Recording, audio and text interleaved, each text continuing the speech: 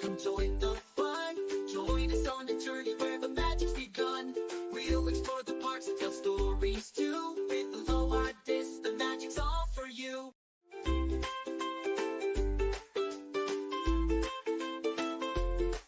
With each new video, the fun begins. From the castle's glow to the ocean winds. We're here to share, to laugh and play. On Aloha DIS, it's excitement every day. Aloha DIS, where dreams come true. We'll bring the magic right to you. From island vibes and skies of blue. On Aloha DIS, it's excitement every day. Aloha DIS, where dreams come true. We'll bring the magic right to you. From island vibes and skies of blue. On every show, there's something new.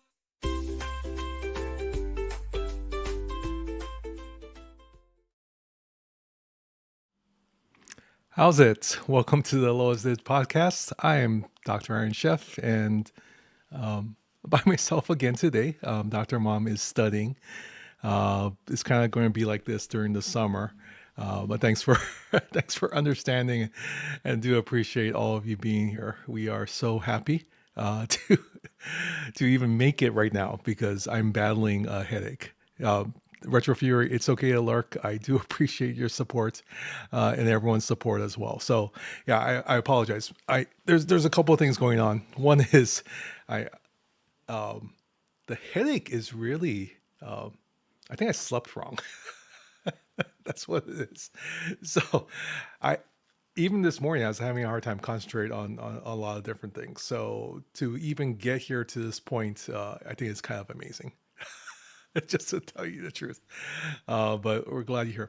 Second thing is that the lighting isn't exactly where I wanted it to be as well. So one of our light stands fell over, and it's sitting on the side and not quite working. So I can't figure out what's going on, other than it seemed like when it fell down, it damaged the light receptacle, and some it looks like a wire got kind of yanked out. So I either got to, reconnect that or solder it back and get it working. So the lighting is a little off, which is actually Dr. Mom's light. So I guess her being here, or her not being here, is probably a good thing, because then her lighting would be totally off as well. I can tell as well. I got different lights going on, and it's not quite the same lighting effect.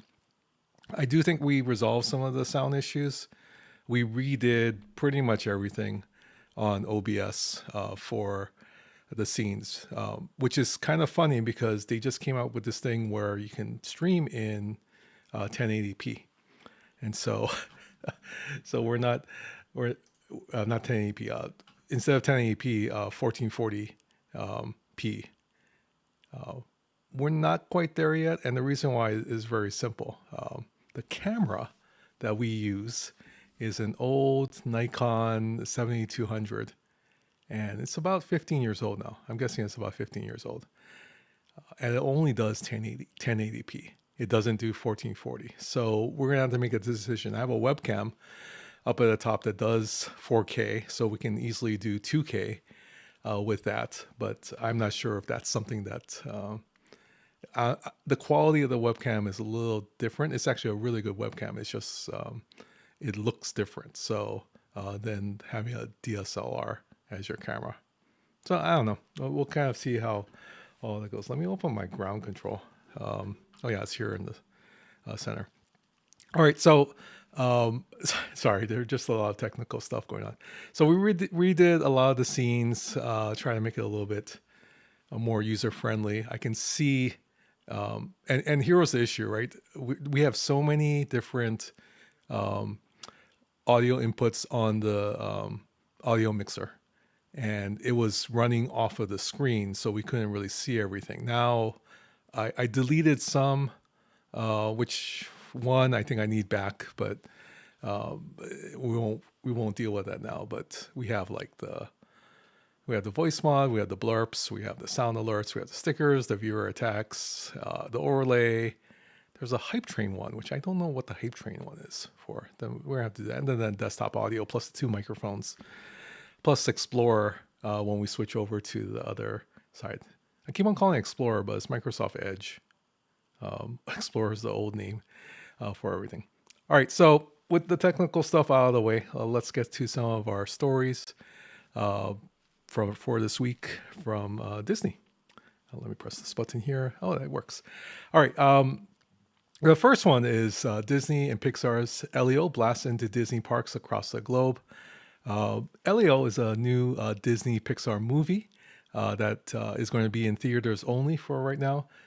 It's about a troubled young boy who has a very hyperactive imagination, and he ends up, he ends up discovering the answer to the question of where he belongs in the world or in the universe, I guess, and is transported to the communiverse, an interplanetary paradise that is home to intelligent life and other forms of intellectual life from across the galaxy far and wide. So I'm guessing that it is a typical Disney movie. It's going to touch a little bit upon loss, grief, and of course, for all of us, the meaning of life. So it's coming out here.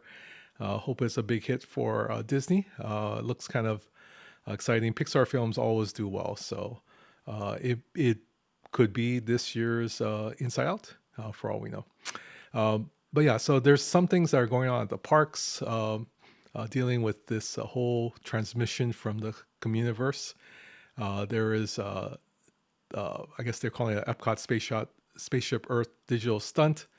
Looks like Elio, Earth's ambassador himself, needs the famous EPCOT icon, Spaceship Earth, beamed up to the Communicore.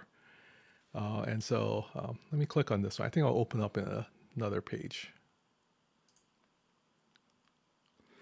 I'm not putting on the sound because we get copyright strikes when we do the sounds. See? They're beaming up the Spaceship Earth. Oh. So yeah, so it's already in theaters. I haven't checked the box office.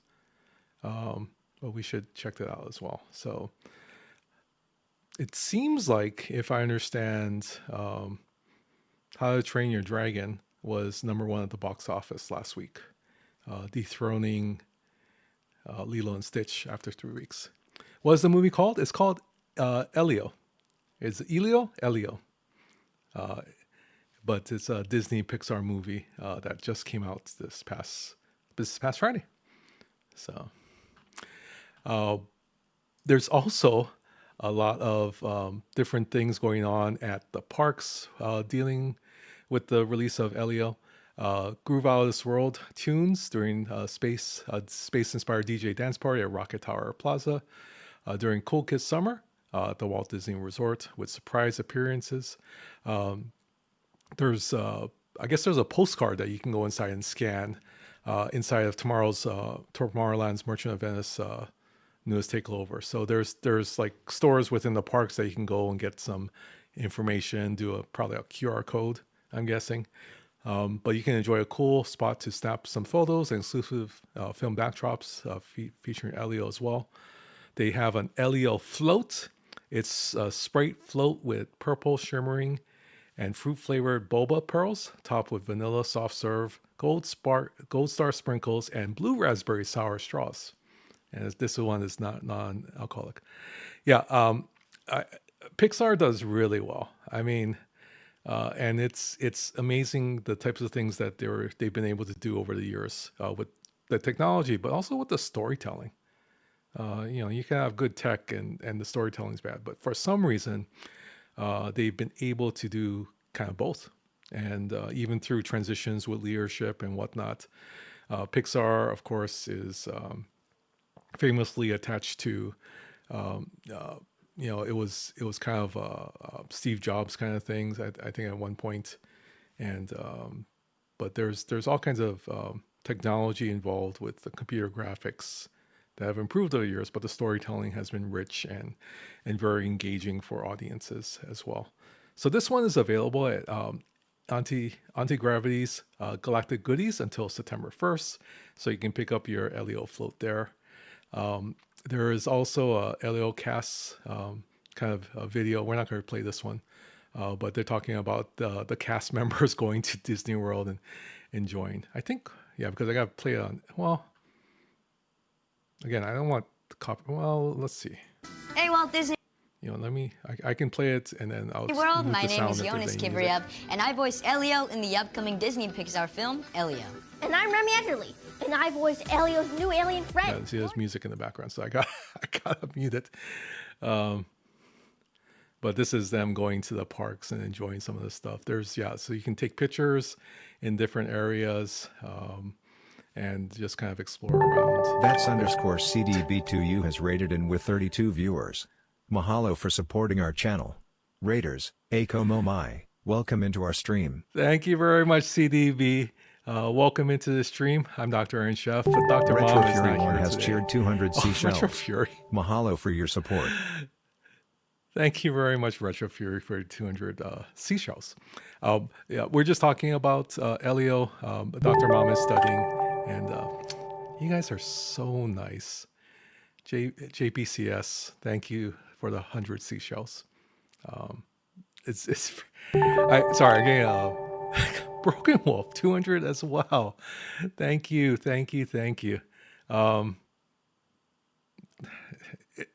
Sorry, I'm getting a little emotional because I've been battling this headache all morning, and I told Dr. Mom I wasn't going to do it, and then I sat on the couch for a little bit and said, "Well, we gotta do the show, at least to do something this week." Even though Dr. Mom's not here, she's trying to finish up some of the stuff for chapter 3 of her dissertation. So yeah, but thank you for coming in. I really appreciate it. We're just talking a little bit about Disney's new Disney and Pixar's new movie Elio that's hit theater on Friday. Thank you very much. You were already in the hype train. You guys are you're all very, very kind, and I do appreciate that. Let me do some shout outs while we're here. CDB, of course.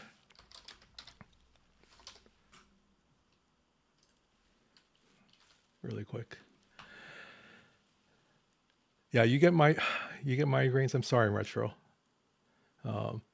Yeah, it can be hard. Dr. Mom gets really bad migraines as well. But this one is kind of, I think I slept wrong. So it's all in my neck. But yeah, welcome in, Raiders. I hope you had a good time with CDB. He's an awesome person and very dedicated streamer. And he has He has some wonderful graphics and I'm not sure what you call them, widgets or whatnot that's on his stream. I think it's super exciting with the find that officer and everything else. So thank you very much for Moopsy. It's good to see you, Moopsy. Don't you want me like I want you, baby? Don't you need me like I need you now? Sleep tomorrow, but tonight go crazy. All you have to do is just meet me at the opportunity.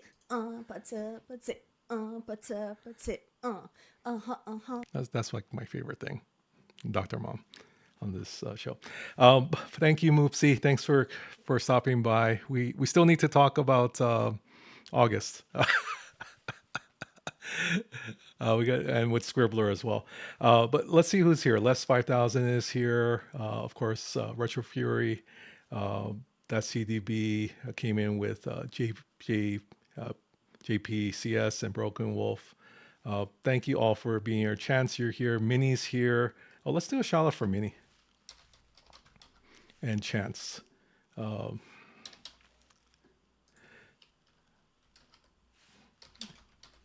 And Chance is on YouTube as well. So, but thanks everyone for being here. And I apologize if I missed anybody. And let's do a shout out for Moopsy. We love Moopsy. Everyone loves Moopsy.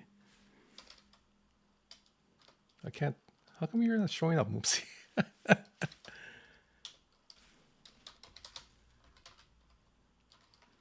I have no. Why are you not? Why is Moopsy not showing up in the thing? No, that didn't work. Okay. But thanks again for being here. I am fighting a headache, so I apologize. I'm going to be a little bit scattered more than everything. At Pixar Place Hotel, you can actually go there and snap some cool photos with the Elio backdrop there. Maybe the kids can go in the front and the adults can go in the back of the stand. And there's also some, I guess there are models that they're on display of the different characters within the movie. So kind of a neat thing that they're doing at different parks. They also have some things at Disney Shanghai Resort. There is a Stargazer Grill Pixar celebration in Tomorrowland. At Disneyland Paris, there is Discovery Land, Elio theme animated magic shot. You can head towards the Animation Academy and get some things there. And of course, they have products. These are some plushies that's available at the parks for purchase. I have no idea what this character is. We gotta find out what this character is, but probably part of the intergalactic Communicore. There's also some figurines, some pins that you can get, and some. I guess there's action figures that you can get as well from Mattel that they have there as part of their Storyteller 3-pack. So, hi Sean, welcome into the stream as well. You guys did 3 hours of Satisfactory last night? I saw I was on at the same time. I was like, oh no, they're on too. But I hope you guys had a good time. Yeah, some different figures there. These must be squishies, I'm guessing, or Funko Pops. And then there's also the art books that you can get, and a children's book. Oh, I remember these. You remember the ones with the gold? I can't remember what they're called, but the gold lining, golden books. Were they called golden books? Yeah, golden books, little golden books here. So had a lot of that when we were growing up as well. But yeah, so there's a lot of Elio stuff. Check it out in theaters, and then I'm sure it'll be on streaming sometime afterwards. All right, let's go to the next one, which is they have. Oh, this is everything we know about Disney Starlight. This is their new kind of parade that was announced at D23 Expo. Disney Starlight Dream the Night Away, new nighttime parade coming to Disney World. So they have some. I guess some graphics, some concept art that they have there of what's going to happen during the show. This one is also some merch that you can get. There's some new ears and then of course T-shirts for the Disney Starlight activities. You're working on the proper documentation for combining detention before coming in, but do need a visa for Nexus appointments. We gotta talk a little bit more. There's a lot of things that we have to talk about. Less 5,000. How are the Disney Starlight floats designed? Oh, here's another video. Let me show this one. It's going to switch over to Instagram. No sound because we don't want to get the copyright strikes. But they're designing these new floats, and if you don't know them, there's a lot of technology that goes into the floats, controls the lights, controls the motion. This is part of their new Moana float, I think, with of course the grandma being the stingray here. So they're designing the floats. There's also music. That's why we're not showing we're not doing the sound, because the music can get us copyrighted if someone claims it. And then the rehearsals that they have for those who walk on the side, the cast members walk on the side during the parade. So a lot goes into the activities of a nighttime parade. This is a new Disney Starlight. If you ever seen the electrical parade, very much an evolution of that. That's at Disney parks. So a lot of it will be happening pretty soon. Swirling ribbons of Starlight reveal Goofy, Pluto, Donald Duck, and Daisy Duck. This is part of the thing. It's kind of a train here. You can see Aladdin, Snow White, and Dopey, and of course Minnie and Mickey in the back on different types of floats. But yeah, and they also have new, wow, look at this. That's pretty cool. They have new outfits for Mickey, Minnie, and Goofy here for the Starlight Parade. So yeah, it'll be kind of fun. There's different music that they're rehearsing right now. And we'll see different characters during the parade. So pretty exciting. Oops, I got to click on multiple times. It won't go. Okay, never mind. The big story for us that we wanted to talk about today is something a little bit different. It's if you ever been to Disney World, one of my favorite attractions is Test Track, and it's going to reopen July 22nd. So very exciting. They shut it down last year. We went in June of last year, right before they shut it down. That was Test Track 2.0, and part of that is renovation to update it for the newer times. So you can see through the eyes of a vehicle. This is kind of the new concept art for what the vehicles will look like. It's pretty much it looks like a matte black type of vehicle with 6 riders in a vehicle, very similar to what. Oh, we can do the alien invasion for this one. Stitch will take over the browser. But yeah, there's also this one is also on. Oh, this one's on Instagram. Let's see if we can open up that as well. Can somebody turn the lights Oh yeah, on? Sure, I got it. I'm gonna turn down the volume a little bit just. Is this what you had in mind? Perfect. Hello and welcome to Test Track. This scene shows you how your car sees the world and how your vehicle is the world. Okay, so what this is that the vehicles have LED lights that bounces off of the vehicle, so they know exactly where on the track it is. But it also adds some ambience to the whole attraction. They'll use some visual overlays with projectors that will create the scenes that people are riding through, and then it's a combination of different technologies that they can use when you're riding through the scene of the new Test Track. So if you are able to, and you're members of Club 33 or Golden Oak, which is the $1 million mansions that they have on Disney property, you can probably get a preview ride of that. Also, if you're a pass holder or Disney Vacation Club member, they'll have some summer previews as well before July 22nd when it opens up. We have actually a video, which we wanted to show you, of what Test Track 2.0 was, which we took last year. One of the things you'll notice is that these ride vehicles are pretty old, so their plexiglass screens are pretty beat up over the years of using it. So it's hard to see out through the plexiglass windows. But we'll kind of play this and see how it goes. So we're sitting, I think I was sitting in the middle. Hello. The seatbelt check is around the corner. For your safety, remain seated with your seatbelt fastened in your hands, arms, feet, and legs inside the vehicle at all times. We got stuck And here. please supervise children. So this is where they Thank do you. to check to make sure. you Automated have your driving seatbelt. technology We got stuck there. activated. Welcome to the sim track.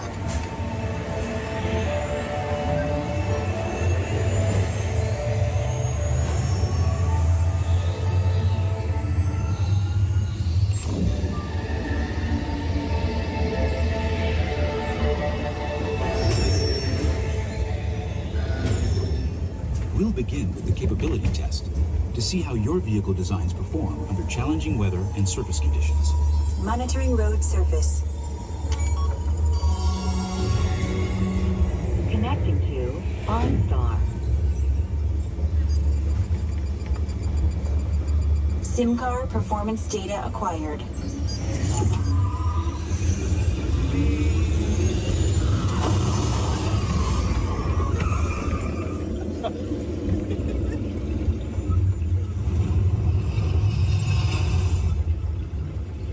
Let's see how your designs hold up now. Commencing SimCar off-road and extreme weather sequence.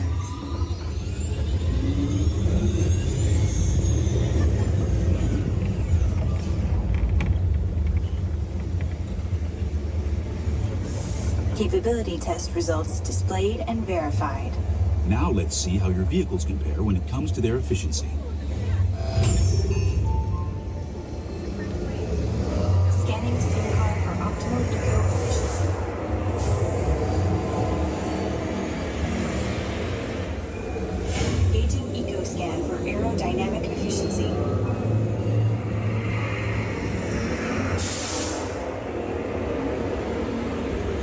Drive systems analysis. Hyperspectral imaging in progress. Calculating total enviro impact.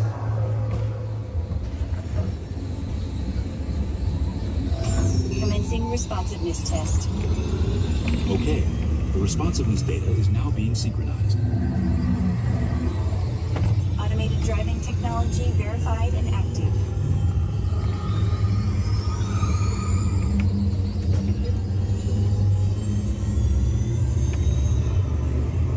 So it's a dark ride.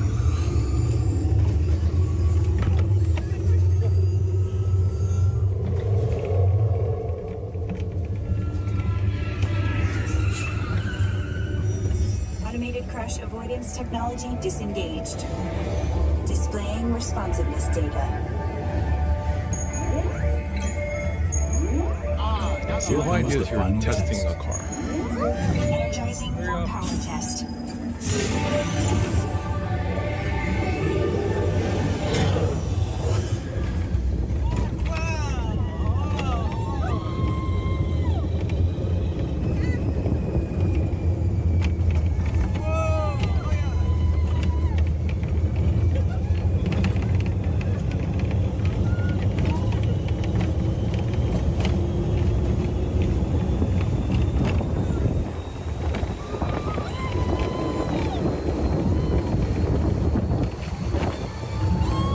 That's where someone hit the gimbal.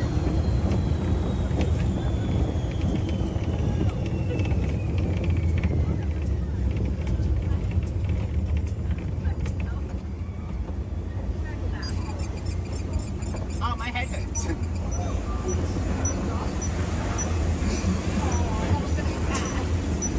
Yeah, so that's Displaying probably the power most test exciting part of results. the ride is the outside SimTrack performance part. testing It is very complete. kind of This concludes your performance testing. shaky You'll be when able you're to see how your testing the Chevrolet car custom out, concept in vehicle designs dark compare portion with the of sim the car after you disembark. The hard part with it, because there's an outside portion of the track, is that there is sometimes where Please they watch have to your close step down as because you it's exit. raining. And remember to take all your That's personal the- belongings that's with other- you. Be sure to check your final performance If numbers. it's raining, once then more. you can't really do much with that. The number one Oh. food for Let's turn it off. All right. let's go to some other things. I think what we didn't cover last week was some of the anniversary things. Tim and Trek is now following. Welcome to the ʻOhana. Thank you, Tim and Trek. I do appreciate the follow. Thank you very much for doing that. We usually ask this on when we do the streams, but I'm guessing you play STFC and what server. We always ask what server people are on and what part of the world they're coming in from. You're back. You're back. There's some, of course, there's a 70th anniversary at 706 Ops 56. Oh, that's awesome. That's awesome. I hope you enjoy your time in the 50s, because that's quickly becoming a thing where they want you to ops up to 60 because G7 is coming around. 7th anniversary buckets, sippers, and more at the Disneyland Resort. These are available starting this past May, so a little bit older news. And there's also some different things. This is a Mickey Mouse popcorn bucket.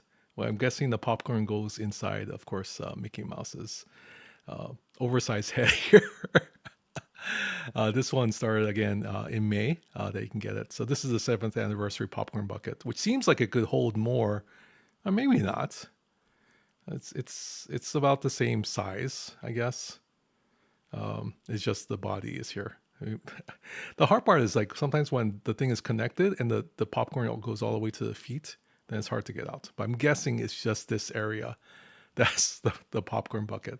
We have some that, I'm not sure if we even have in the back, but we have some that they get into the crevices at the bottom. Oh yeah, we do have some in the back. Wait.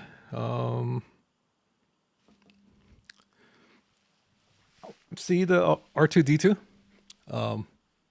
over here? That's actually a R2-D2 popcorn bucket. And it goes down all the way to the bottom of its droid legs. So sometimes the popcorn gets stuck all the way down at the end. The BB-8 over here is actually just a sipper cup. So that wasn't a popcorn bucket, but that was a sipper cup. And of course, all the orange birds in the back are sipper cups as well. So, but yeah, so these are popcorn buckets that are available. They also have a Abominable Snowman sipper here that you can get starting again last May. That's available at Disneyland as part of the 7th anniversary. And this is, I guess, a traditional celebration popcorn bucket. And they're available at popcorn carts throughout the park. Sipper as well for a 7th anniversary. There's a stainless steel tumbler. If you wanted to get a stainless steel tumbler, you can get that as well. The leg droids connect to the hip droid. Yeah, that's probably what it is. Les says he's on server 10. Yeah, Les is a OG server. He's on an OG server. This is this is something different. It's a 7th Celebration Disneyland Marquee Bottle Topper. So you can get this also at different places around the park. There is a acrylic flute that's available, and then this is the Tinkerbell straw clip that you can attach to your. You can kind of tell it at the top, but it's one of those the loop-de-loop straws, so you can just clip it to your straw while you're sipping your orange juice or something. There is a Celebration D glow cube that you can drop into your drinks if you want to, so it glows up. And then, of course, some travel tumblers as well. This is a Disney 70th Tomorrowland Celebration Skyline Terrace Cup. They have some neat merch. This is all retro stuff that they have there. And then the Disneyland Hotel 70th Celebration menu has different things. There's a 70th Celebration specialty beverage, which is grapefruit sherbet, watermelon, pineapple, and lemon juices, simple syrup, and tonic water. There's also apricot vodka cocktail with mixed apricot infused golden eagle vodka, orange and lemon juices, coconut water, and vanilla mint simple syrup. So these are all available at the Broken Spell Lounge and Palm Breeze Bar. The first one is non-alcoholic, but the second one is, of course, apricot vodka. At Trader Sam's Enchanted Tiki Bar, there's a lemonade, blueberry syrup, and blueberries garnish with a glow cube, which is called the Little Lagoon, and then a blue flower lagoon, which is blueberry Smirnoff vodka, and some other things that are very yummy as well. Disney's Grand California Hotel and Spa has some items here. There's a cocktail. I'm guessing this is the cocktail. Unless it's the... which one is it? There's a honey gintini. Maybe it's this one. Hendrick's gin, pineapple and lemon juices, honey and orange marmalade.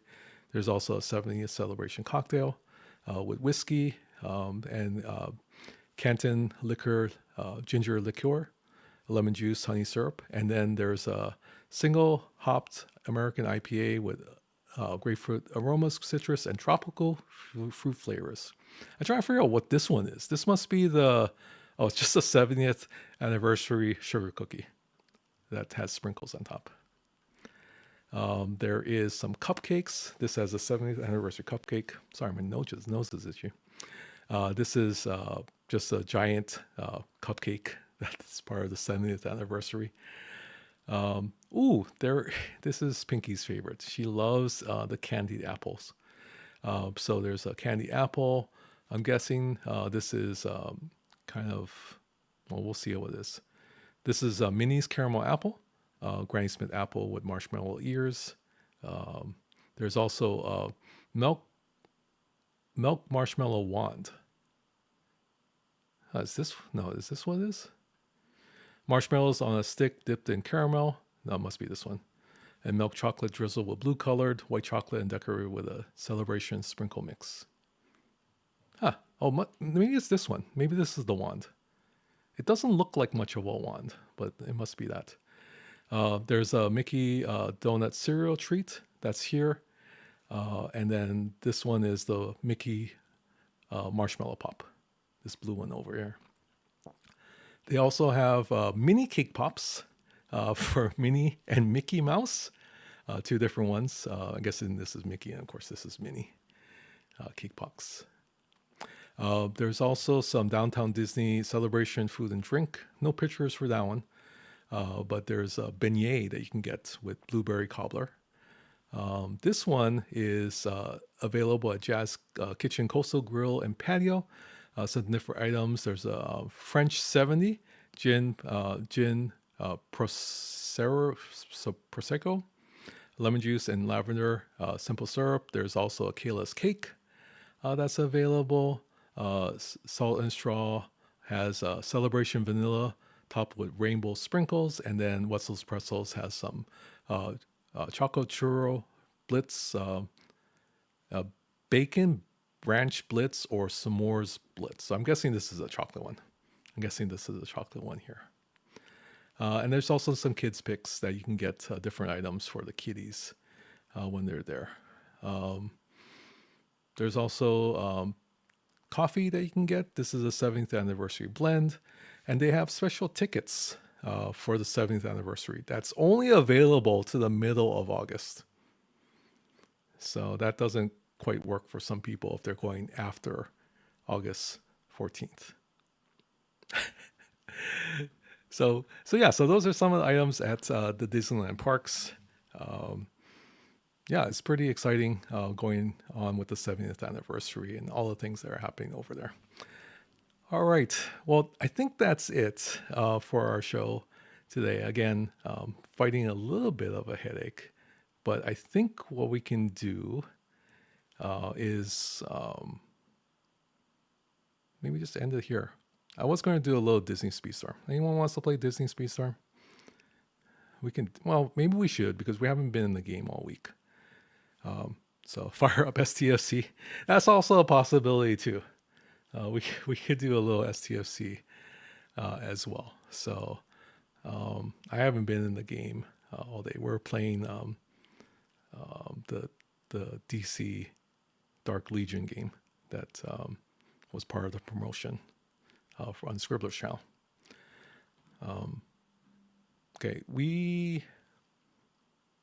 With Scribbler's channel. I mean, we could do a little STFC. I gotta figure out how to do this, because do I end the stream and restart it up, or do I just continue it? Usually it's okay when we do the Disney Speedstorm because it's Disney stuff. Or I could just leave it up and then cut it. I could edit it out later on. Decisions. Yeah, let's do some STFC. I gotta figure out if it's set up correctly. Okay, give me 3 minutes and we'll be right back. We'll figure it out. We can do some STFC. I don't think that's a big deal. All right. I forgot to do Moopsie sets. I think I got it working now. Yeah, see? Moopsie. They're great. Yeah, they've last played no game, like he said. That's available there. All right. Yeah, let me, I'll shut it down for a little bit and then we'll do some. I'm so nervous. Give me 3 minutes. I'll just put on the overlay of what we're doing. Okay. We will see you real soon. Ohui ho.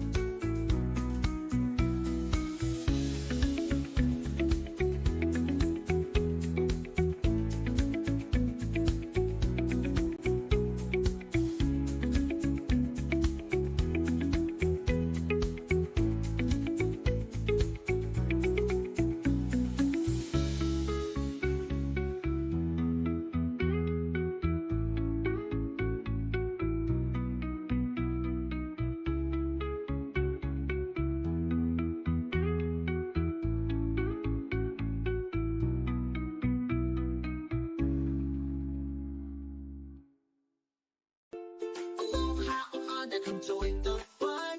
Join us on a journey where the magic's begun. We'll explore the parks and tell stories too. With Aloha DIS, the magic's all for you.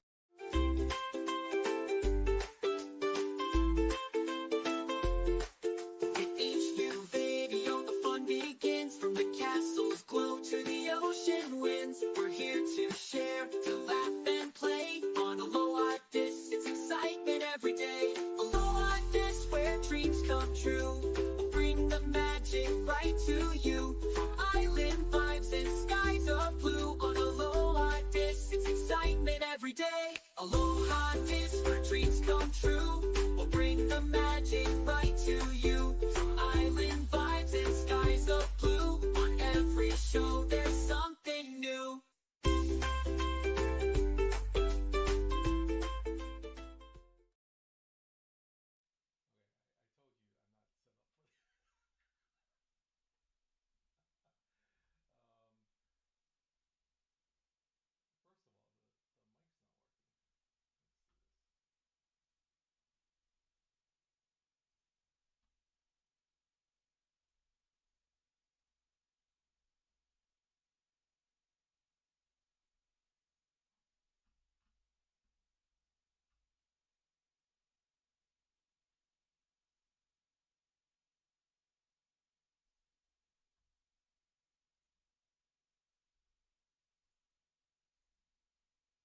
Okay.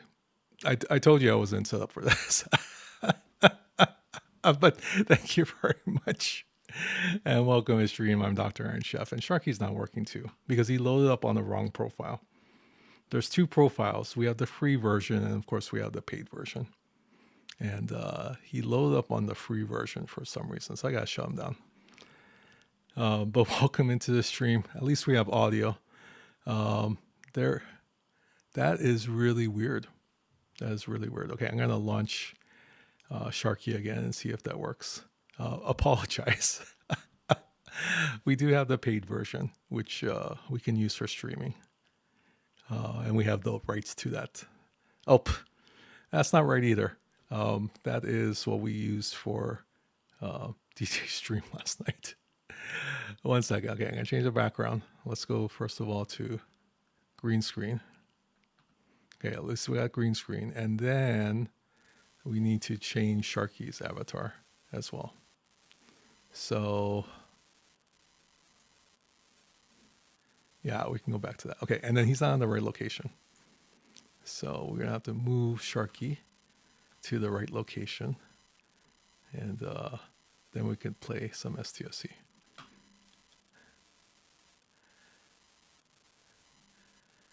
And there we go. Yeah, well, welcome into the stream. Glad you could be here. We are, yeah, just for you, Tin Man, just for you.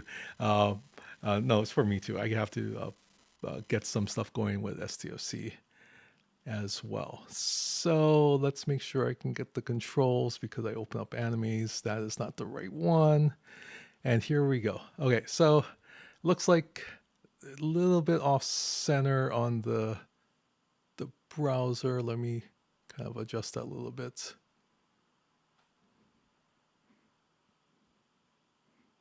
And then shrink it down just a smidgen here. Okay, I think that's as close. Oops, yeah. That's as close as we can get. Oh, something's ready. So today's last day of the con, or if you call it a Rathocon Arc Part 2.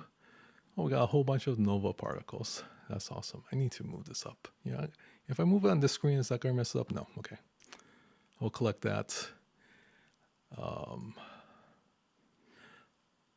No. There's nothing to be sorry about. I'm glad you follow Samuel.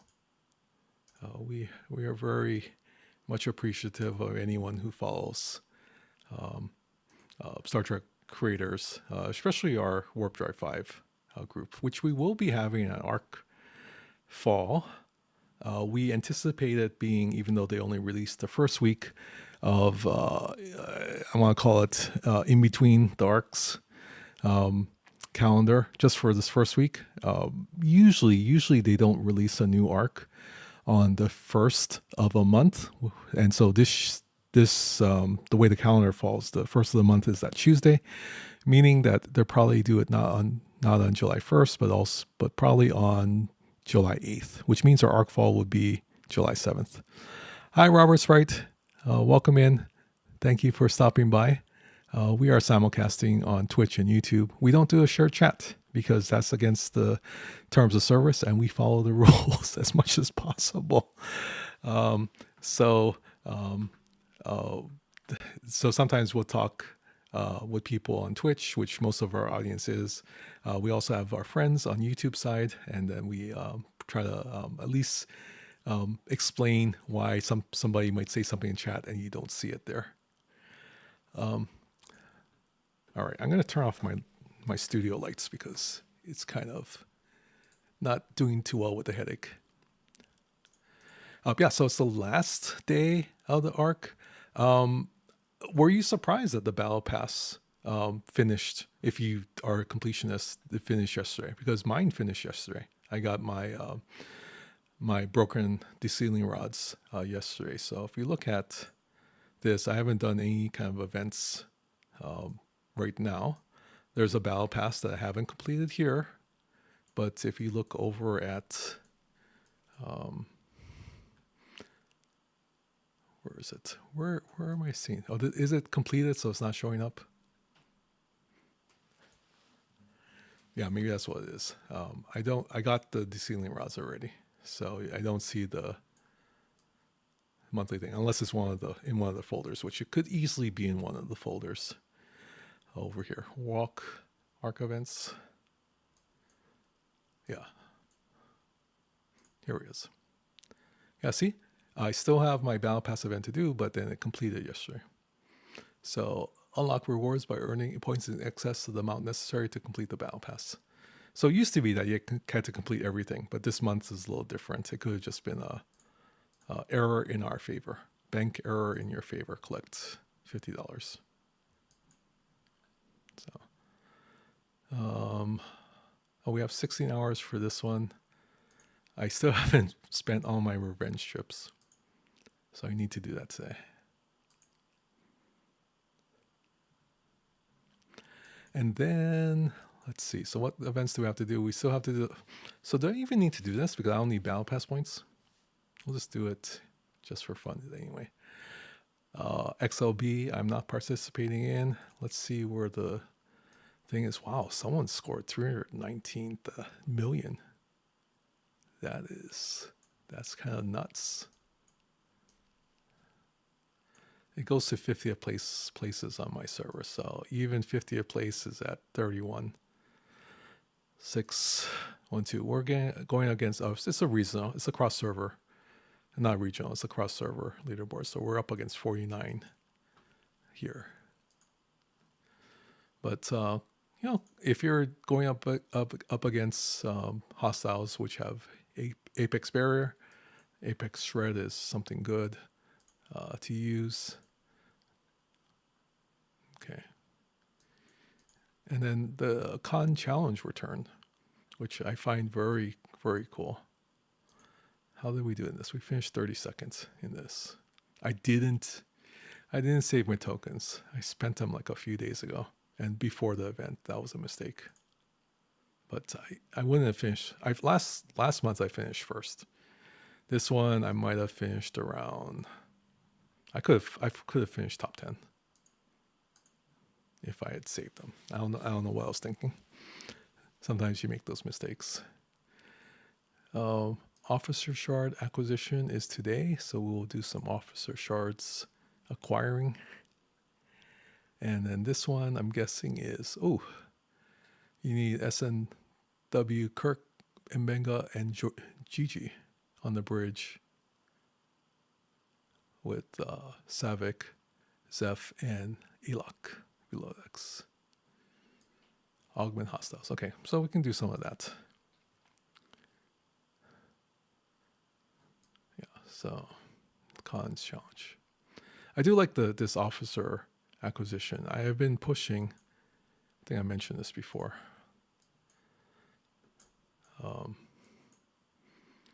I've been pushing just to max out Kira Nerys for the crit. Below that crit chance, 24% against players, which kind of has been superseded if you really want to use the Chaos Tech by the new Chaos Tech that has come out, which is this one over here.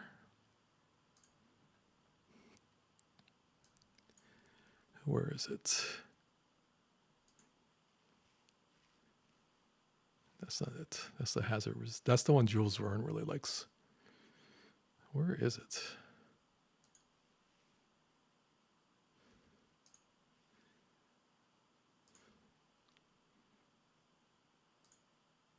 Am I thinking of something? Is it not Chaos Tech?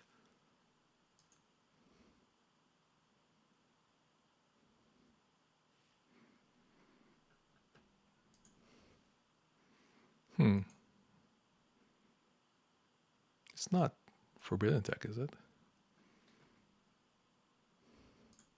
Okay, we'll figure it out. That was like 30% reduction in crit chance. But I could be wrong.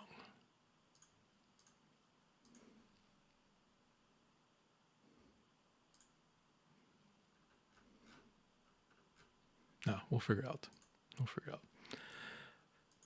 All right, so if we're going to do some of the augment, let's put on Strange New Worlds.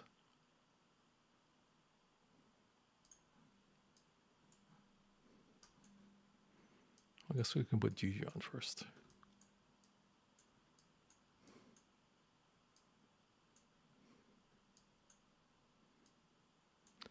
Boy, the scrolling does not help the headache.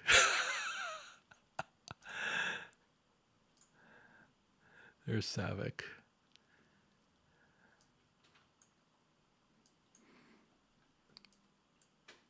I was noticing this yesterday, like when they're scrolling, I just have a hard time with the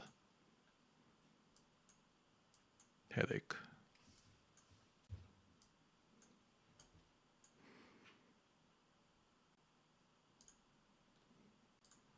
Okay, let's get the correct group here. Mbenga and... Was it Sam Kirk or James Kirk? Anyone remember?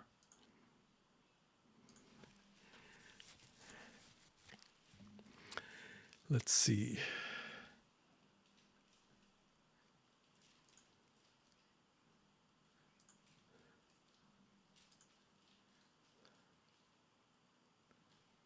Sam Kirk, yeah. And then Savick, Zeph, and Alok.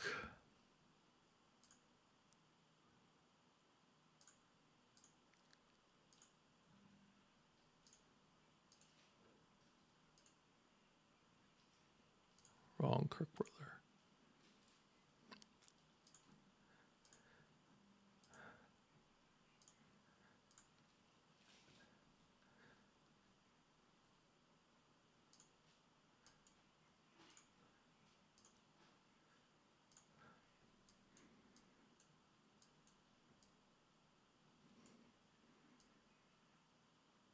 Do I have them on a ship? Zeph and Alok.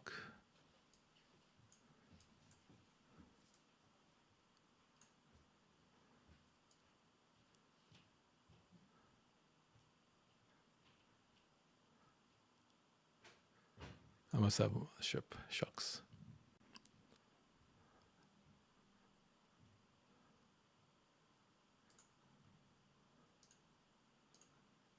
Let's recall and repair.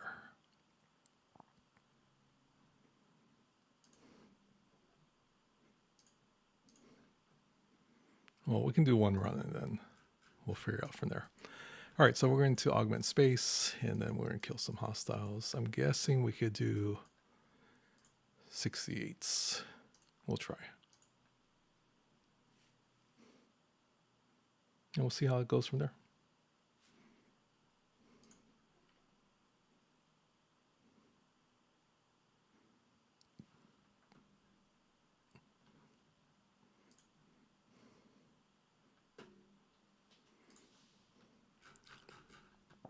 I do like how the cube, you can do the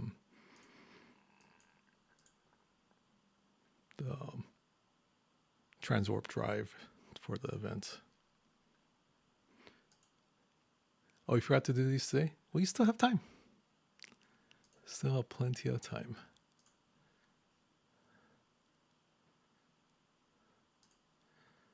Oh, these bridge crew officers do pretty well. There's our chaser there. We'll run up top real quick.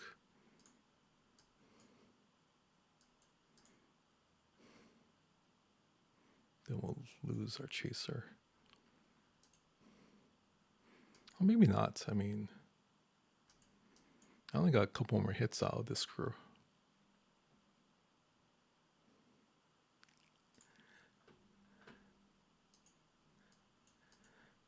Okay, there we have this. And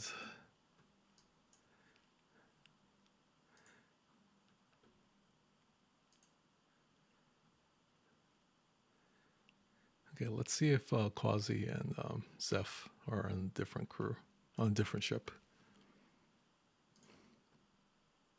Oh, one more hit to send it home.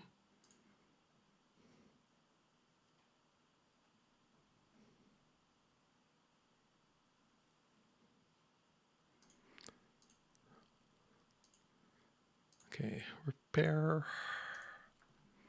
Let's check the below the crew. Alok is here. We'll replace Odo. And then Zeph is here. We can do Troy. That was from yesterday's event. That should be good.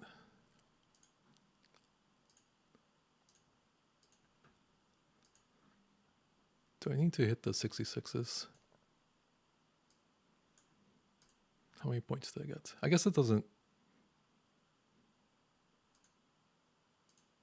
matter which one I hit, right?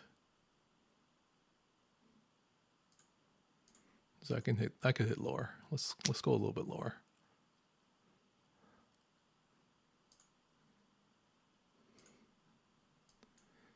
Let's go to 64. Okay, we'll warp over there. Let's get this back out.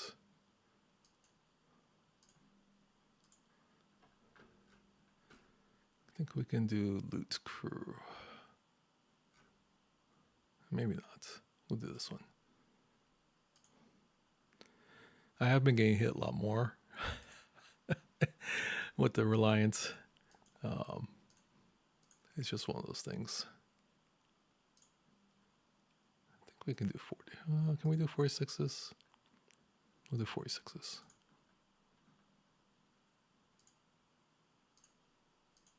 Okay, we're almost there. Like 50 seconds. I'll drink some of my iced tea.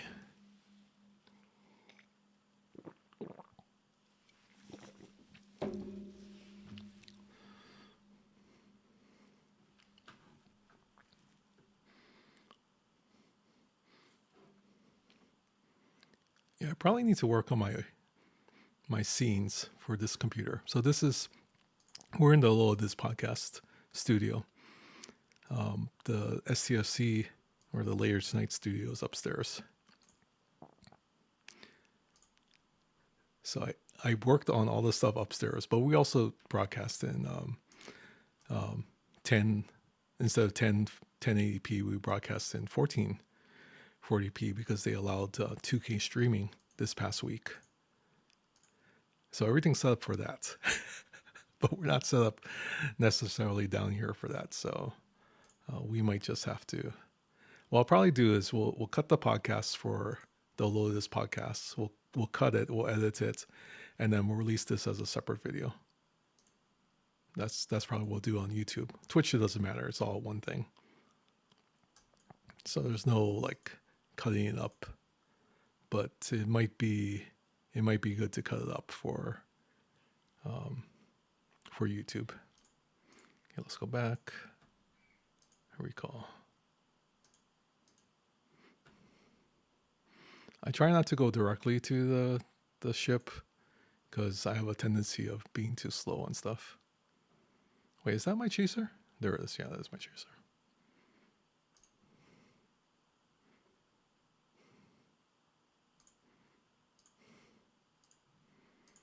Okay, we'll queue this up. We'll check out what else we need to do today.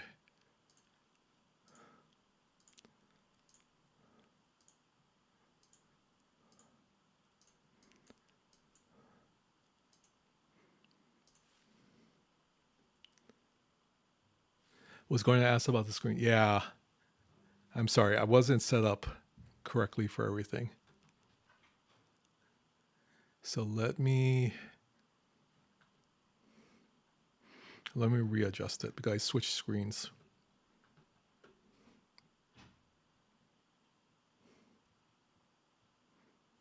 No. What I can do is, I guess, I'll put it back on the other screen. How's that? That should be okay. It's a little bit low. Shucks, I can't. Can I adjust this manually?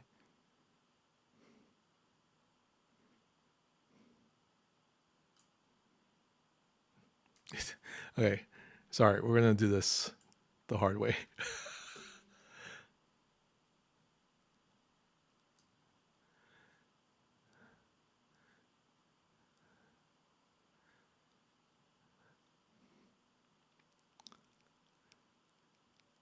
Okay, there's that.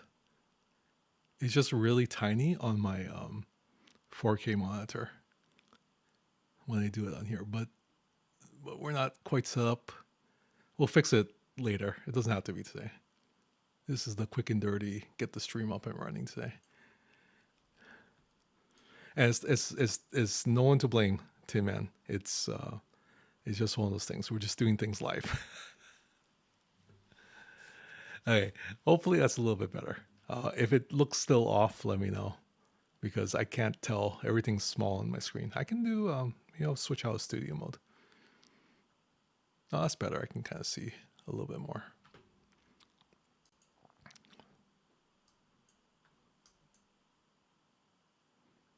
Poo happens, yes. Poo happens.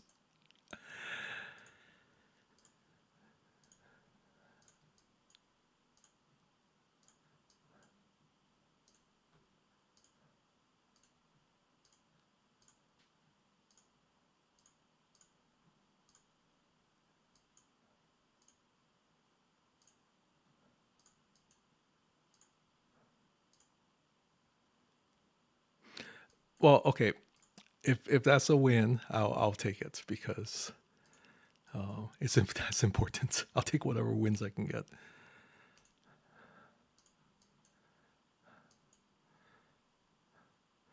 I didn't. I mean, I didn't realize how difficult it was to set up the 1440.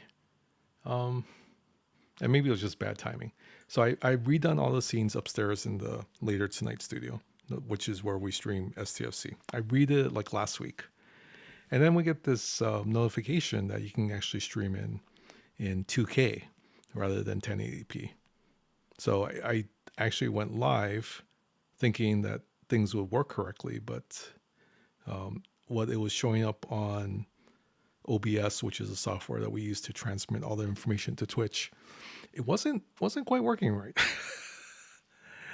Because my canvas is a 1080p canvas, but there's no way to upscale it to 1440p.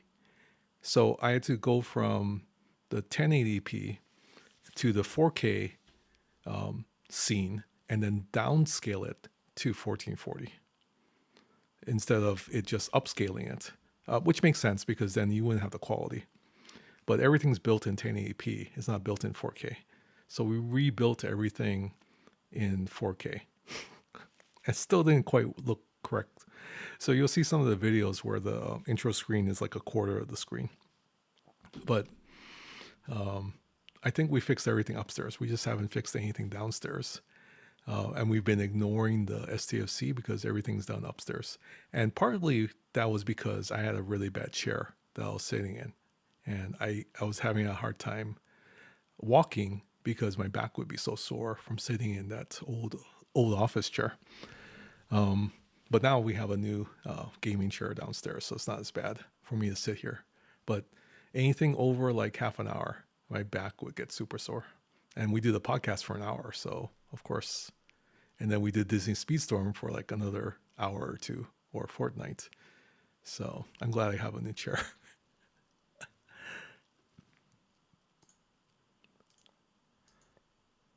Okay, are we done with the event yet? No, not yet.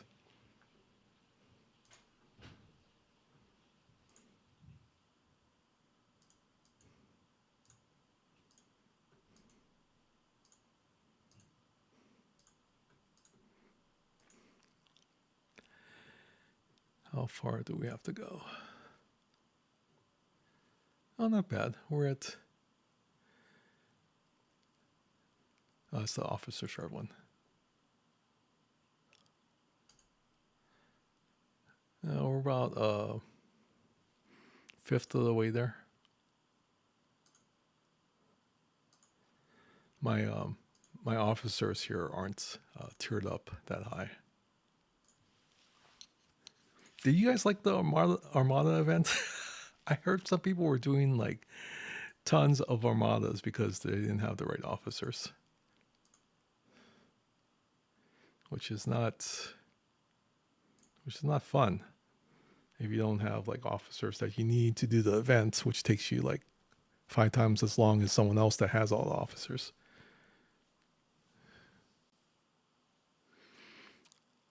It was such a good arc for the 60s players, the 40s and 50s.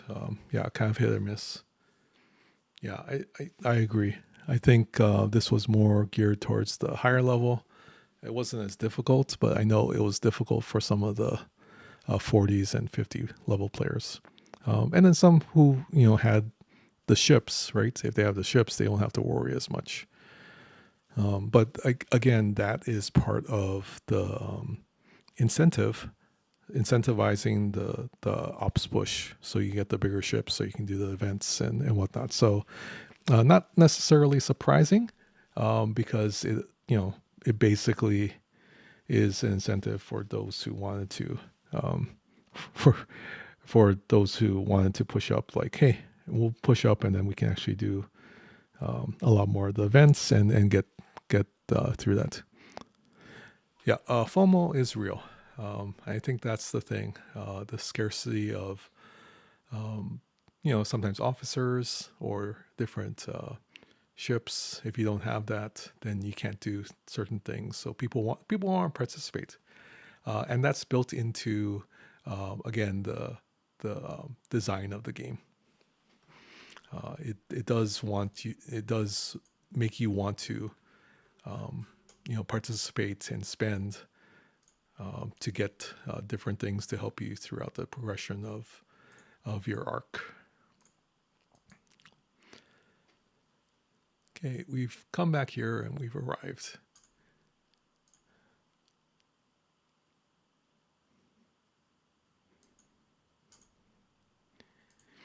Actually, now that I think about it, I'm very glad I didn't put a thumbnail for YouTube on the because we're simulcasting right now. Usually I put a thumbnail for the Aloha DIS Podcast.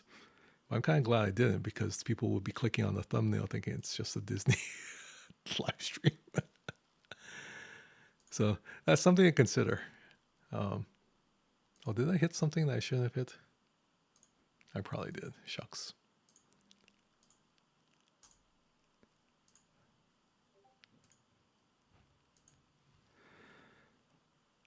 "100 days is the easy way."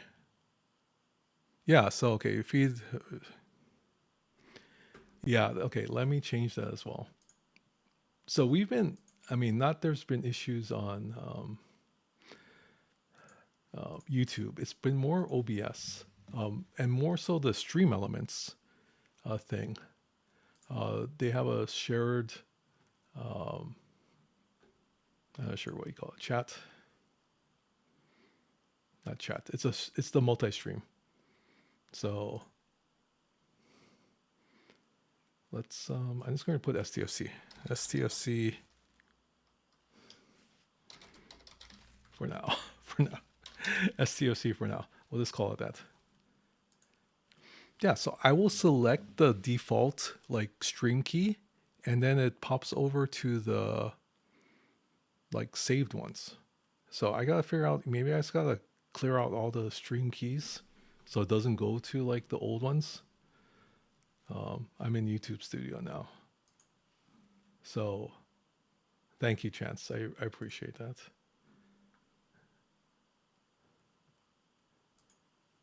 Yeah, because next time we stream, it's going to say STFC for now. Yes, I don't know. I put in the default stream key, unless the default now says Happy Father's Day, which is quite a possibility too, I guess. Because it says select stream key, and I have like the 2nd anniversary one, the Disneyland expansion, birthday weekend one, manage stream keys. So maybe I'll just, I better not delete everything. But there's an STFC Saturday night one, delete key, Wrath of Khan, delete key, Happy King Kamehameha Day. I don't want to delete the default one. Delete key for testing. Disneyland experience 2-year anniversary. I'm going to delete all the keys.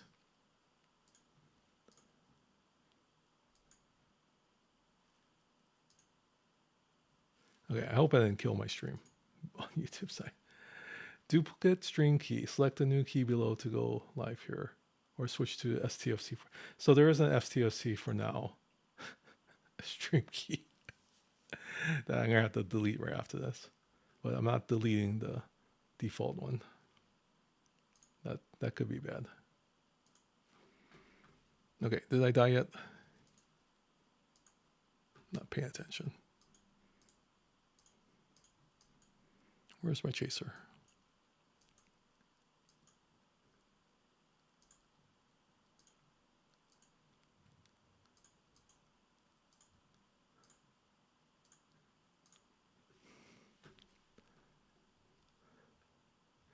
Okay, I'm still live.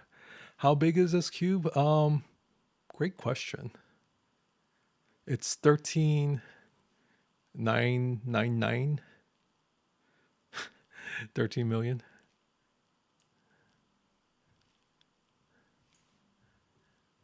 Which is actually kind of, I've seen it go up to 15 million when we're doing PvP. Oh, here's my chaser.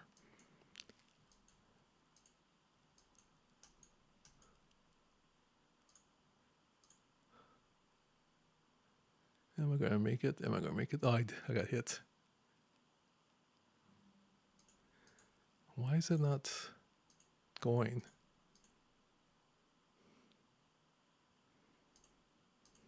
I have no idea where my chaser is. Is that my chaser? Must be. I'm the only one here. Okay, I'm just going to recall and then see if that works. Oh, that's not my chaser. That's battleship. Where is my chaser?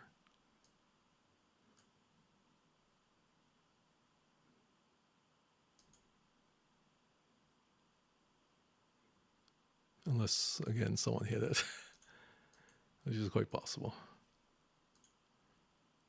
Oh, here it is. Is that it? D7.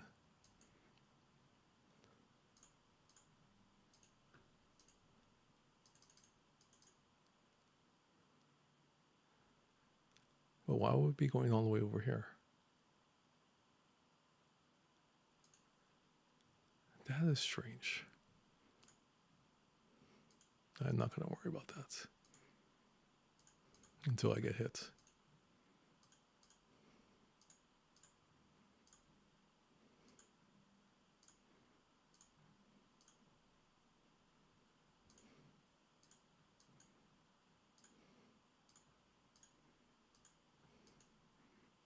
There's other people in the system, so it's quite possible that someone hit it for me.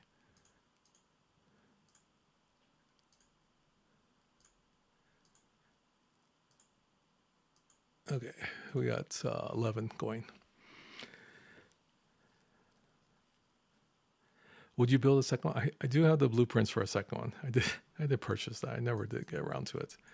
I'm guessing once we get to Op 70, and if I'm ever able to max out this cube, I might just build another one for points.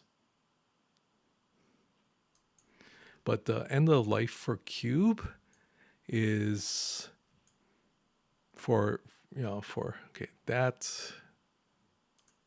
should be okay.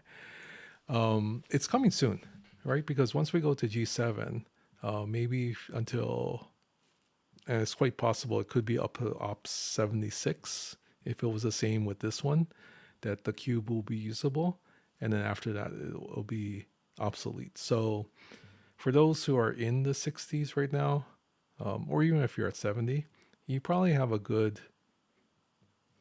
10 months that you can use the cube.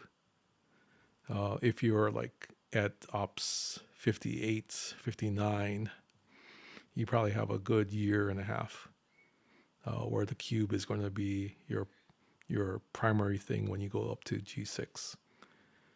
So there's a lot of different options for the cube, and building a second one for me probably won't happen until, because we need the components. to build it, right? So I'm just going to dump everything into it to get to level 18, and then or tier 18, and then work on the second one. So not that it takes a lot of whatever those Borg things that you get at the lower levels, but I don't see a need to kind of spend it yet. And who knows, they might come up with some kind of probably not a prime, but something where it speeds up the efficiency with an efficiency bonus for building using the components. What I'm talking about is here, which I haven't pulled for today. No, not their support. Yeah, the cube refinery has the shape memory alloy. I have to get some more of the drops.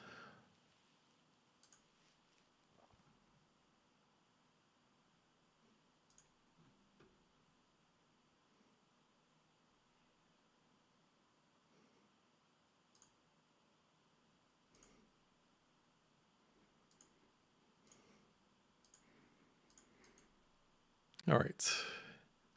I know we're hitting a lot of hostiles, but that's because our officers aren't that high in tier.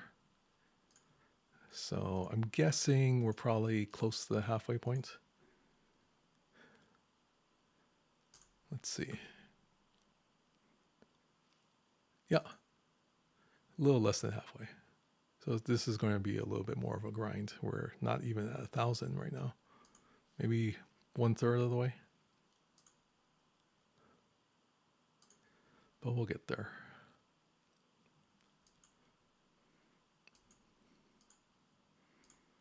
So did you guys like this arc? I thought it was okay. And you combine the two of them, I thought there's a lot of things that are very helpful in terms of efficiency. With some of the efficiency bonuses, we pretty much can go from Op 66 to 70 in the next month. We have enough resources, we have enough materials to do something like that. I just hope they have come out with a new officer that is worthwhile spending for in a leaderboard. So I was completely happy with everything except for this crazy series of P1 ATAs. Yeah, it's a lot. It's a lot of ATAs, so I hope they slow down, especially because they don't give a lot of the resources there to speed it up or to actually activate some of them. It can be very much resource management type of thing to make sure you have everything you need to complete the events.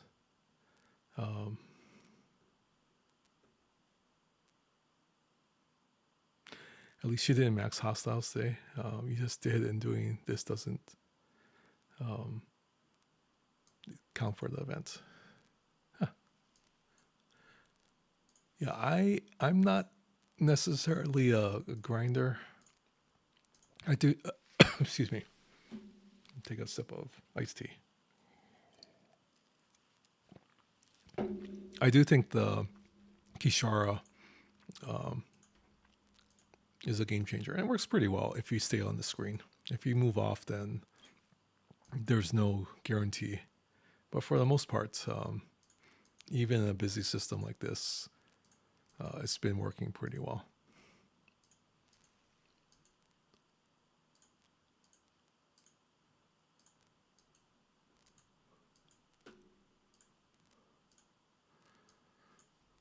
Okay, up to 12 in the queue.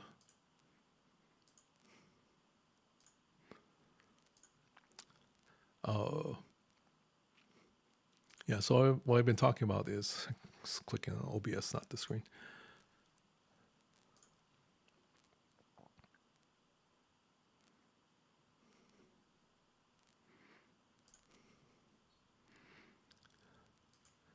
Yeah, so these augment favors, they've been pretty helpful. We maxed out a few. Of course, the the drops here. Reputation we maxed out. Construction, and then of course the Sigma reserves. So we're working on the ship parts one right now, and then also we did some for the increased capacity. I'm not sure why I did this one. I think it was just because I had the uncommon, not the uncommon, the common available, so I just did it. Because each of these have a different one. Now I have to do some of these. I just went to 60 in the rep last night, so I haven't done any of these things. But we'll get to that. Any tips on this for those who have done it? Let me do the first one. Okay.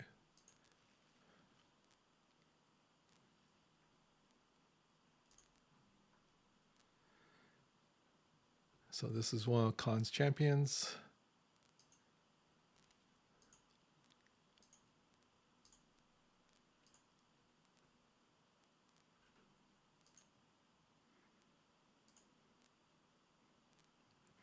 I have a PvP crew on there. Let me send this back up. I can go a little bit lower, I guess.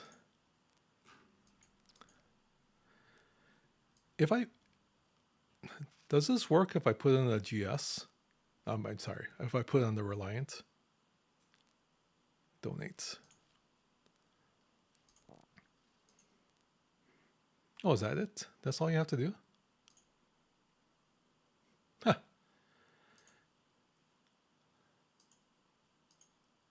Did not know that. What happened to... it crashed the game. Sorry.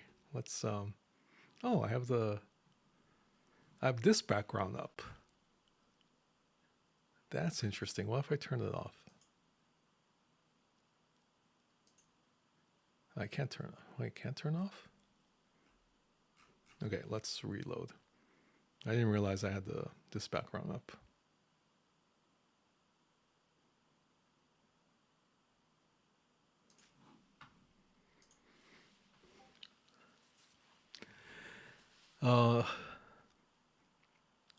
Birthday says, and it's crazy because the other week-long events already show they know how to run these kind of events successfully. Yeah, they do. They have developed some good events, and then some other events have been kind of tedious. I think that's the best way of putting it. So yeah, they do some good stuff for sure. You don't grind a lot, but push 1 billion rep for ROM. Oh, that's awesome. That's hard to do. That's hard to do, is to grind all that rep for sure in the 50s. That's why I didn't build the epic ships until I got to 60s, because I was grinding rep up until that point.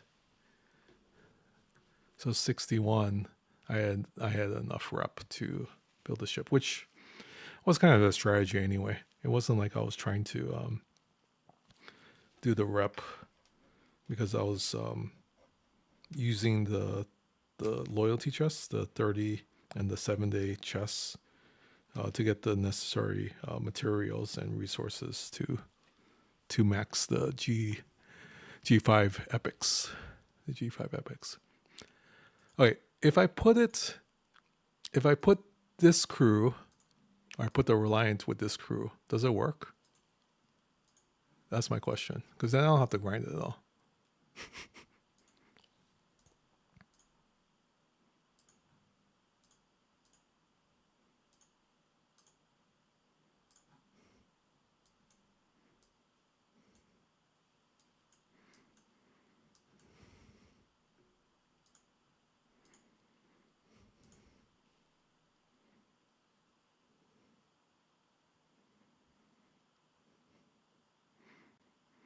You think I have to attack? Okay. If I have to attack, that's fine. We have the Kishar.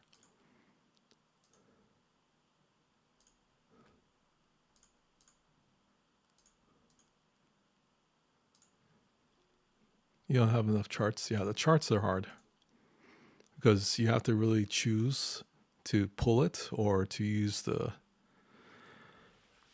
it for other stuff. And there's a big difference between the double pull in terms of credits needed and what you get out of the refinery. Here is something you will laugh at Ops 56. My cube has 37 million power and max Vitalius to my Ops till 58. And Voyager is max and Sanctus now almost tier 5, day 1. Yeah, it's a little bit different in terms of how things can be upgraded now, especially with the specialty ships. There's an interesting overlap, I guess you would say, right? With the Cube, with the Talios, with Voyager, with the faction ships. Not necessarily a rhyme or reason to all of that, which possibly could be by design. What people have said is they don't necessarily want a one-trick pony. So I think the company has tried to make it accessible. You see here with the Reliant, it basically is just for augments because it's not a ship that you go out and do like PvP combat with. So, okay, let's do this. Get rid of the chaser. Yeah, I agree with Retro Furious. Nothing to laugh at. You did a really good job.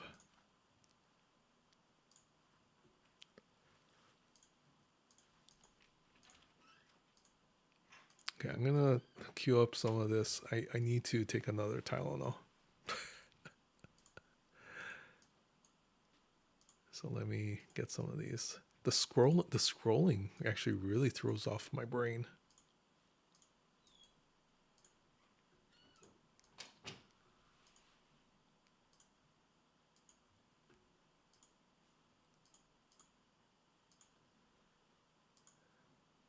Okay, give me 1 second. I'm going to get some Tylenol. I'll be right back.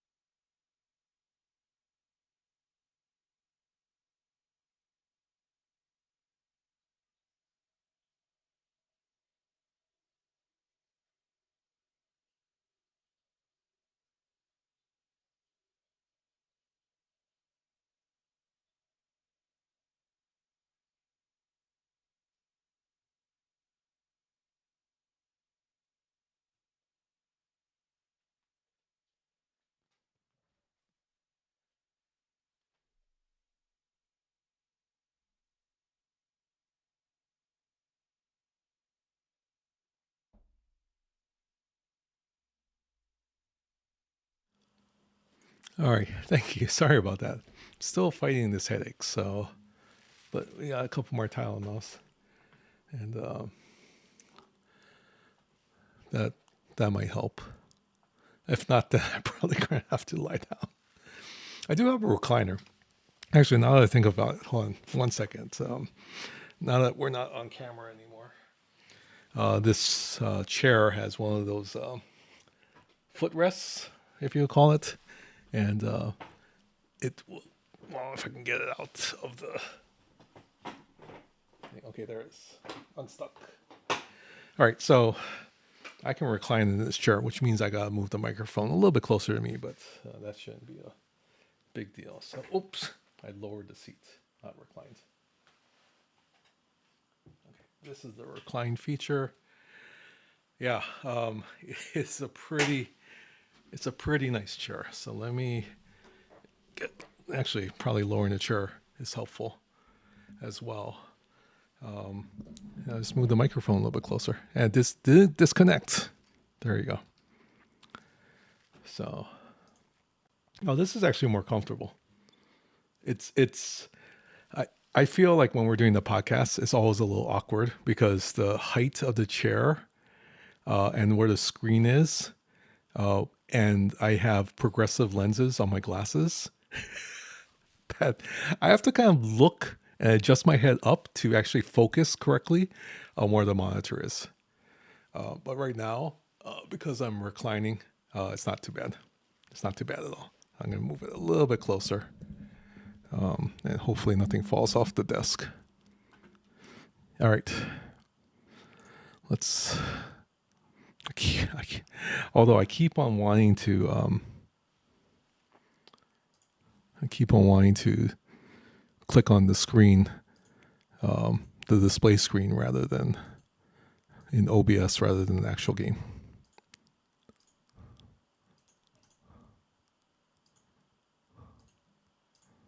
Hopefully we'll survive this. I'm not clicking for nothing. Hi, James Bond. Welcome in. Hope you're doing well.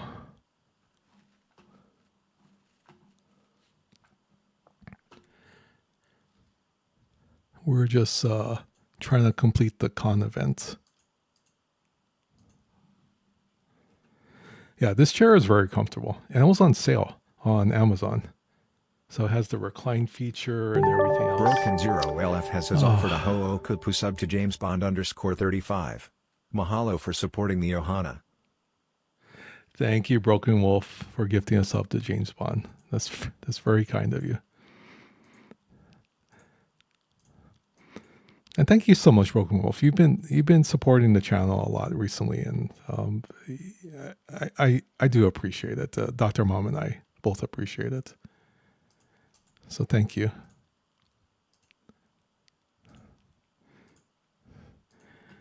Yeah. Are we at least 3/5 of the way now? Must be at least at 1400.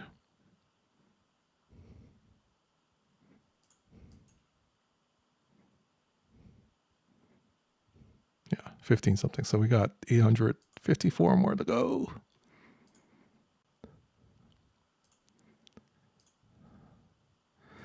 I am glad that it's not dependent on tier of the hostile, so you can hit the lower levels if you wanted to. I like events where it's just hit a hostile as opposed to hit a level of a hostile to get more points. I think that kind of levels the playing field. Because you all have to do the same thing regardless of your ship power. Not all the events, but having some of the events is good for that. Which one did I get? That's a great question. Let me see if I can pull up on Amazon.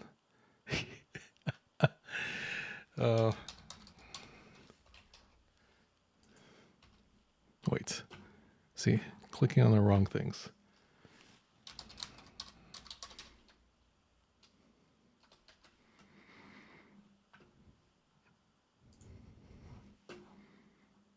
I think it's a GT racer.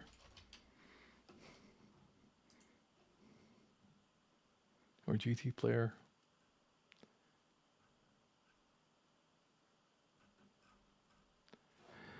Okay, let me pull up on screen real quick.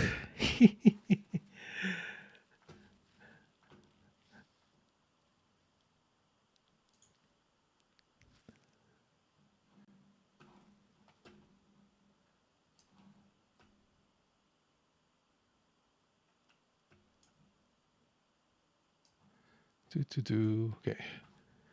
Let's see. It's here somewhere. on my account. I'll turn on the... All right. Sorry. Some of you might be blinded right now. I can tell you I have this chair. This is the kind of for me. It was for the bigger type of people. So I have this one. It is $159. Dr. Mom is actually using it right now for her office chair because she had an old chair too.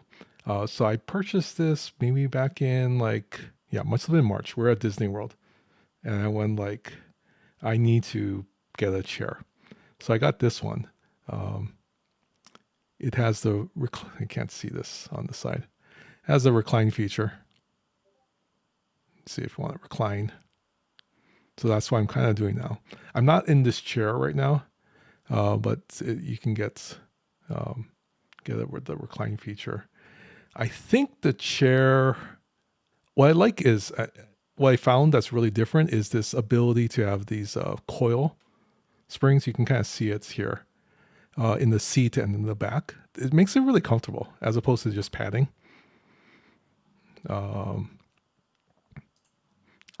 Which chair do I have now?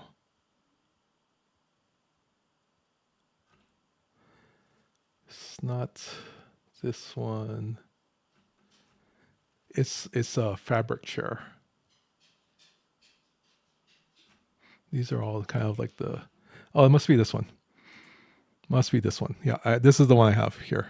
And again, sorry, it's off the screen a little bit. I'm not sure if I can move the Explorer over. There we go. So this one, let me see if I can control. Nope. Yeah, purchase a variation of this.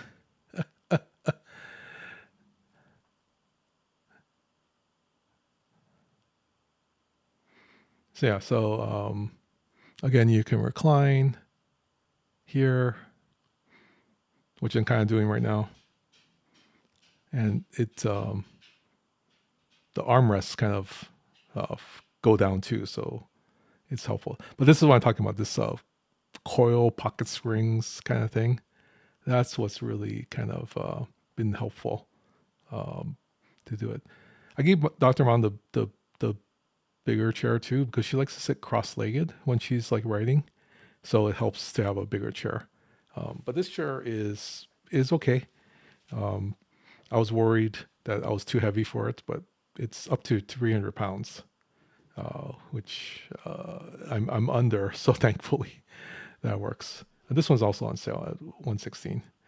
The hard part with the other chair that I showed earlier was that I didn't like on screen these wings.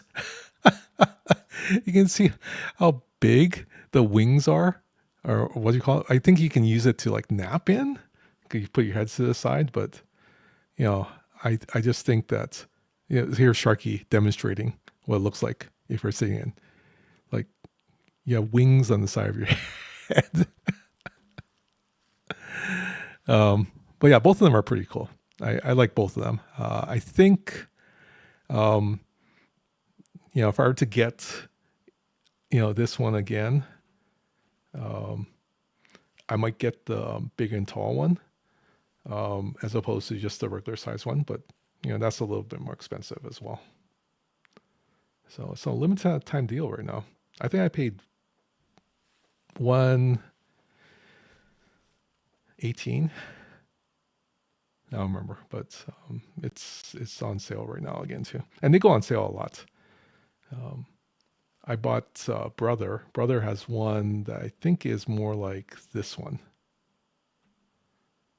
so he has a more expensive chair than I have.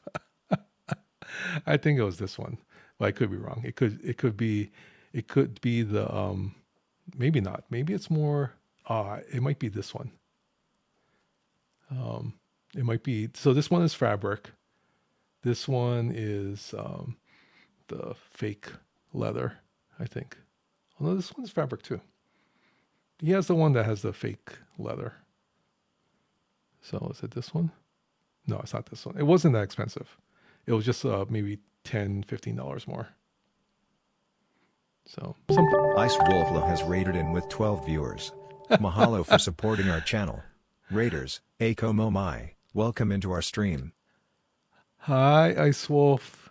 Thank you for the raid. Oh, see, I'm a really poor streamer. I forgot to do shoutouts. But let's do the shoutouts now. Hope you had a good stream, Ice Wolf. What were you playing? You weren't doing STFC, right? And you weren't doing Disney Speedstorm. There's Ice Wolf. Yeah. Regardless, both chairs are comfortable.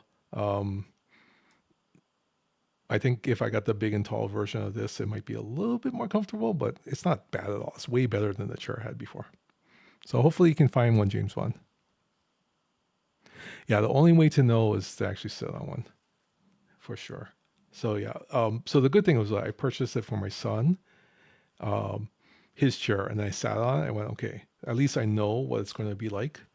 And then we kind of move on from there. Oh, she played a little SCFC after some schedule on. Hi, Madrox.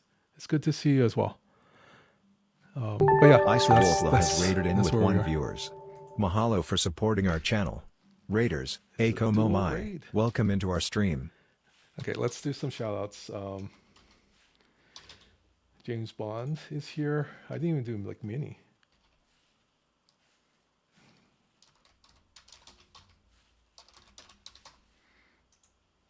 I totally missed Minnie Mabel, I think. Or did I do Minnie? I can't remember.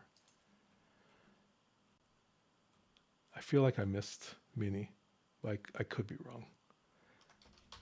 And this is what we've been doing lately too. I know it's kind of not set up correctly. I got to do another thing for it, but thank you for the sub for James Bond Broken Wolf. I do appreciate it. I got to do a new setup to do shoutouts because it's kind of weird. Was that brand Gracing? It's GT. I mean, if we're talking about the chairs, it's GT Racing or GT Player. Wait, are you going to gargle? Are you sick? I hope you're not sick. Or is it just a thing to do? But thank you for the raid as well. Okay, so am I still not finished? Okay. Why is my ship home? I must have died. Did I die?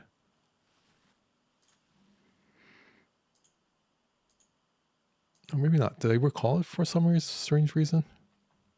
I might have hit it.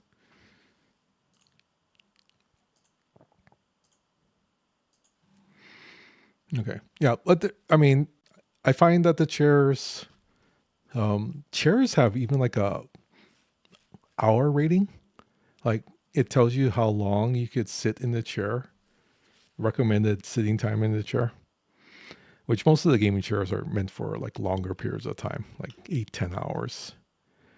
I don't remember what rating these are, but again, I've been sitting down in this chair for, what time is it?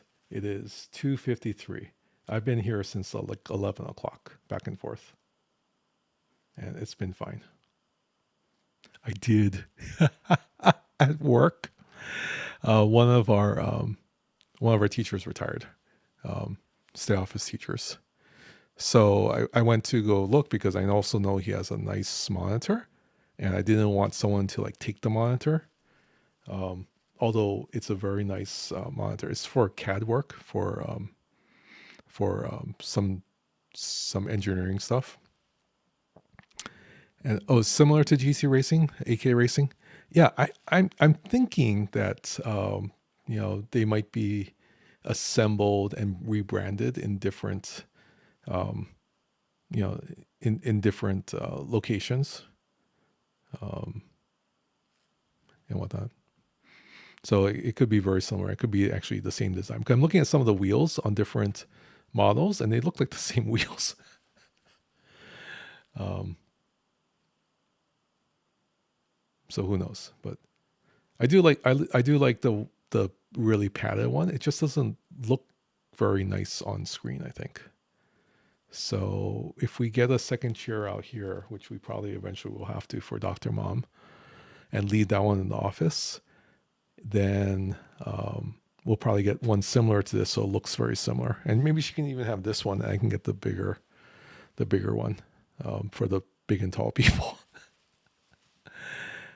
But it's important to have a really good chair. So, yeah, I'm sorry you're sick, Ice Wolf. That's not fun at all. Did I die? See, this is where my ADHD just really kicks in.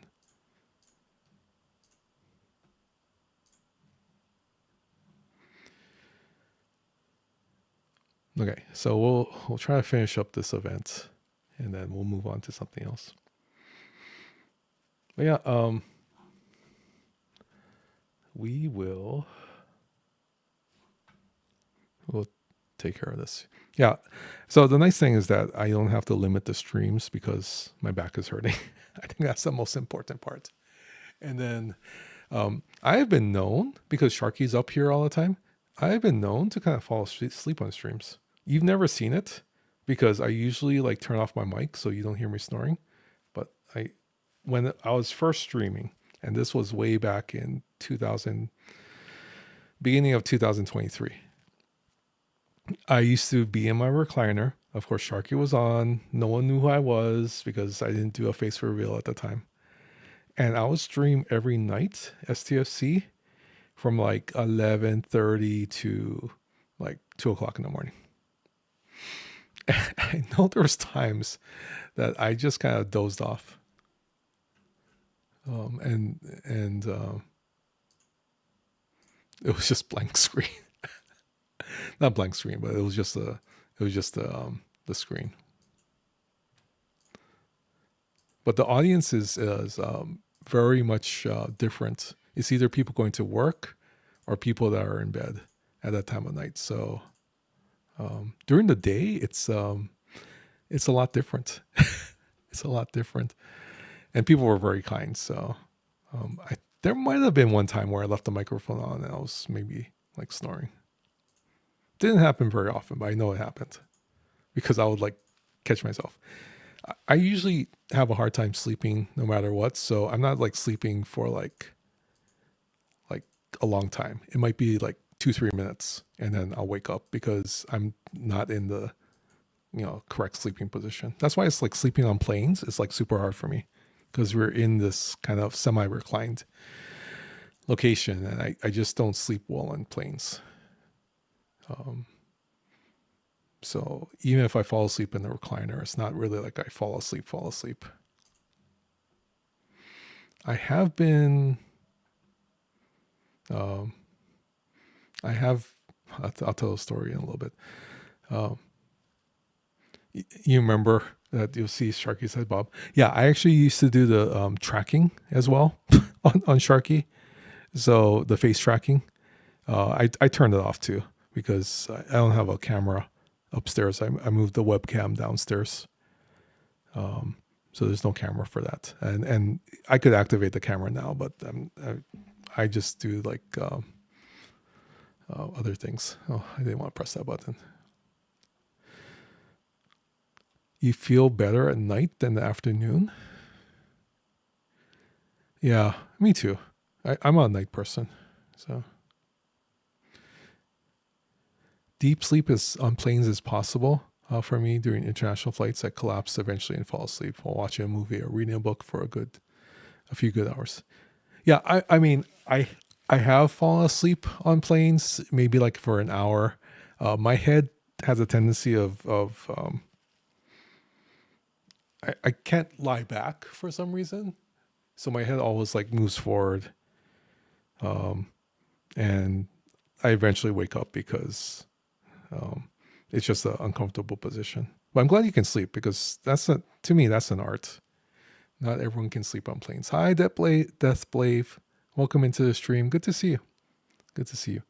I do like streaming in the day because I get to see like lots of people that would normally be sleeping.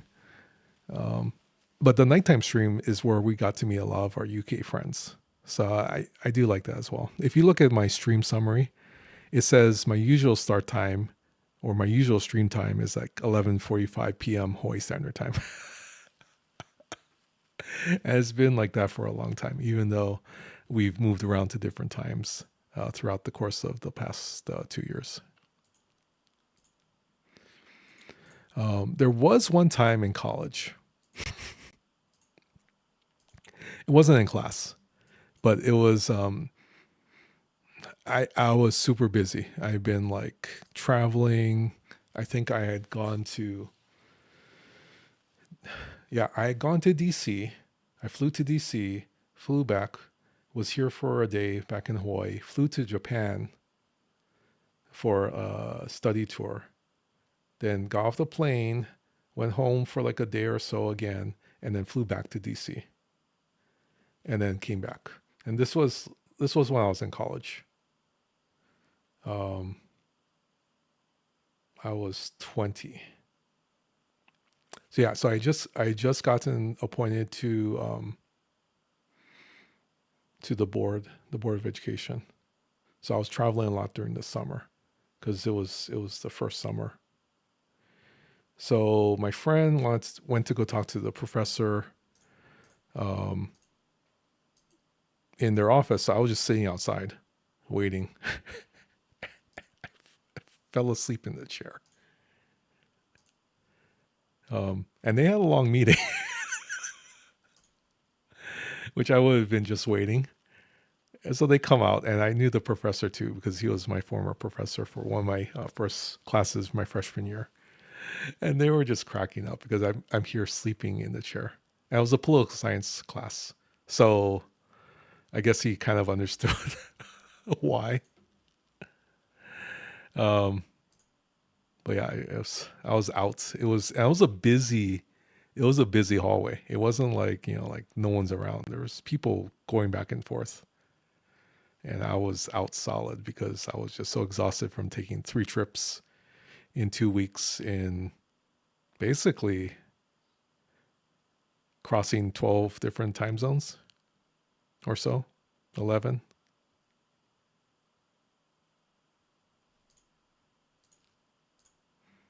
Twice. I mean, going to DC twice was kind of crazy. I think I went again. I think I should have just stayed. One of the executive directors says, "Oh, you could have just stayed in my house." I was like, "Yeah, but I don't want to stay for like a whole week." Okay, where's my ship?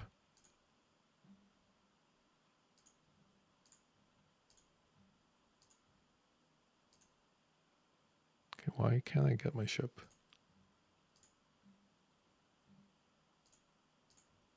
Is it stuck in warp somewhere?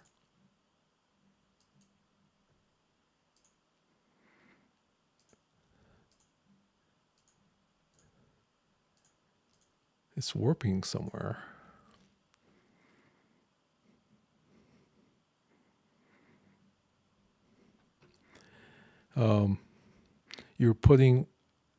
You put one of those V-neck pillows under your chin in the front. Yeah, I've thought about getting some of those pillows for the plane. I haven't had the guts to do something like that, but I wonder if Amazon has anything like that.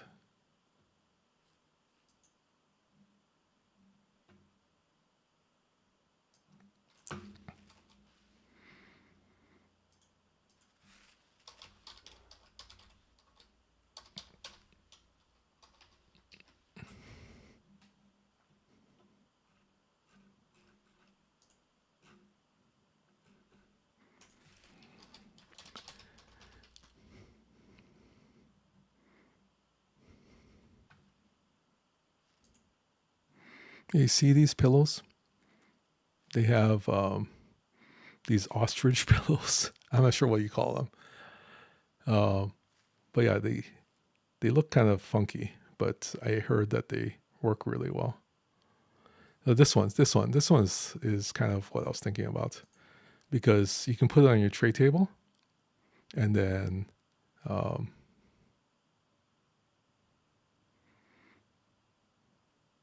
use it like this, like that. See, this would work. I think this will work, and it's on sale. You have a 5% off coupon.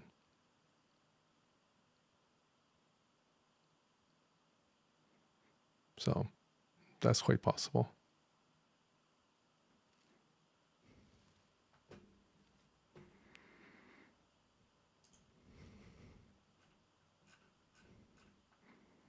It's kind of comfy. Yeah, maybe one day I will try. I like to have something that's a little bit more compact. That's not like, I mean, it looks very bulky. And I like to sit in the aisle seat. So if someone tries to get out, it's like you gotta get up. You have to get out. Thanks for playing the Shamalama Ding Dong. How are you doing, Naz?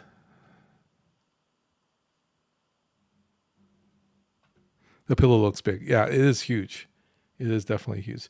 I've seen the ones where you kind of strap your head back to the seat. That looks pretty dangerous to me.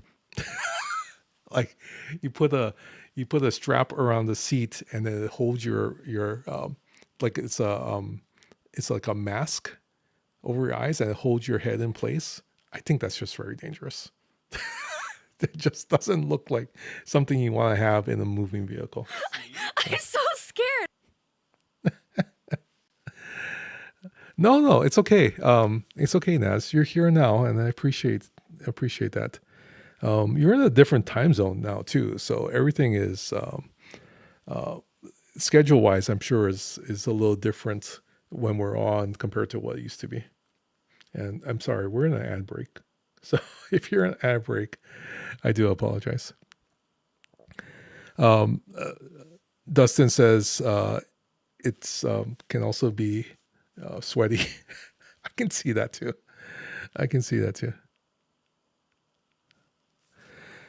But yeah, I kind of need one. I'm taking a trip. I'm going to Seattle July 9th. Going July 9th. And then we also have a trip planned for August, which I gotta talk to Moopsy about. If it's still, well, it's on. It's just we gotta figure out the details. So yeah, lots of stuff coming up in the next couple of months, and it would be nice to have a pillow where I can sleep on the plane. Although I think I scheduled both of the trips so we're traveling during the day. Usually we have to because of this is the fact of getting old.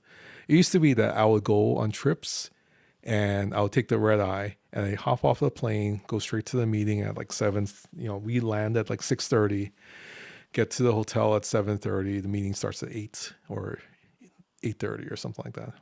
And I could do that. And then we stay overnight and the next day, or sometimes it was just that day. And then fly out again. And it's hard. Like you can do it when you're younger.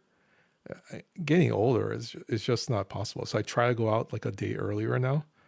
So these next 2 trips, I'm flying in the morning, and because it's West Coast, I'm getting in the afternoon, or I guess early evening, like 7:30, and I can go straight to the hotel and just kind of eat dinner and crash, because it's a 3-hour time difference from here to Seattle right now. So if I get in at 7:30, that's really 4:30 in the afternoon. I shouldn't be tired at all. But it will be close to dinner time when I get to the hotel, so I probably gotta get like something delivered or pick up something downstairs. What rev party? There's a rev party? Can you spill any deets on that? There's a rev party? You guys had a rev party already. Didn't you guys have a rev party like a few weeks ago? Oh, I have not heard anything about that. Oh, when in late July? Late July is a little hard, just because we're starting up school and have a lot of mandatory stuff to go to. We have an AI conference that we're running. We have our leadership conference in late July. And then school starts up first week of August. So all the teachers are back like the last week of July as well. But that's good that he wants more. I think it's good for him and everyone else. You guys seem to have a lot of fun the last time. We had a lot of fun when we had the house party in Nashville with Rev when he was Captain Jesse. So, okay. Obviously, my ship is stuck right now. So I'm going to reset the game because I can't figure out what's going on with the ship. So we'll close the window and there's an error. Why is there an error? I can't even get the game now. Okay. Yeah, it's not responding. Okay.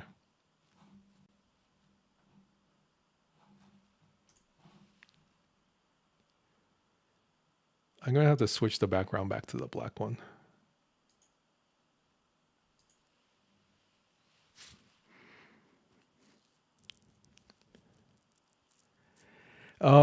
Is that for the new position, the AI conference?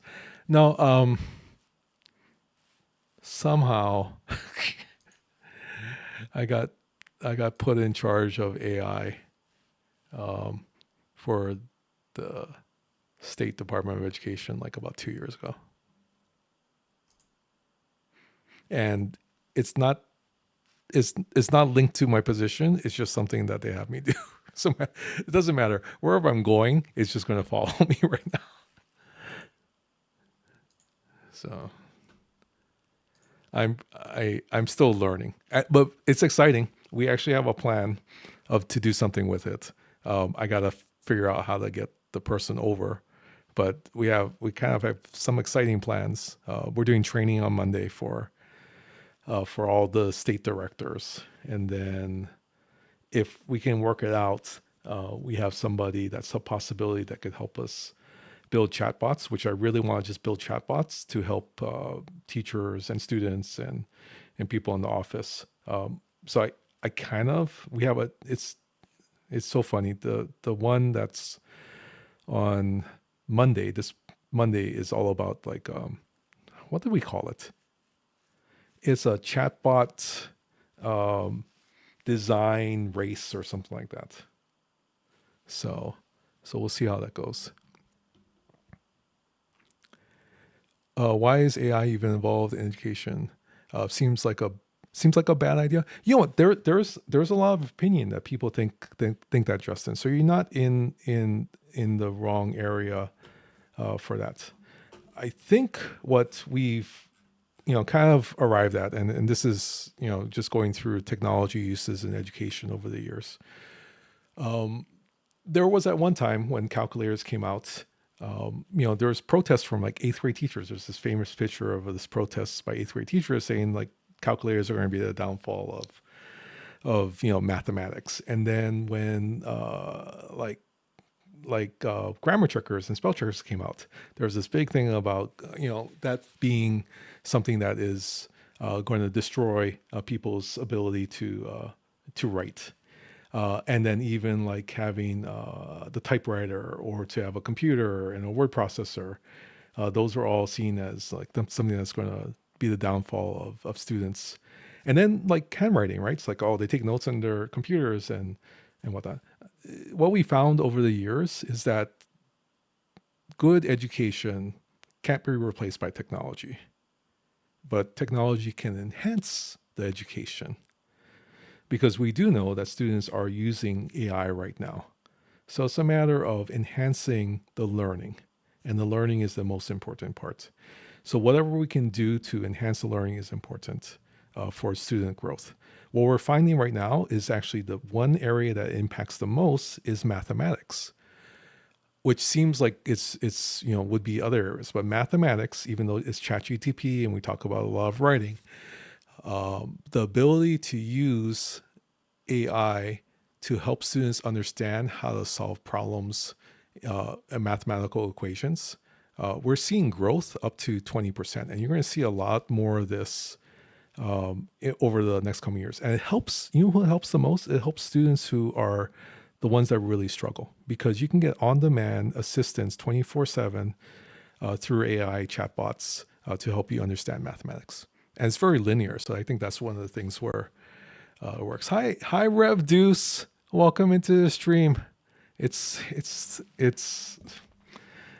our friend Rev Deuce. I appreciate you stopping by. Let's do a quick shout out for Rev Deuce. Not that everyone doesn't know who the famous Rev Deuce is, but thanks for stopping by. Calculators are really bad at dividing. Yeah, I mean, like anything, slide rules. Parents learn math with slide rules. I was trying to explain it to one of my friends, like a slide rule. It's like we're focusing on mathematics this year for the department, and one of the things was like we have this leadership, conference. It's like, what can you give away as like favors and everything else? And I said, why don't you get everyone a slide rule? And they were like, what's a slide rule? But yeah. It's just one of those things where you can utilize that as well. I like your content. That's very kind of you, Rev. I do appreciate it. Coming from you, that's a lot of respect to you. So get out the abacus. Yeah, abacus as well. So this whole thing about AI, Conmigo, have you heard of Khan Academy? They have this AI program called Conmigo, very expensive. So we got to figure out how to deal with the cost. But it provides step-by-step guidance with students to help understand, and especially with students with disabilities, that you really need to take the time to explain things in a way that they understand. Well, you can train the AI to actually, or the student can train the AI for them to adapt to a student's needs, and then help them through solving different equations, different problems, writing tips. We use AI to, what we say is like the human has to be in the loop. So you have humans that are involved in the process. So even if Scopely uses AI, even if different companies use AI, it's important to have the human to check AI, because they can hallucinate, sometimes, and give wrong information. We actually developed a chatbot, which I haven't released it because I can't figure out how to share it without it being under my name. But we built it within ChatGTP, and it's actually, over the last couple of years, it's gotten better and better every month. We were using Google Notebook LM. It works. I find ChatGTP to be a little bit more robust in terms of how it how it analyzes the data. But yeah, so it's just one of those things.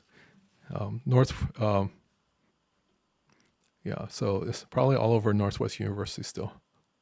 Yeah, the slide rule is probably. I can. I wonder if I can show you what we've been working on. Let me see if I can call up ChatGTP. It did give me an error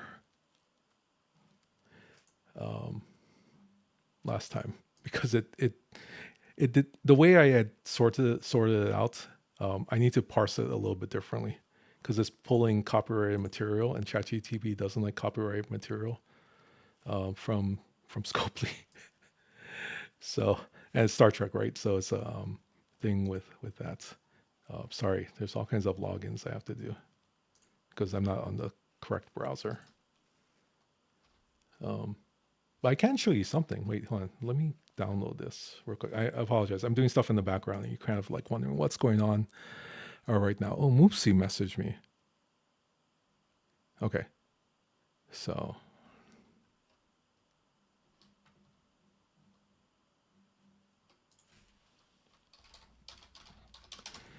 Okay. Sorry, I got a message. Moopsie back. Let's see. Okay, here it is. So I actually posted this in my Discord. So you can kind of check it out. This is...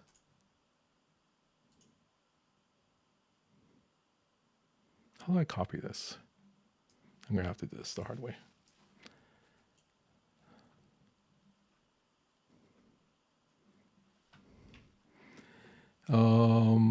Where's my Explorer?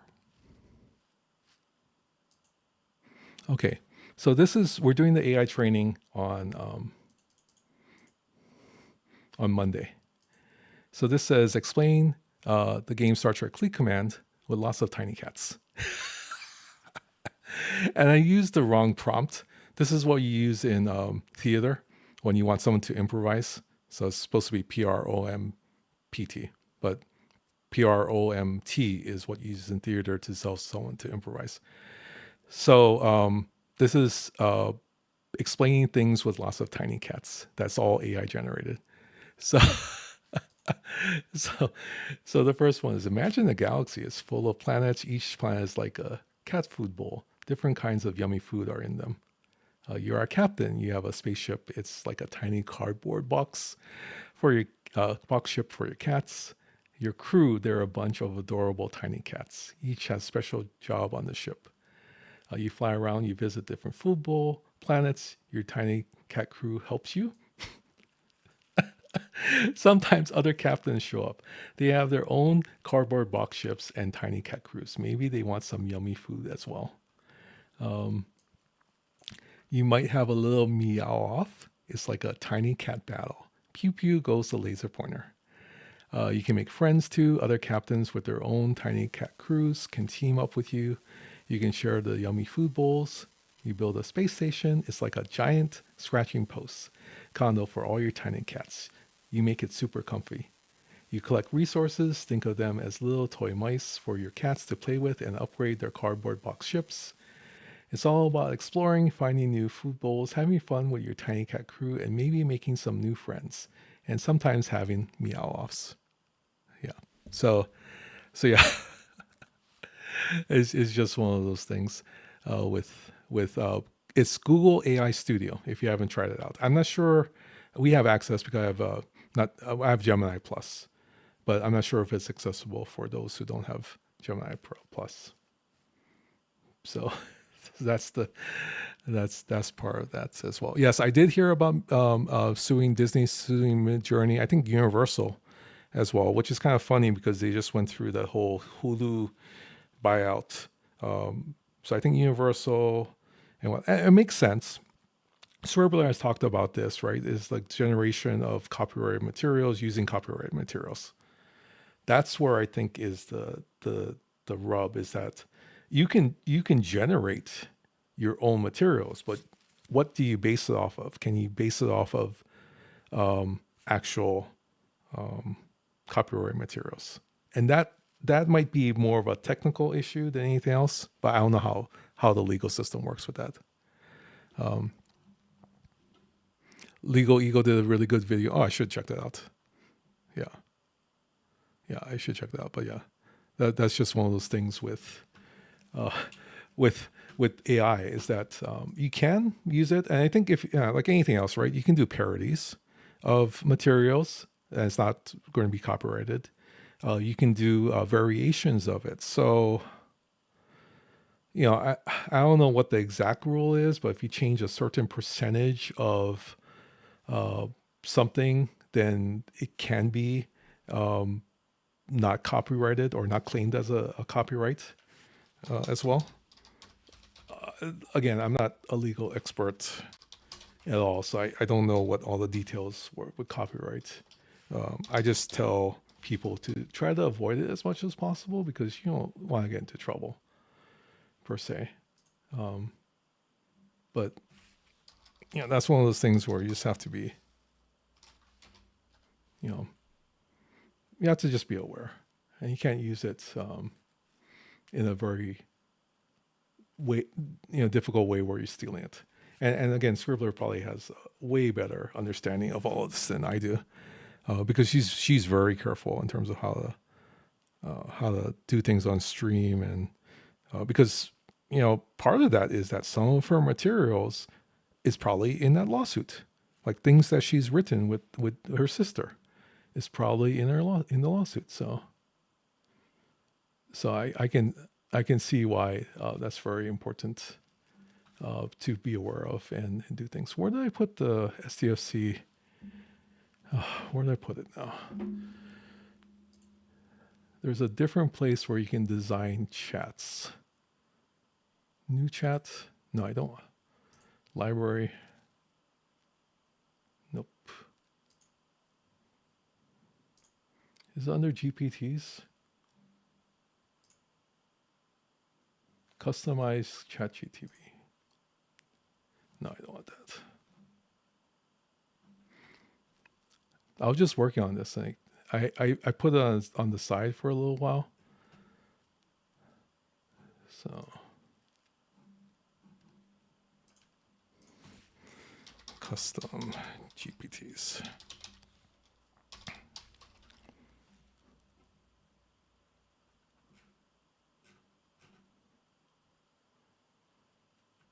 I usually know how to get it on my Chrome browser, but I'm in Explorer right now. I don't have the link. I just click a button. It's kind of like phone numbers. Like we used to memorize everyone's phone numbers and whatnot. So I knew, everyone's phone numbers. Now it's like you press a button on your phone and you do that, which is a lot less stressful. It actually reduces your stress by not having to memorize phone numbers. So all of us back in the day, we're just stressed out because we had to memorize phone numbers. But now I can't find it because I can't find the link. Okay, maybe we won't worry about that for right now. Let me figure out. In this crazy world, it boils down to I had an idea and I want credit and to get paid for it. Most things people get paid for right away, so maybe residuals go away, but you still give credit for idea. That's important. I think if you because from the scholarly side, right, you will use people's works and you will put them in your dissertation or your paper, academic paper and whatnot. So you properly cite it. I think it's the part of who makes money off of what that becomes, a major issue. So that's where it's when there's money involved, people want to, it's not the credit alone, but it's also the monetary gain that people have throughout the whole thing. So yeah.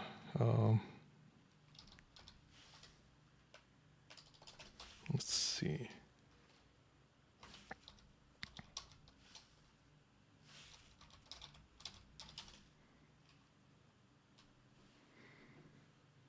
I can't find anything right now.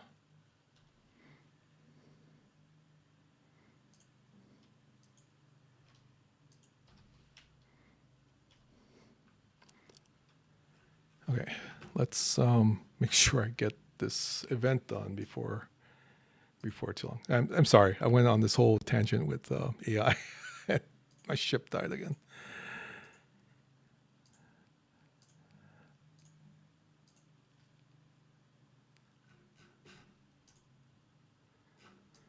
And I apologize. Someone is cutting the lawn. At least they weren't cutting. So when we do the podcast at 1 p.m., at 12:30, someone goes and starts to cut the grass. And it's across the street. And they cut the grass every single week. So I'm glad that they decided to cut the grass a little bit later today because that helps out with the noise. But if you hear it, let me know. I can turn down the volume. So.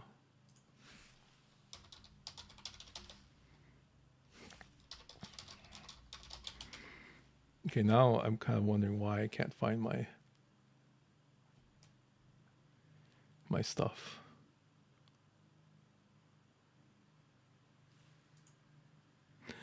Okay, I apologize. The keyboard is super loud. Not as loud as Samuel's, but it is kind of loud. But I'm glad because I can hear that lawnmower.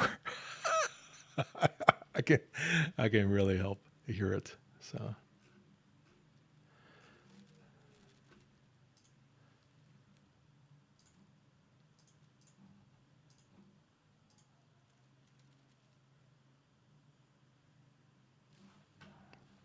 Okay, let's hit some more hostiles and then.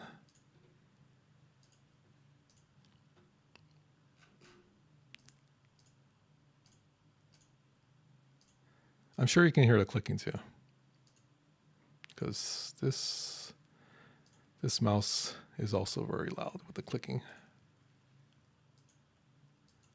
Okay, there it is. That's the chaser. Let's take care of that first.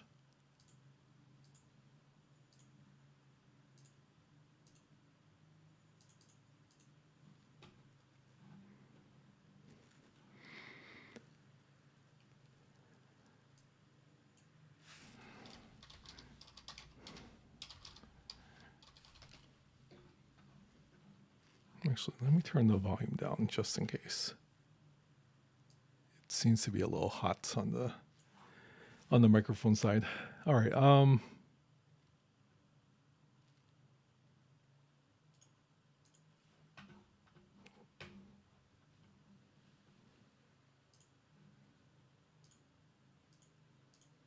Not that one. We'll do this one.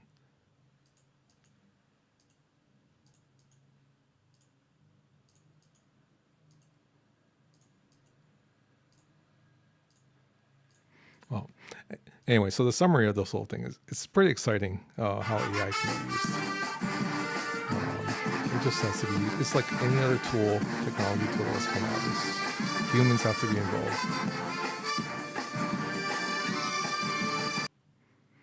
Oh, it works on this one. Really? I didn't know okay, so yeah, this is the Aloha DIS Studio computer. So obviously it works on this one because we didn't change anything on this one. I wonder what else works. Oh, there's a whole bunch of actions that works.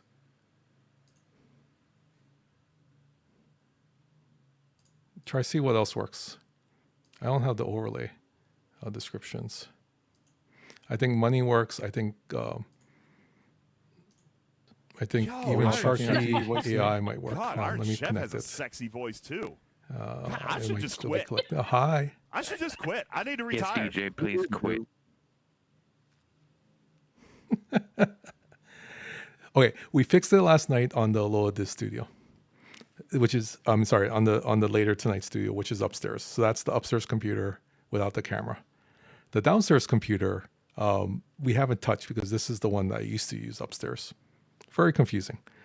But so some things haven't changed there. We rebooted the whole computer because it was running really slow. So Sharky is like smiling way too much. Oh, there. See, fire's working.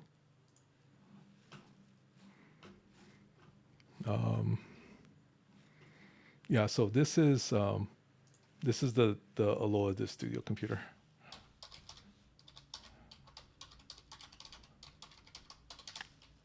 And let's see if the chatbot's working. Oh, wait, hold on. Did you guys hear that? I don't think his... I'm going to have to turn on the desktop audio. Shucks, that's not set up. That is not... He waved. Okay, hold on. Audio input capture. Let's do... I don't think I have. I'm going to have to create a new one. Enemies. Okay, let's create that one. I want to do... enemies. Let's see if that works. Okay, let's create that one. I want to do enemies. Let's see if that works. Okay. Hi. Okay, so I think that he just said hi.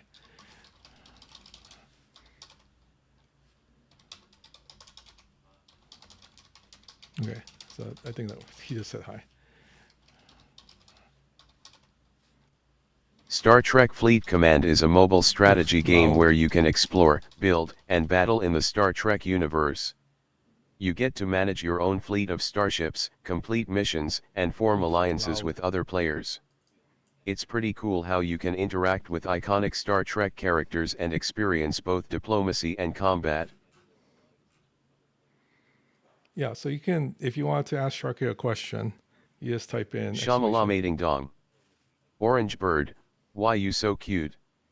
Quality. Yeah, so you can, if you want to ask Sharky a question, you just type in exclamation. Ice wolf.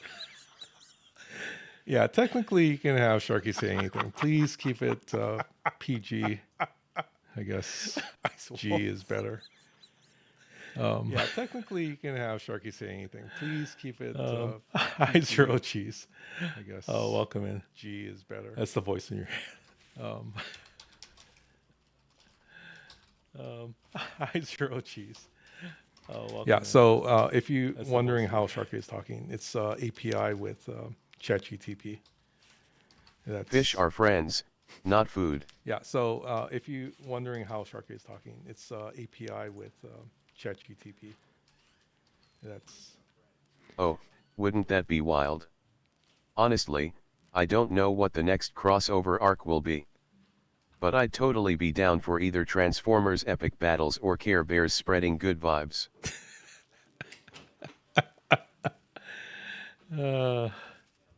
The best epic level 70 ship in Star Trek Fleet Command really depends on your strategy and what you need. But a lot of players seem to love the Franklin A for swarm battles or the Enterprise for its versatility. Doesn't work very It's well all sometimes. about how you want to play, though, and which ship fits your style. See, yeah. So ships do not very well sometimes. Do well. Typically, event store months show up every few months in Star Trek Fleet so Command. Ships do not. If I had to guess, it might line up with a big seasonal or themed update. Keep an eye on announcements, they usually drop hints leading up to it. Party popper. Okay. There's Retro Fury said there's delay. Yes. And there might be a timeout, so you might have to ask the question again. Fury said there's delay. Yes. And there might be a timeout, so you might have to ask the question. Another Alliance tournament during the break would be exciting. There hasn't been any confirmation yet, but they often surprise us with events like that. Fingers crossed they throw in something fun to keep everyone engaged. Echo delay. Okay, is it better now? It was picking up a second microphone when I switched over. I'm guessing that was something to do with enemies. Is it better now? It was picking up a second microphone when I switched over. So let me. I'm guessing. Yeah, I can see it. Something to do with enemies. Let me turn it off. So let me. Yeah, I can see it. Yeah, this is why when we do things live, things break. Turn it off. Animes is picking my voice to control Sharky, but it's also outputting that. So let me. Yeah, this is why when we do things live, things figure out where that setting is. Animes is picking my voice to control Sharky, but it's also outputting that. So let me figure out where that setting is.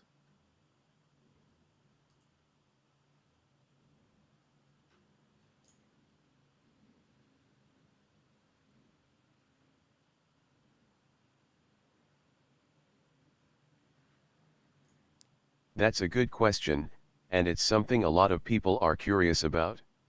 It's hard to say since there hasn't been an official announcement yet. Hopefully, it's something they'll add soon to make upgrading into the G5 era a bit smoother for everyone. Okay, how's that now? I just turned off my mic because I'm not using Sharky to speak for me. So if I just turn it off, then it should work. There's another input I just can't figure out. Wow, that would be a huge leap. It's tough to guess since G6 still feels pretty fresh in the game. Maybe late next year if they stick to a gradual release pattern? But honestly, anything could happen, it's all up to the devs. Oh, imagining that feels so wild. I bet as a shark, surfing the crest feels exhilarating, like riding pure energy through the water. The rush of the current and the rhythm of the ocean must be almost instinctual for them. Honestly, it sounds kind of freeing and hypnotic at the same time. That's a tough one since it really depends on your goals and gameplay style. The Enterprise E is such a classic, reliable ship with great durability and versatility. The Scimitar, though, is super powerful if you're looking to deal crazy amounts of damage.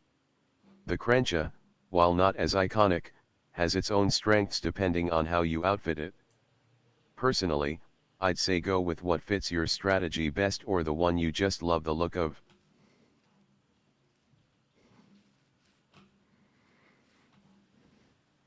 Okay, there is a timeout. I wonder if it's like 10 seconds, just so it doesn't overlap.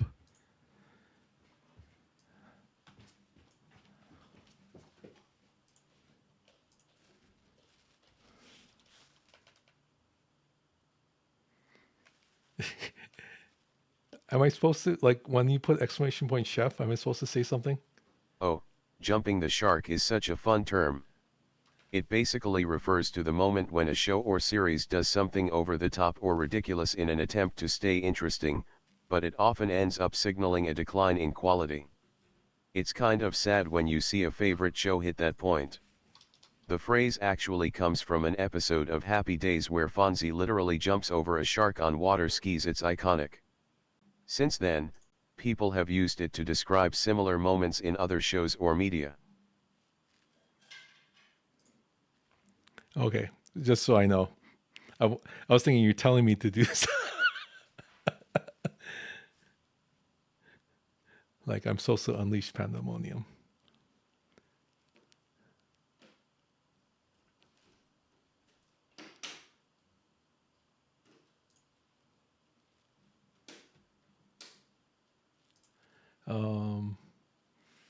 What's the game? It's not okay. I hear brother doing something, but he must be feeding the dogs.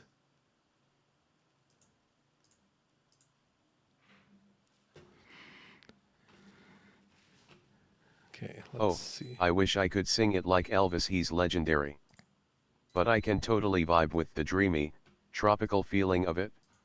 Just imagine me swaying to the rhythm and belting out, Night and You, and Blue Hawaii. Do you sing along with it sometimes too? It's such a soothing song.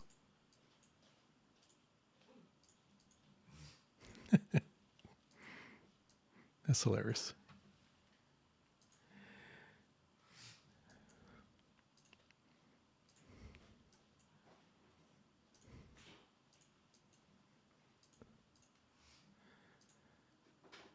Okay, how many points do I need? Thinking we may be close.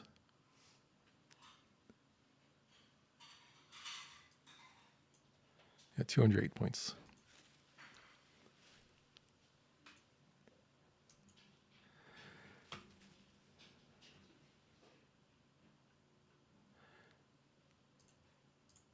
Okay, let's see.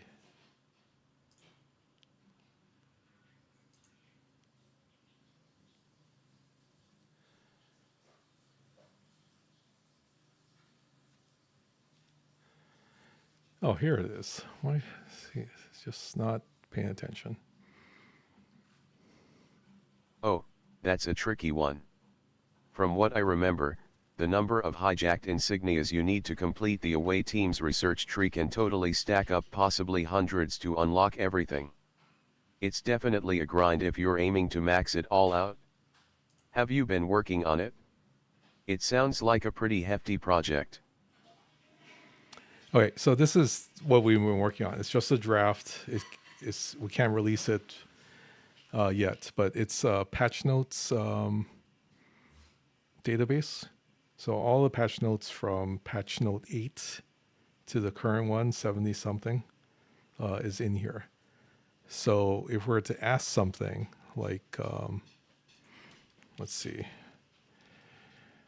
when did the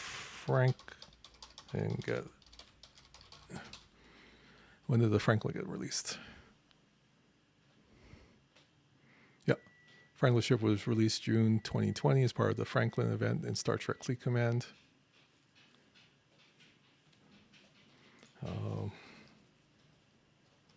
Tell me about the Fisha.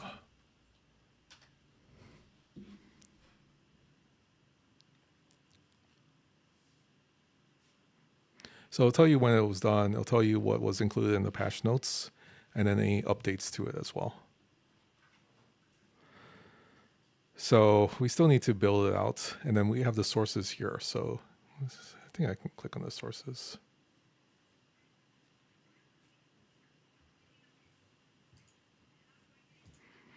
And then okay,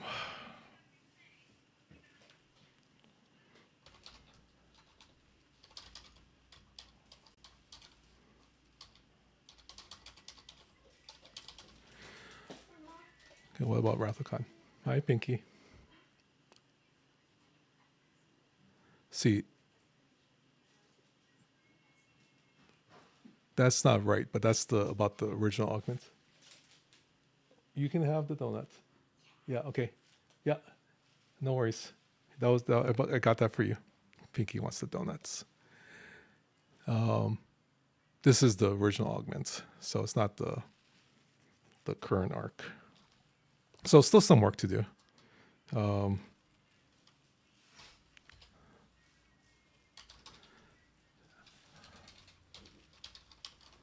Samek.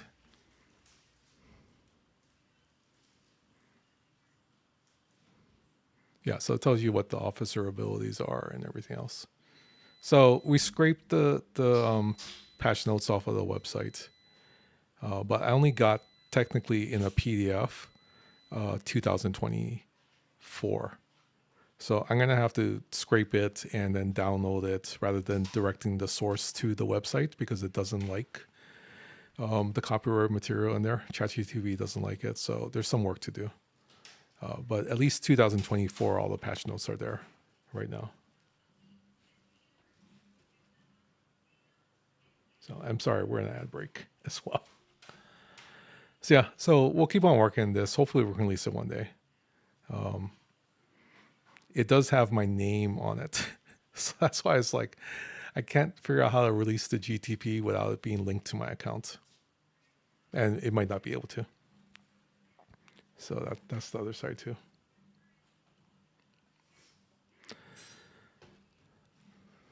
Oh, you're going there, huh? Well, if a woodchuck could chuck wood, I'd guess a wood load.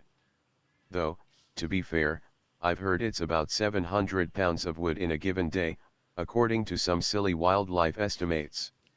Honestly, let's just say it's as much as the little guy wants, because who's stopping a determined woodchuck, right? Yeah, pretty much. Pretty much. Are we not? We're not done with this, are we? Okay, let's try to finish this off.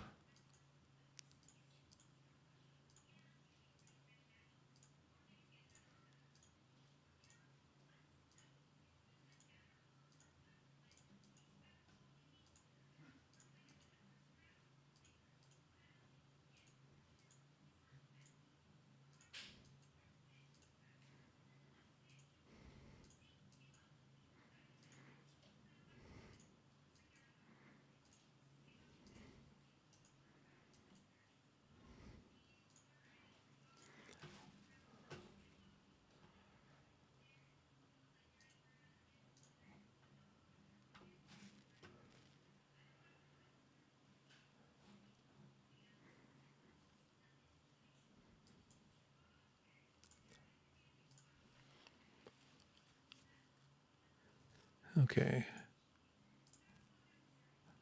Are we there yet, Papa Smurf? Oh, I'd love to take you there if I could. But honestly, the only way I know how to get to Sesame Street is to follow Sunny Days sweeping the clouds away. Maybe sing a catchy tune and keep an eye out for Big Bird? Honestly though, wouldn't it be amazing if it were a real place? Oh, you know what I can do? I can queue it up in animes. Wait, let me change the setting. I think I can queue up. Oh, where's the setting for that one? So, you know, even if there's a timeout, we can remove Oh, it and then I'd cue it. give trash pandas aka raccoons a solid 10 out of 10 for cuteness. I mean, those little hands and the bandit masks are just too adorable to resist. Sure, they can be sneaky little troublemakers, but that just adds to their charm, don't you think? Have you ever seen one up close? They're like fluffy little chaos gremlins. They are. Okay. Queue chat messages. Okay, I can queue chat messages and then there's a 10-second cooldown. I'll change that to like 0 because it should just queue. Okay, we'll see if that works. Yeah, there's new settings since we last did this, so. Okay, great, it's saved.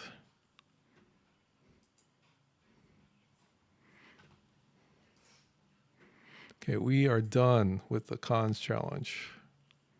That took a lot. Oh, did I break Sharky?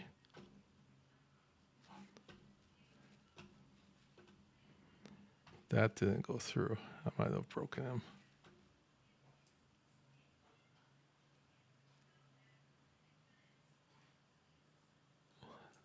Well, that's not good. I was just trying to fix it. Oh my gosh, Rufus Du Sol is seriously incredible. Their music has this magical way of blending deep, emotional lyrics with beats that just take you places, you know? And those live performances, ugh, they're out of this world. Every song feels like it grabs you by the heart and carries you to some mesmerizing, euphoric dimension. Honestly, they're a vibe I could live in forever. They're just that good. What's your favorite song by them? I need to know. That's hilarious, Ice Wolf. Oh Yeah. wow, where do I even start? Rufus Du Sol is the kind of band that doesn't just make music, they craft experiences. Their sound perfectly blends electronic beats with raw, heartfelt emotion, and every track feels like it tells a story. I mean, have you heard songs like Inner Bloom or Treat You Better? They can take you from dancing your heart out to crying in blissful reflection in a single set. Plus, their live shows are absolutely mesmerizing. It's like a spiritual journey through sound and light. It's no wonder they've captured so many hearts, they're just on another level. What's your favorite thing about them? Okay, I'm not sure why I repeated, but at least it works. Oh heck yes, Babylon 5. You're speaking my language now. Honestly, it's a top-tier sci-fi show because it's so masterfully written, like, it had a multi-season story arc planned from the start. The politics, the personal struggles, the incredible character development, there's just so much depth to it. And don't even get me started on the alien races, they're so richly developed that they feel like real cultures. Plus, G'Kar and Londo alone make the series legendary. They're dynamic. Chef's Kiss, it's hands down one of the greatest pieces of science fiction in TV history, no question. Did you binge it recently, or are you diving back in? Oh, murder drones. That's such a wild and fun concept. So basically, it's an animated web series by Glitch Productions with this dark, futuristic tone, where worker drones, cute little robot beings, are trying to survive against super deadly murder drones designed to wipe them out. It's got that dystopian flair where survival feels like it's hanging by a thread. But at the same time, it's full of humor, sass, and really cool action scenes that keep you on the edge of your seat. The characters like Uzi, the rebellious worker drone, and N, the murder drone with a strangely endearing personality, are just so compelling and make you root for them in this insane world. Have you watched it yet? It's a total ride. I haven't watched it. That sounds interesting.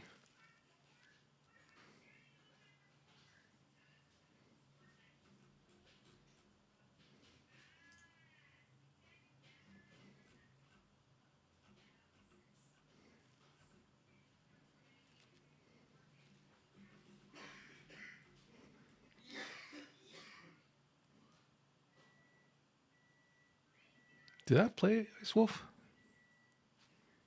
It didn't. I didn't hear it, but that doesn't mean it didn't play.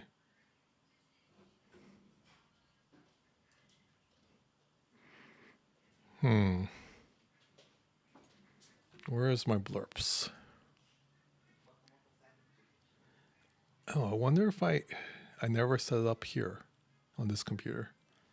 Again, this is the issue with two different computers. I forget where things are set up and what's not set up. Okay, so let's see if we can do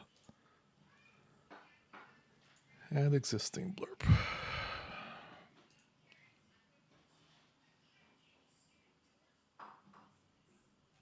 Okay, let's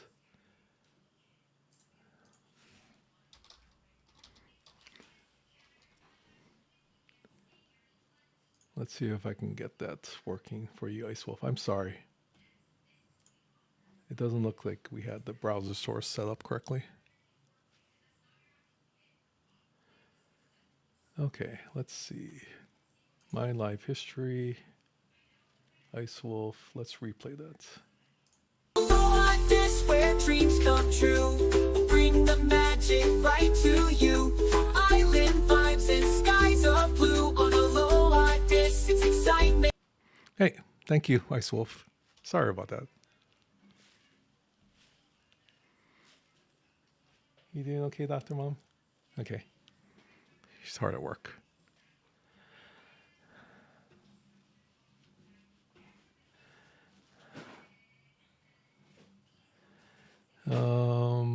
What else? Okay, let's see what else we gotta do.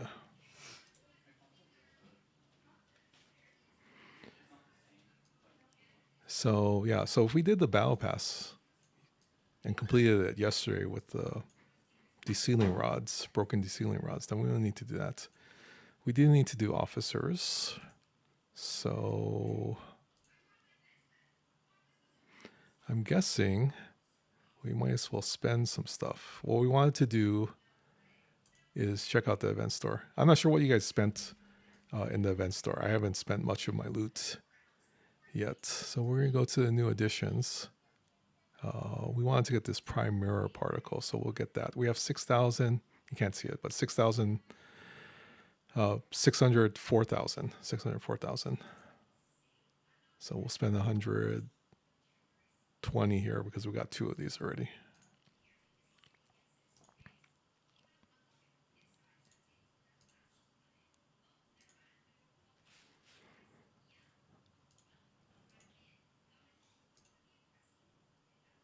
So what did you guys spend your event store loot on? I know we were talking last night about ship parts with Moose.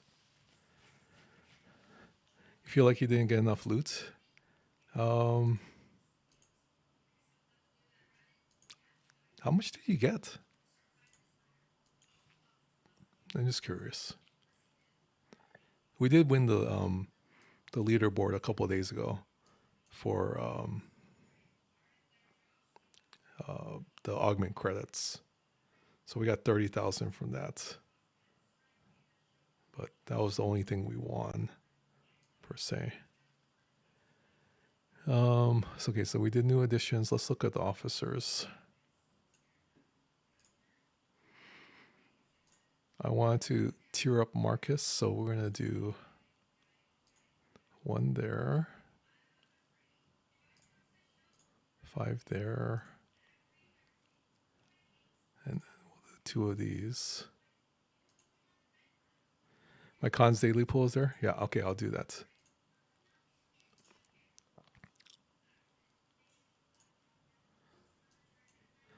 Yeah, this is the premium one.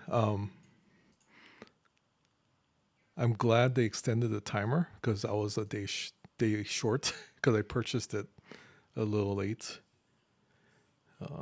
Okay, so 3,600, 6,000, 12K, and 24K.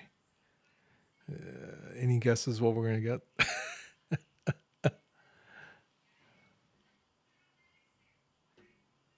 Let's pull it and see. Yeah, I'm expecting to get that one too. Oh, we got 12,000. Must be because all of you are here.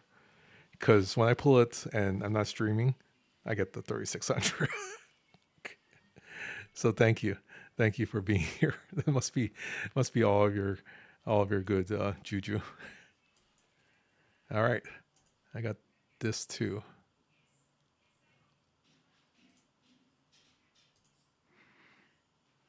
That's 1500. Okay, that's more like it. That's more like it. I do want to purchase the whatever the thing is for that. So we'll get to that in a little bit.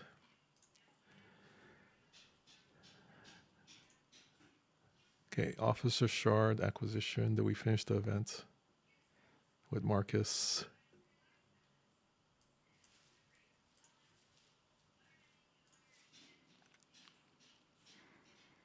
Yeah, so we finished that. We got 600 points right now. Let's go tier up Marcus.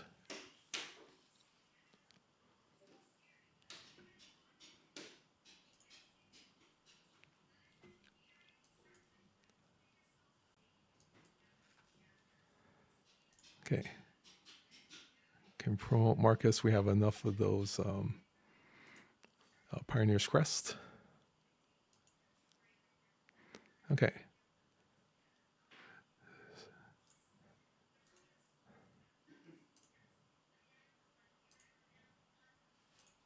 Okay, we got tier 2 Marcus, which gives us 200% of the augment hostile drops for all of the different loot.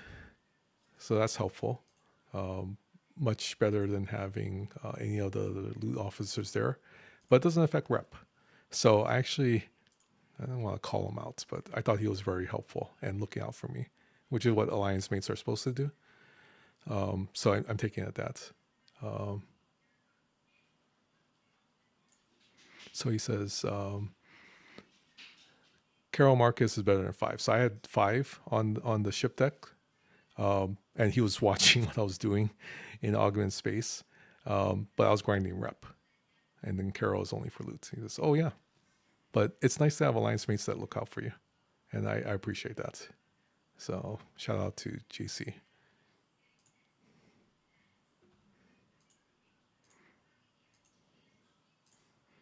Yeah.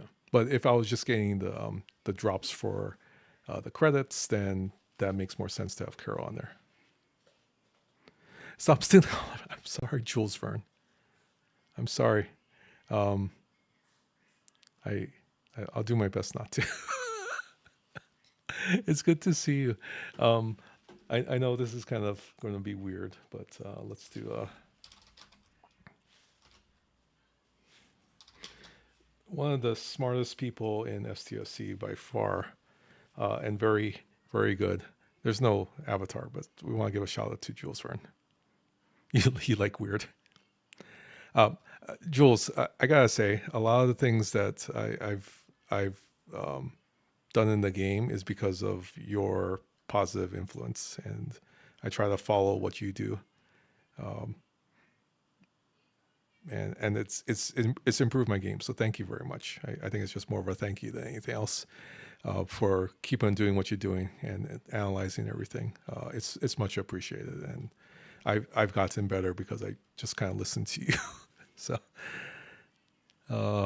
let's see. What else do I need to do? So yeah, so we finished the battle pass, so we don't need to do this one today.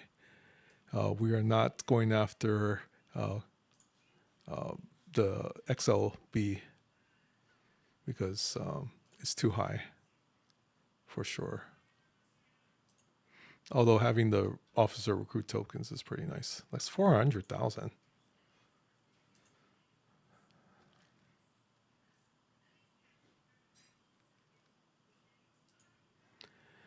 Well, I think your style of play is very similar to mine's. So it's kind of it is following the analysis, but it's also kind of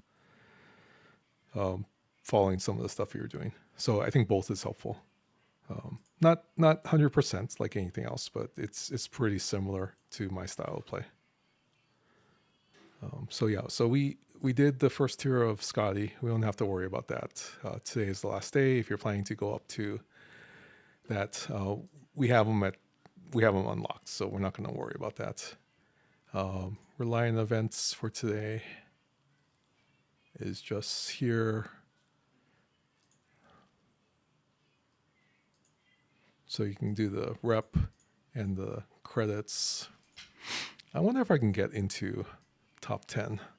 Only 4 billion away. That's possible. That's possible as well. We might have to work on that a little bit more.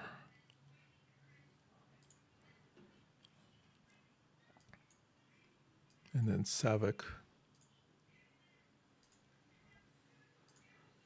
So we unlocked, but not going to get far. I might do some mirror upgrades.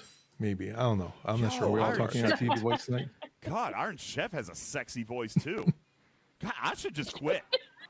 I need to retire. Yes, DJ, please quit. Thank you, Frida Nukes. Artifact upgrade. Do I have any artifacts to upgrade? Cottontail86 has rated in with 2 viewers. Mahalo for supporting our channel. Raiders, Akomomai, welcome into our stream. Hi, Cottontail. Thank you for the raid. I appreciate it. Welcome into the stream, Raiders. I'm Dr. Iron Chef, and we do a little show called Later Tonight, which is really early today. We're actually just following on the Aloha DIS Podcast and continuation of that. But thank you for raiding into our stream. Let's do a quick shout out for Cottontail. So, playing Star Trek Fleet Command. So, everyone in chat, if you can go and follow Cottontail, another Star Trek Fleet Command streamer. So, well, welcome in, and thanks for joining us on this very chill Sunday afternoon. Very chill as well. But I will go and make sure I'm following as well. But yeah, thanks for the read and welcome in. We're just finishing up some Wrath of Khan ARC events on the last day of the ARC. Cottontail86 is now following. Welcome to the ʻOhana. Thank you for the follow as well. You're able to get your augment rep up to superior? Yeah, me too. I mean, that just happened last night. Which was the goal, was to get it done by the end of the ARC. So we're able to do that. Oh, I have stuff to claim. I haven't done my dailies yet.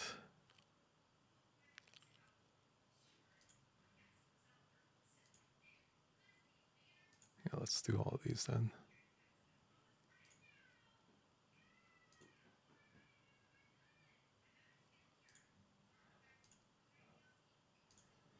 I wonder if I have enough for the double pull here. I do. I wasn't sure if we grinded enough, but I must have. Okay, that's all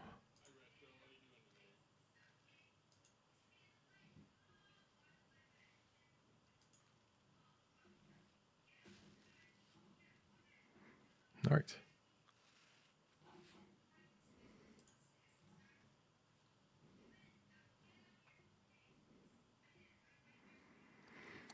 How am I prioritizing my hijack insignia? I don't know. I haven't really thought about that. Do you have any tips? No, that's a great question. I haven't even really kind of explored that yet. Oh, am I getting audio? Wait, hold on.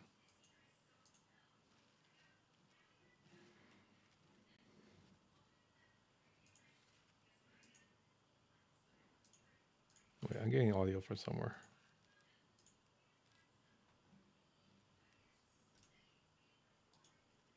Yeah, I don't have any thoughts on that right now.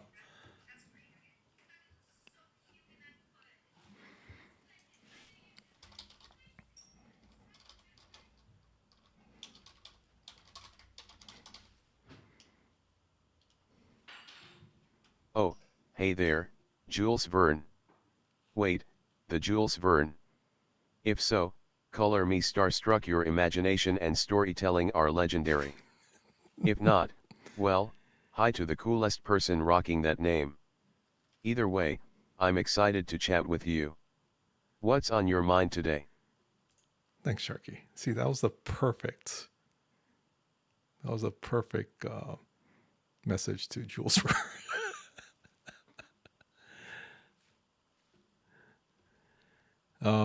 Yeah, I don't know. I'm guessing. Good night, Free the Nukes. Good night.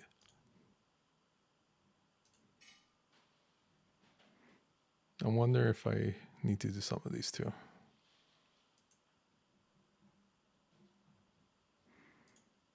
But I haven't even touched Joaquin.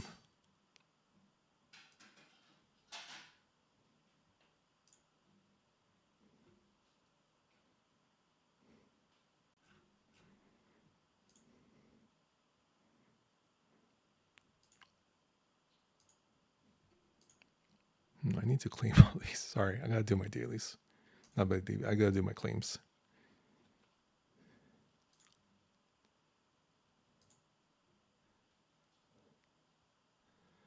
There's this one, and then this one. I don't need mirror credits. I used a lot of speed ups with yesterday's event.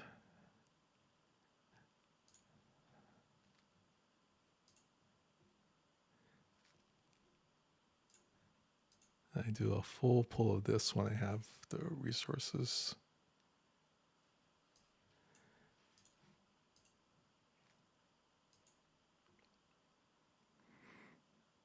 This section, it takes a long time because I pull all the artifact stuff.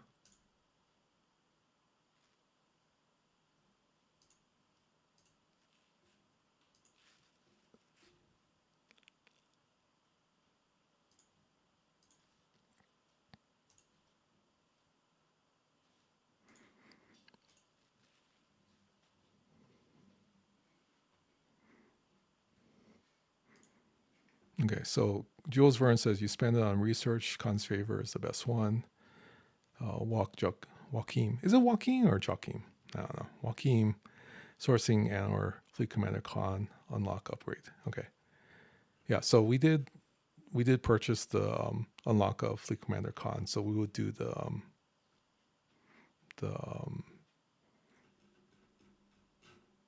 upgrades for that.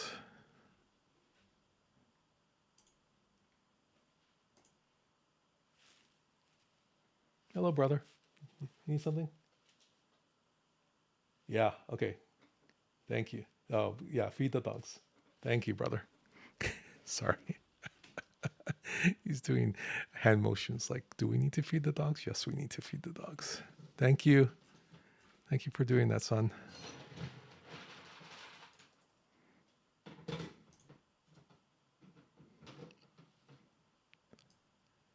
think that's it that we want to do.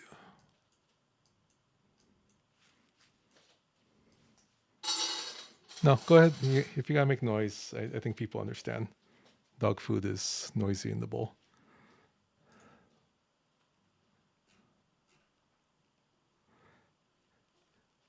Joachim. Okay.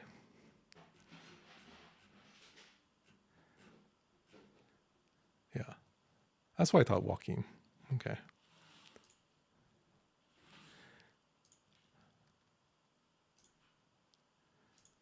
Are you all doing arena still yet? I haven't played the last 2 weeks, but that's more because I was busy. I should maybe tomorrow, depending if we have time.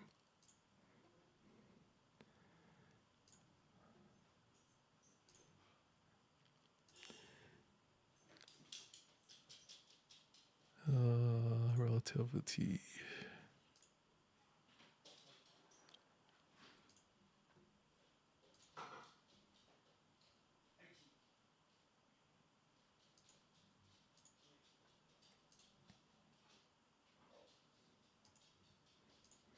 Okay, I'll come back and do that later. I usually pull all the other stuff, but You're seeing me do too many of the pulls right now.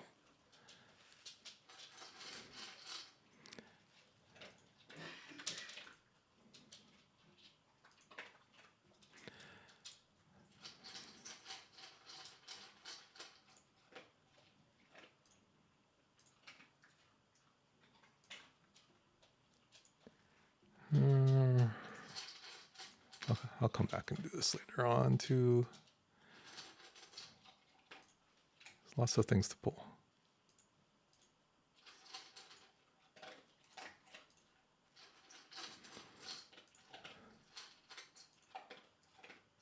Oh, I have to do more of that one still yet.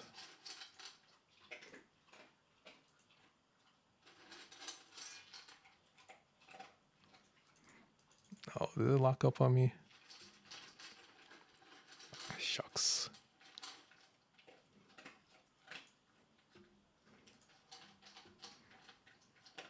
It's this computer. It doesn't like this computer. And that's why we stream upstairs on the other computer in the Later Tonight studio. The Aloha DIS Podcast studio, it doesn't quite like this computer. It never has. I'm pretty sure there's something installed on here that doesn't jive really well. But it's pretty much works fine upstairs.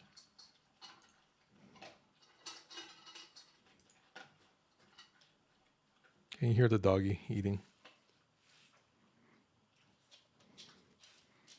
Okay, Archie, go outside. Oh, hello. Hey, go with brother. Go with brother. Just wanted a pet.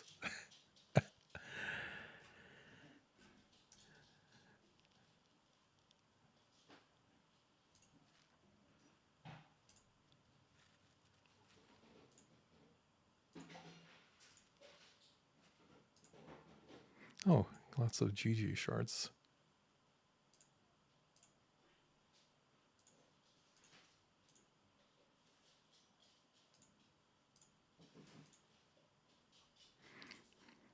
Okay.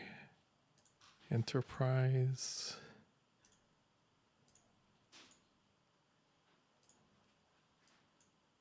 I got 5 hue shards there.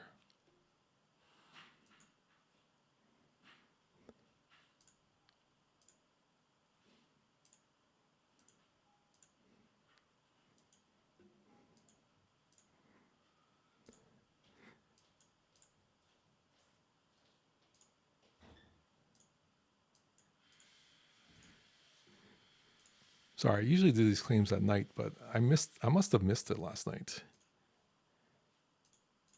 Oh, it's 3:30.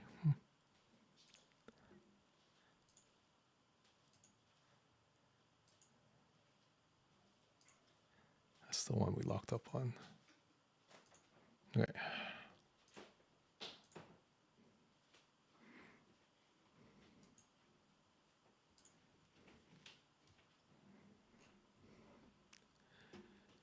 All right. I think we have a few more to pull, but I'm not going to worry about it too much.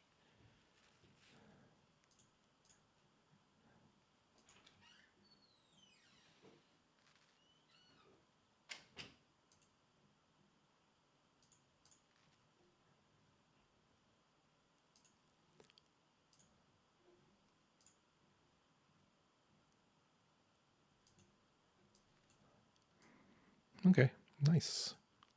You got a lot of stuff done there. Let's go and see if we can do anything for the... Is it the Reliant one? Yeah.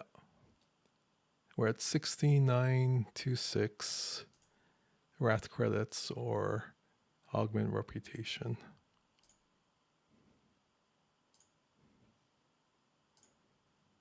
So let's change this out. Wait, not the ship.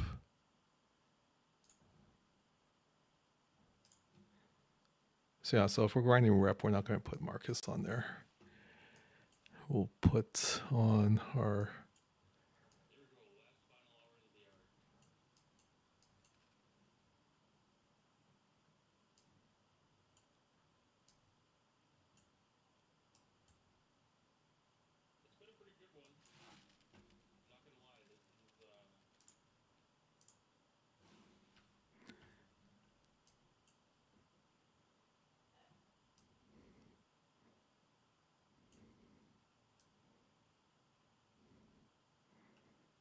Did I lose a preset? Oh, here it is.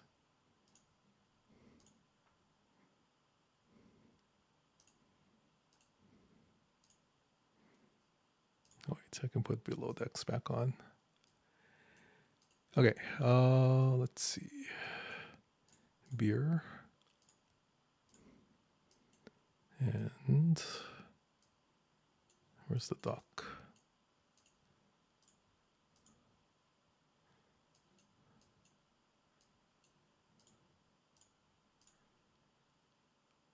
Or should we put Quasi? Let's put Quasi on.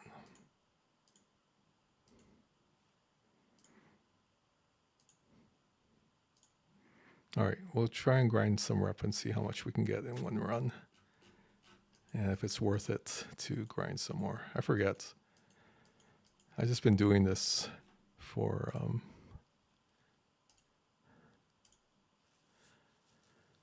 the other events. I haven't really checked the rep.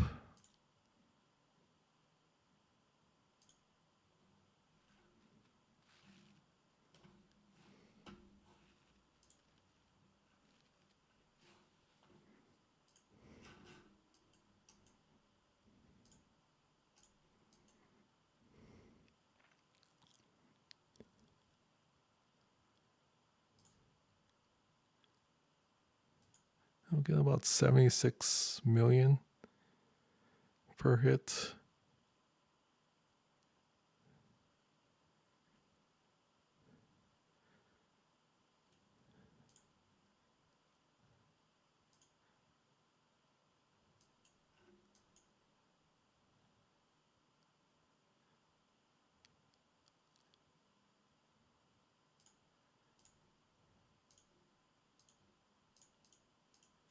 It might be worth it. We might be able to get into top 10.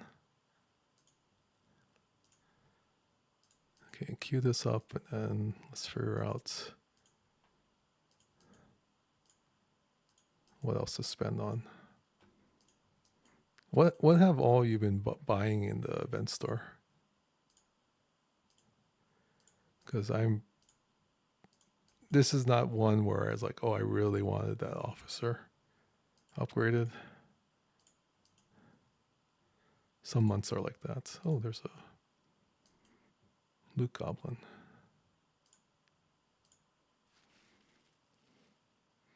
You want a cheeseburger? A really good cheeseburger with the greasy kind your parents would barely afford?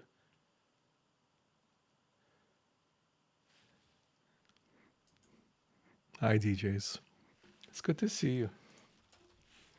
I loved your streams yesterday and their video. And if you don't know Ultimate DJs, I mean, come on, everyone knows DJs. But if not, please follow him as well. But yeah, I hope you're having a good weekend. It seemed like you had a lot of fun last night. Studio B was, or Studio G was pumping. And you have an hour drive home. See, I always find that amazing because like an hour drive for us, without traffic, of course, traffic can be like an hour. You can pretty much go from one side of the island to another. Unless there's traffic, then you can go like 12 miles maybe.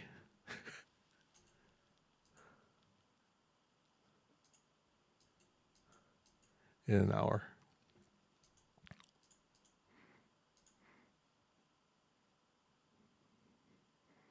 So like a Five Guys cheeseburger? Yeah, I mean, that's good. Unless you have peanut allergies, then that's an issue with Five Guys.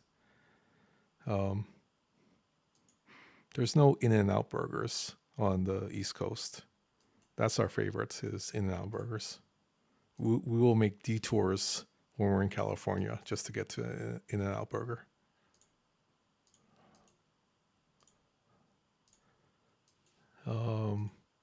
But I'm not sure if there's any like different burger joints on the East Coast. We went to Steak and Shake last time we were in Florida. The milkshakes are really good. And all things, right? We go through the drive-thru, and the guy who served us originally was from Hawaii. Wait, you never had In-N-Out Burger? Next time you go to the West Coast, get an In-N-Out Burger. It's an experience. And they have a secret menu there. So I recommend getting an In-N-Out Burger animal style, because it has like the sauce and everything on there. I think the best thing about In-N-Out Burger is that, of course, they make the fries there. So they have like the potato fry machine, where they just like it's like a crushing a soda can, but with the fry thing. So you put the potato in there, and then they're making the potatoes right in front of the fries, potato fries right in front of you. Yeah, the official menu is very limited, right? So it's like a cheeseburger, a double cheeseburger, a triple cheeseburger. But then the secret menu is kind of what makes it. And of course, the secret menu is not that secret, because you can find it anywhere online. But you gotta try. You gotta try. If you really like cheeseburgers, which I really like cheeseburgers, then In-N-Out Burger is the thing. You know who likes cheeseburgers? Dr. Mom's. Dr. Mom's loves the cheeseburgers. So we go there. She requests us to get the In-N-Out Burger when we're there. They have some in Vegas too, I think. But since you're going to Comic-Con, I'm pretty sure there's an In-N-Out Burger in San Diego. There's got to be In-N-Out Burgers in San Diego. Please try one when you go out there. I think you'll enjoy it. They have good shakes as well, but really it's the fries and the burgers. And we usually go through the drive-thru. You can eat there as well. We take the food back to the kids at the hotel if we go.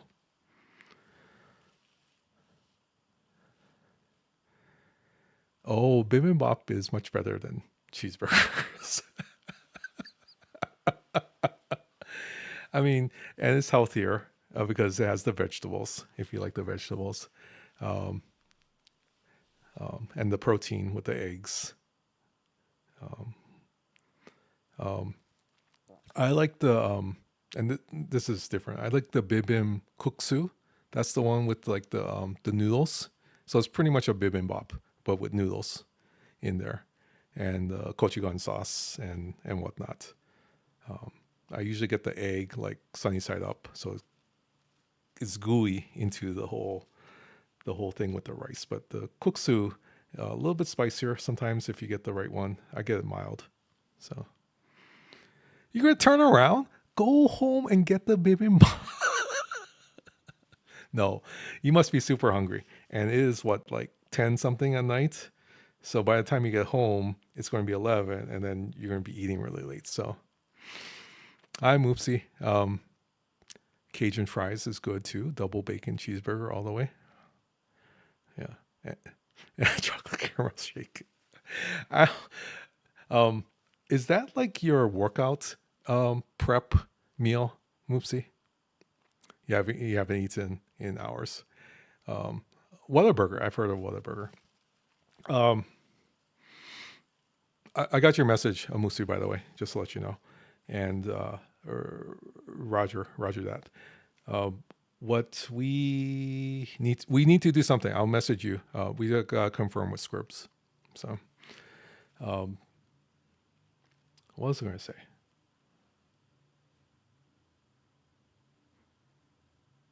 Yeah, bacon double cheeseburger sounds good. Oh, we bought bagels. Moopsie, we bought bagels, and we have some steak and some cheese and some eggs. So guess what I'm having tomorrow morning?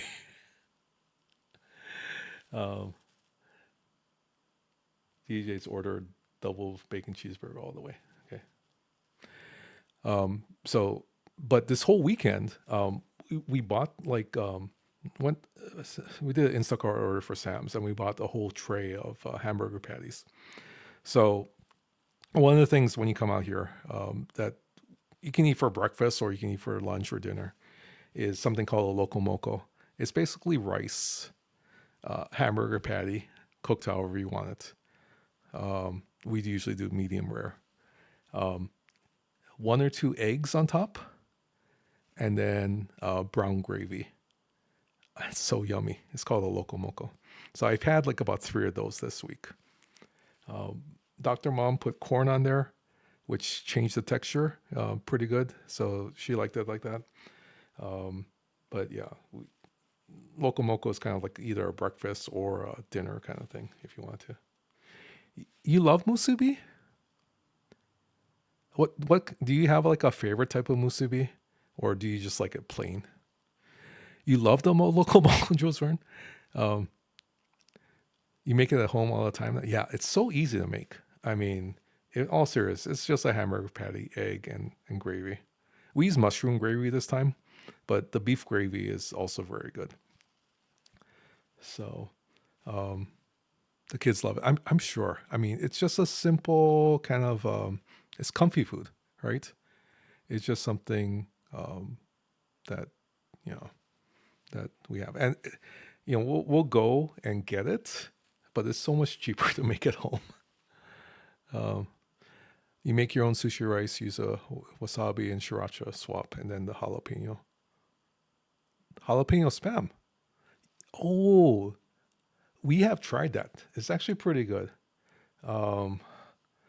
There's a bacon spam and jalapeno spam. So, Moopsy's talking about musubis, and it's a big thing here is spam musubis. It's basically like rice, the nori, which is a seaweed, and then the spam kind of sliced thin and cooked. We like to cook it crispy, but some people just like it cooked. There might be like a soy sugar sauce sometimes, but basically we cook it in soy sauce and whatnot. It's very delicious and yummy. And that's something also that we try to make at home. Like brother, we have a spam slicer, so he'll slice the spam in the spam slicer, which is much easier than cutting it. And then he'll make, I think what he did, actually, now that I think about it, the last week of school, he made for all of his senior friends because they were graduating and he wanted to do something special for them. So he made spam musubis for all of his friends who were seniors, and then some of his friends in 10th grade as well. But he made it kind of as a going away kind of thing for them the last week of school that they were there. So you slice it super thin. You saute in butter and extra butter. Yeah, I can see that. That actually sounds really good as well. Yeah, a brother is a chef in the family. He cooks way more than I do. Like last night, he took like some pork bones and threw in some vegetables and herbs, and then made his own like broth, like pork broth. And he was like, I just want to make it, but I'm not sure what I'm gonna use it for. I said, well, you could use it for like ramen. We call it saimen here, but like ramen noodles, and you could use the pork broth for that. I am going to steal some because what we're going to do tonight is we're going to make mabu tofu, which is basically, it's more like a Chinese kind of thing. It's kind of a spicy sauce with ground beef. So we're using some of the hamburger patties that we didn't finish up for the loco moco. Tofu, cut in cubes. And then we got the store-bought mabu tofu sauce. And we're just going to cook it up and put it over rice. So that would be the thing that we eat for dinner. So I have to make that in, what time is it? It's like 4 o'clock, 4:30. Okay, maybe in like an hour I'll make dinner. But the rice is cooked already, so that's taken care of. We just gotta the beef is cooked, so we just gotta put everything together and cook it over the stove. Basically heat it up. I don't think it takes a lot to cook. You buy the fancy ketchup. You like the spicy ketchup? Yeah, it's almost funny because I know that for our friends on the East Coast, and of course our UK friends have already departed and gone to sleep. but it's still afternoon for us. It's still there's a lot of stuff to do. I gotta do the laundry. I gotta do the laundry. All my shirts for this week. I gotta wash. We washed the pants last night.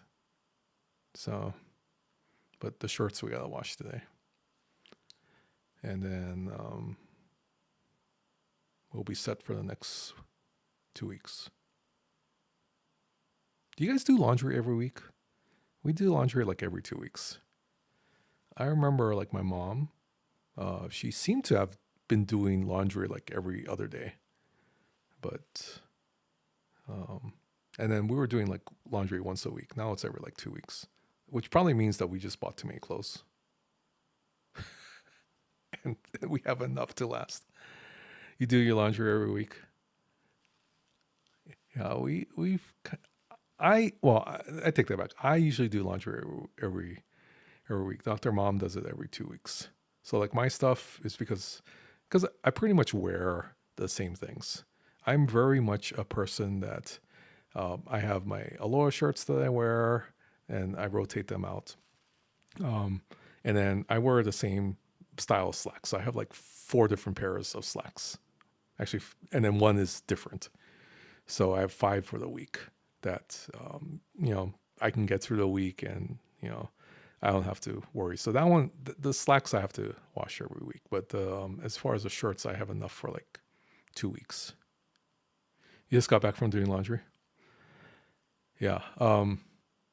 So as far as actually doing laundry,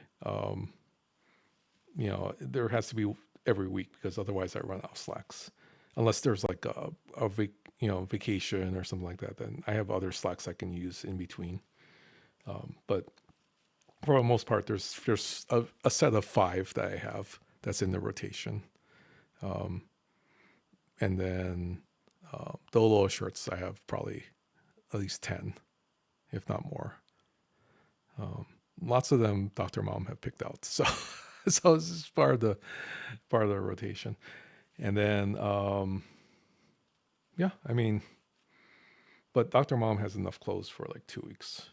So that's why I think she does laundry every 2 weeks. I do slacks every week and then, everything else every 2 weeks. Are you the only one who wears pants 2 days in a row? No, you're not. I'll admit. Sometimes it's just easier to do that. That's why all the pants are the same color. It's all black. They're all black slacks, and that just makes it easier. I don't have to take my wallet out. It stays in the pants. Don't have to take the belt and everything else, and it's taken care of. So, right? I mean, it's just easier. It's the Steve Jobs wears the same outfit every single day. I just don't wear black turtlenecks every day. I wear slacks every day. That's black. So, not in a row, but I'll wear 2 to 3 times before washing. They're not meant to be washed a lot. Yeah. You have the exact same color jeans. Yeah, that makes sense, right? Because then it's just like that's how it is. Like it's the same thing. You don't have to worry about matching. Now, that was the thing. I used to have like blue slacks and gray slacks and black slacks. And it's like, I got to match things. It's like in the morning, okay, this is how it is. I technically don't function until like 10 o'clock in the morning. I don't function well. So I try to tell people, don't schedule meetings with me first thing in the morning because I am not woken up yet. I am just like here physically. I am trying to drink my coffee. But as far as making decisions or try to actually have a conversation that makes any sense, probably not going to happen until 10 o'clock in the morning. So to figure out clothes in the morning and to match them up, that's almost impossible. So it's like, I know the shirt matches with black pants, perfectly fine. And don't have to worry about anything, don't have to think. Get my stuff, grab my coffee, head out the door. And we're fine.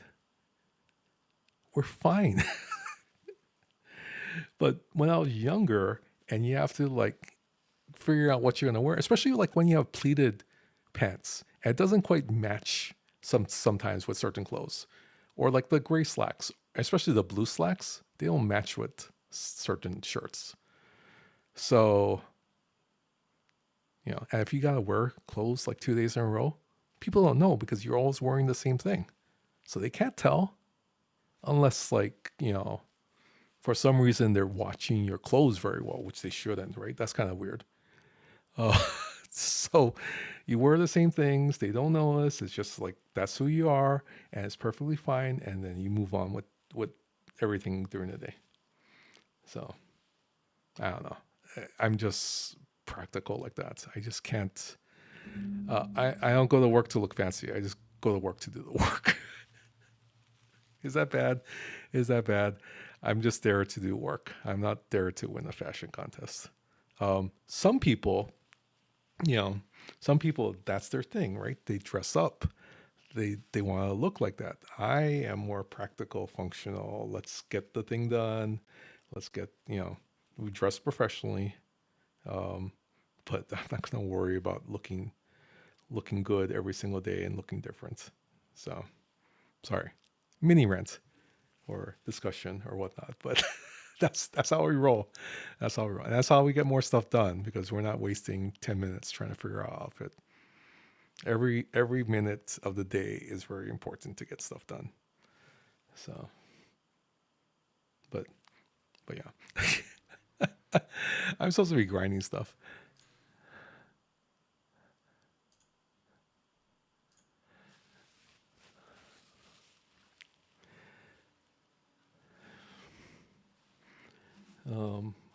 Let's do.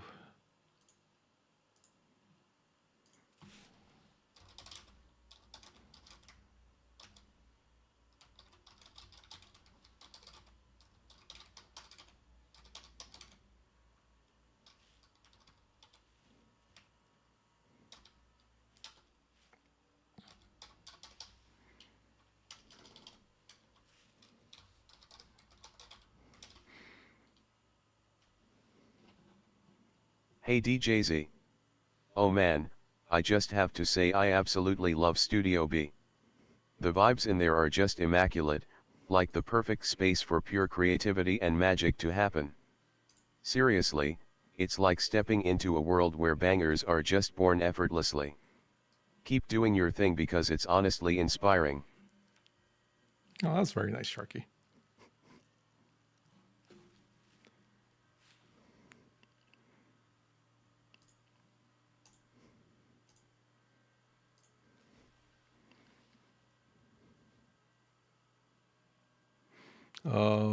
Dustin says, how do you manage any emergency or a troubled teenager at 9:05? Well, when I was a principal, I'm a recovering school principal. If you need to take action, then the adrenaline hits and you're good to go. so that's that. But really, I don't function very well in the morning. Plus, I was younger. I think that's part of age. I am a recovering high school principal, I like to say. But I could do so many different things when I was in my 30s or my 20s, actually. Now it's kind of like, gotta warm up the diesel engine before you take off. So, being a school principal is, I like to say it's a young person's game, because it really is. There's a lot of running around. There's a lot of crisis response. It's very, very much difficult work. So I'm very glad to hand it off to other people that can do it. But yeah, I mean, like anything else, right? If there's an emergency situation, you can deal with it. Oh, you did miss a TTS. I don't know if I can replay it.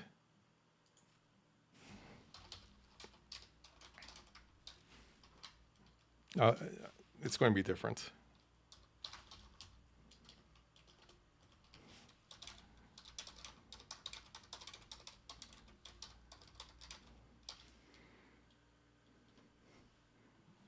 Hey DJ. Oh my gosh, I have to tell you I absolutely love Studio B. It's just such an awesome space, the energy in there is unreal. You've really created something special with it. Keep rocking it, you're absolutely killing it.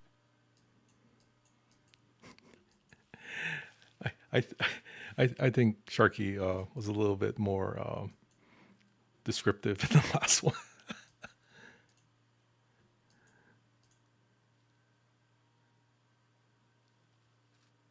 Studio G is awesome, for sure. That's Sharky. He's we have commands in. So if you're here, hi. No, Scribbler, you are not the dumbest person in the world. You're very, very smart. You're very, very smart. So there's commands in the chat where it's I sent that one, DJs, but if you do exclamation point Sharky and then you ask them a question or do something, you can have Sharky say stuff. So I just told Sharky to thank you for Studio B.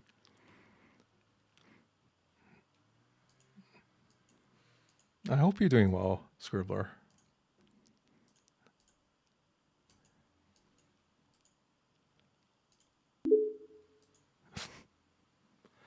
Studio B is terrible, but Studio B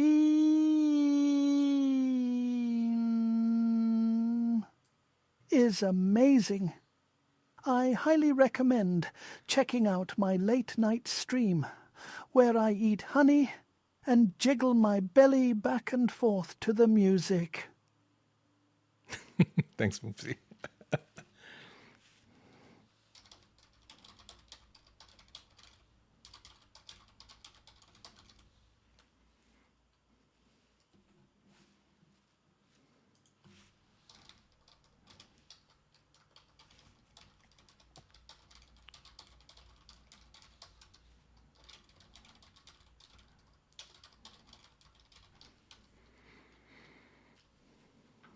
Hey Scribbler.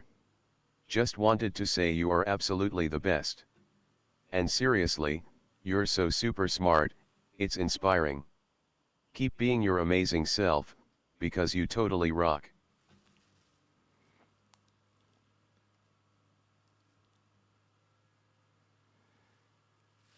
Yeah, we gotta get Avatar with just Pooh rocking out.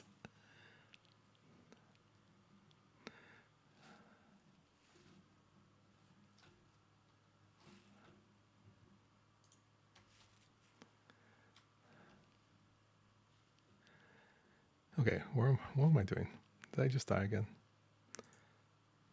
I think it locked up because we're stuck in warp again.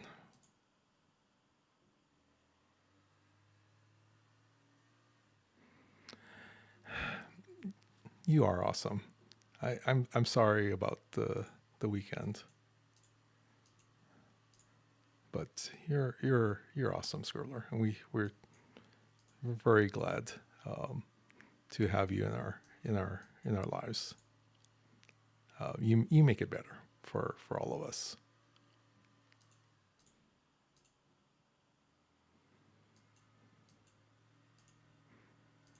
And you are awesome. See? You're awesome. Everyone thinks you're awesome. Moopsy thinks you're awesome. DJs thinks you're awesome. Everybody. Okay, I'm gonna restart the game because the game is not responding. Let's start over.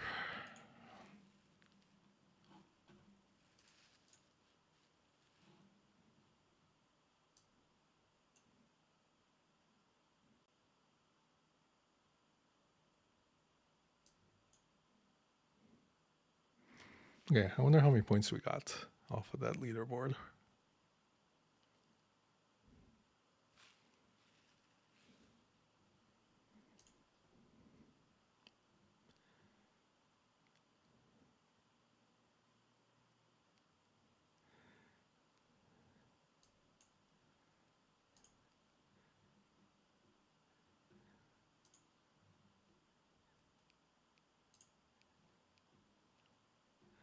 Oh, maybe I said too much.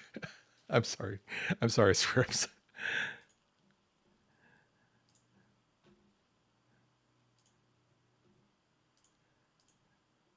Just ignore. I said I said that.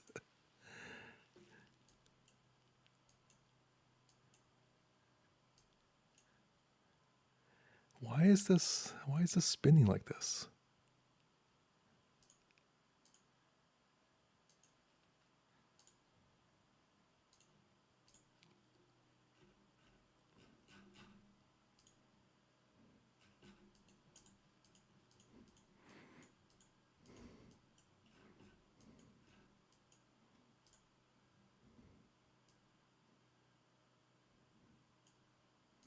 Okay, it died because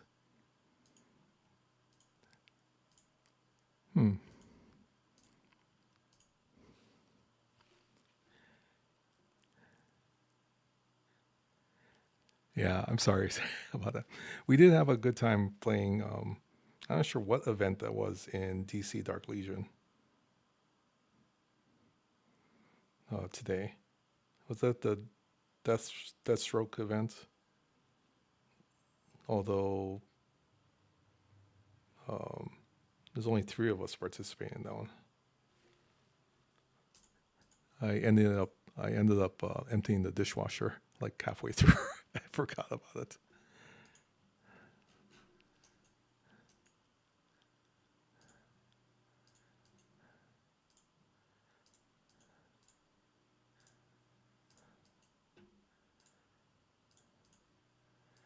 They are still cutting the grass next door. It's been like 2 hours cutting the grass.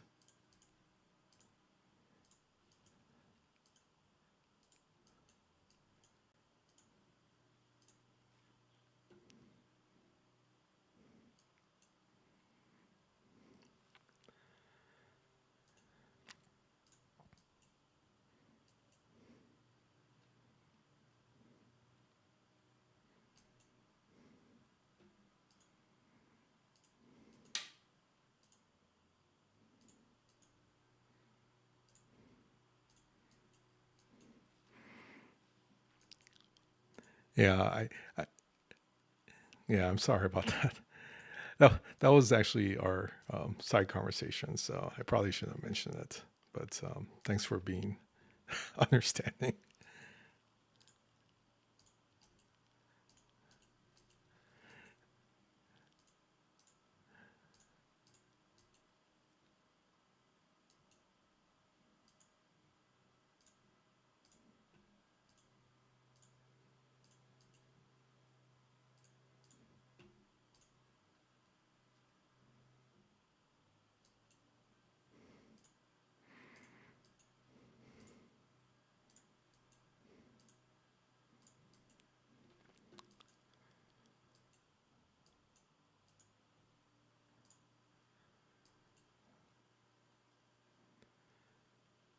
DA says they honored them for about 6 months.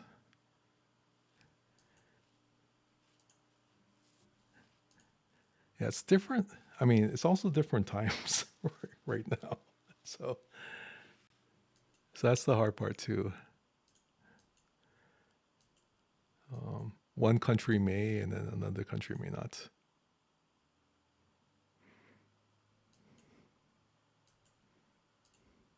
Oh, Delta wouldn't accept it.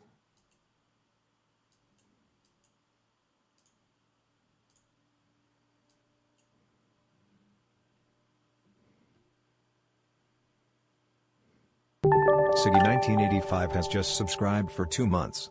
Mahalo for your support. Hey, Siggy, thank you for resubbing. I do appreciate it. Hope you are well today and enjoying the last few hours of the Wrath of Konark. But appreciate you subbing.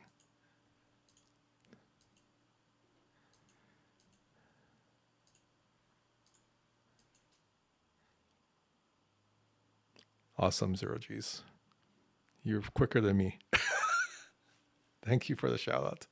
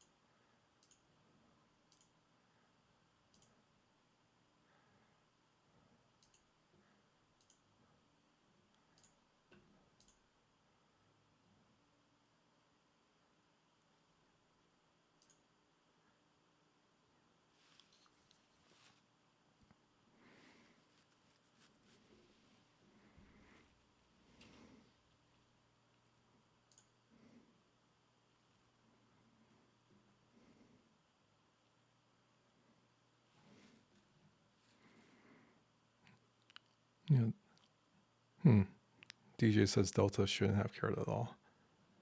Yeah, I don't know how that works anymore.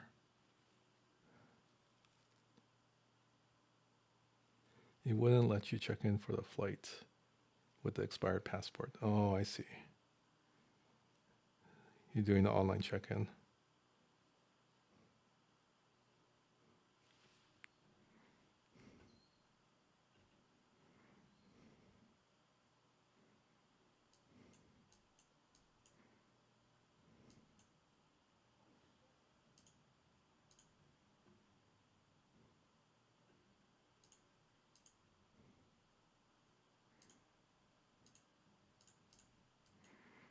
Oh, did it lock up again? It did lock up again. Okay, we'll do this one more time.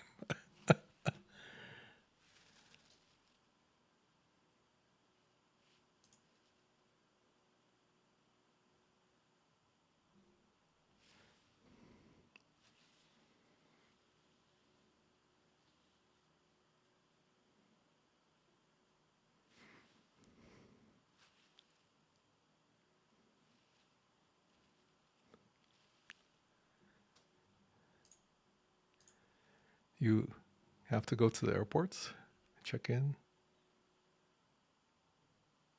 Not that you, not that you would know anything about that. Well,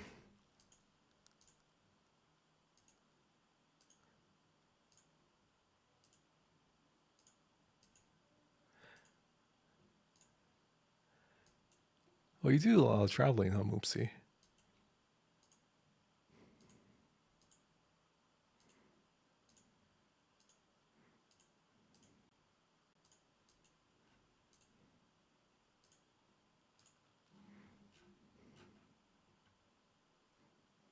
You had to fly once when you lost your wallet? Oh, that's crazy. Sorry you lost your wallet. That is a fear of mine. Losing a passport or losing my wallet when I travel.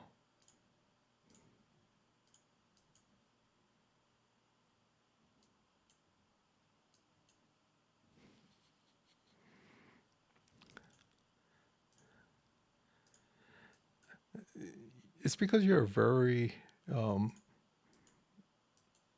guess, very much an international man of mystery. That's probably what it is.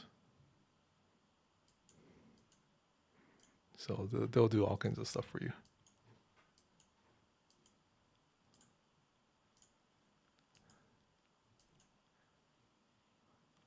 Thanks for the alert, cars, DJ.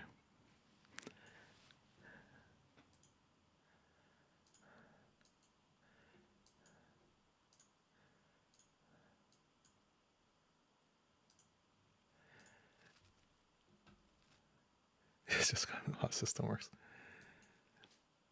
Aren't you like super secret, like covert ops, or used to be, or still are maybe, because you can't tell us?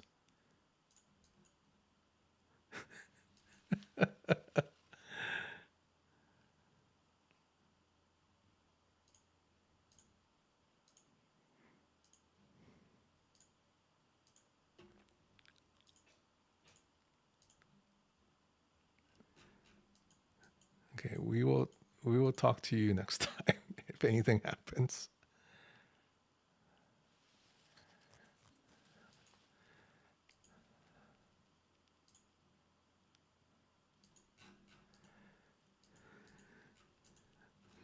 Okay. Let's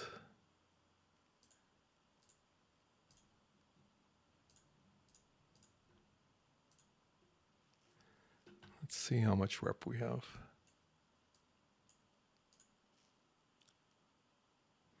Okay, we're in the top 10. Top 5 is 35 million.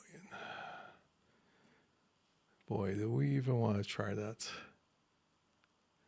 It's most of our Alliance members too.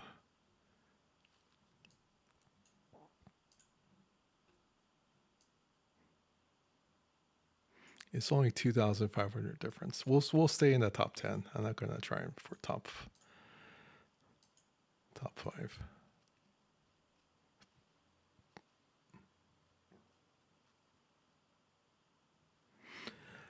Oh, this is perfect, Jules. I know. I just made Superior last night. So if you have a secret, lay it on us because we love that kind of stuff. I've done the first one, I guess, but I haven't done any of them else. What's the secret, Jules Verne?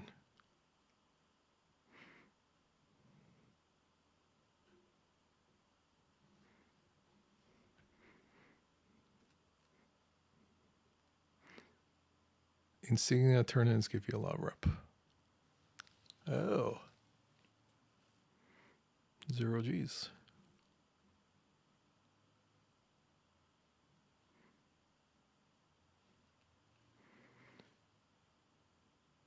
Okay. Let's look at the Augment Faction store according to Jules Verne.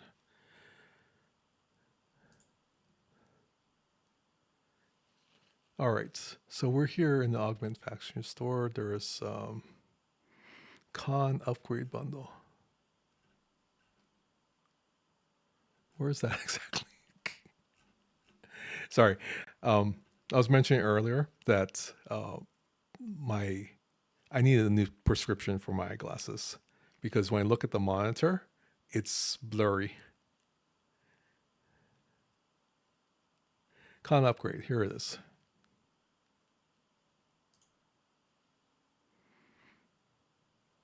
All right.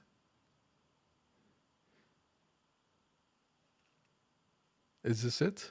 The augment points?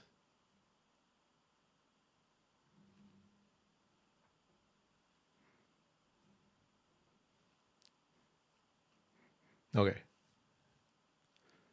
Yeah, we only did like one today, so we have to do a lot more. But I'm guessing that once you turn in a whole bunch of them, because there's a slider, let's say you turn in 50 of them, which is only 12,000. 50 times 50,000 is a whole lot. What is that, 2 million?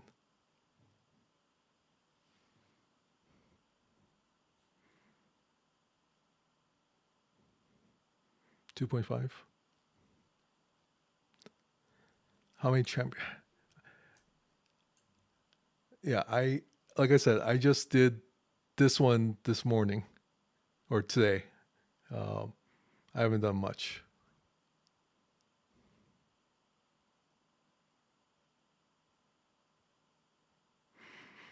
Zero G says it can run 27. Should get on that that yourself. Let's see, where's my champion trophies? Wait, did I want to push that? I didn't want to push that. Oh well, that's okay. I have 157,000 of the Champions Trophy. You can't see it on screen, but it's behind the logo. 157,000. Is that a lot? I have no idea. Is that a lot or is it like normal?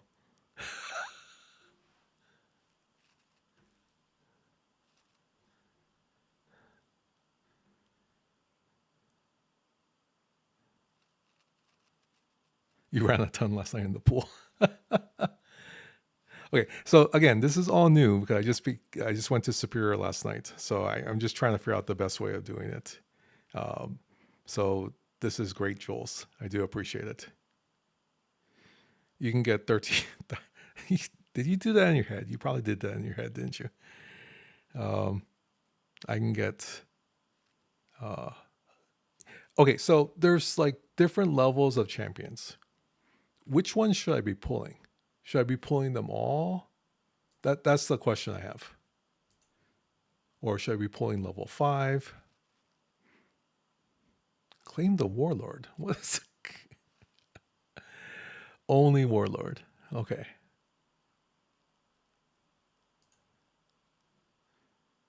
That's Nightmare. Right, that's 5. This is Warlord. Okay, so 4. Just claim 4. Again, I'm sorry. Okay. See, I'm in my gaming chair, which has a recliner. And this is why Sharky is very important. Because I can recline in the chair. I'm gonna have to sit up and actually look at it because I can't see the thing. Okay, so Warlord is here. So just claim the Warlord once. Okay. I can do that.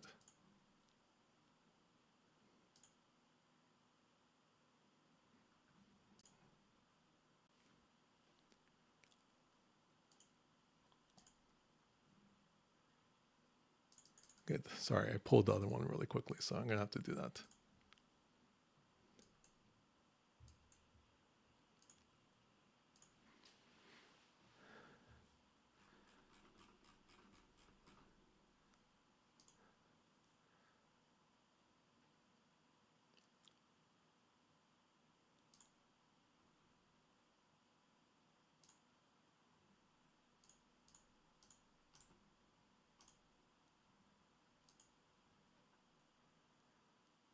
Okay, so that's 4,000. Of course, the other one's like 1,000, right?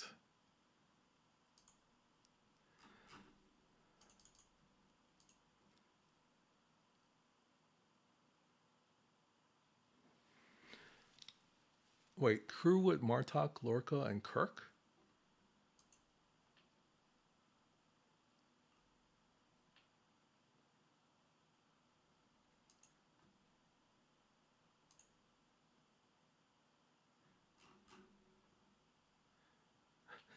Sorry, I have a PvP crew on there. Oh yeah. I'm just being lazy. I didn't switch out the crew. Okay, so Martok, Lorca, and Kirk. Okay.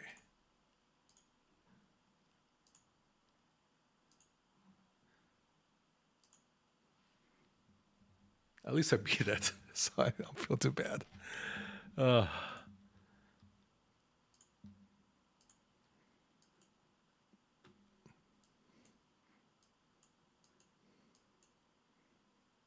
So Martok as captain.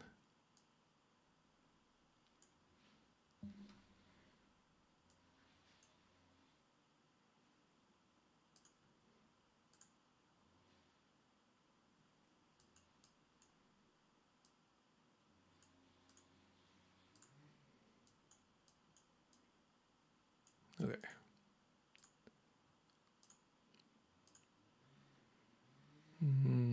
Who should I put on?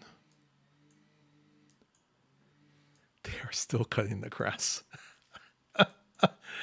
Okay, make sure to claim your mission rewards before attempting to purchase another mission in the faction store. If you deviate, there is a bug that will get you stuck until CS fixes for you. Okay, so I claimed it, right? I claimed the mission rewards already? Or no? Okay.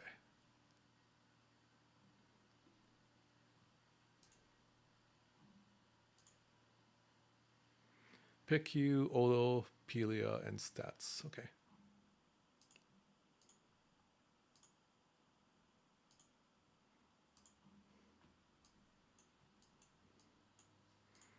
I'm going to save this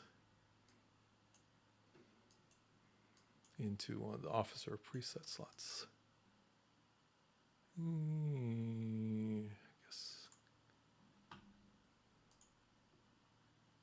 Okay. Because we just got a new one. Okay.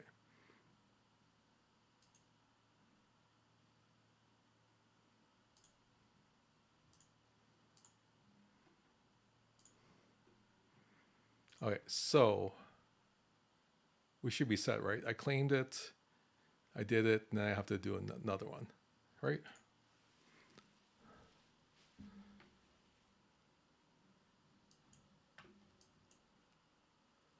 So just the Warlord.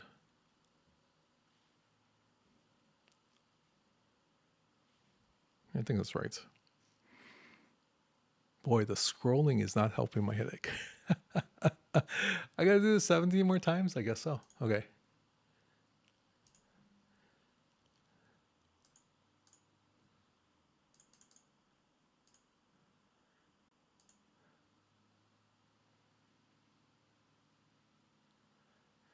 Okay, let's see how good this crew is, because I barely made it last time.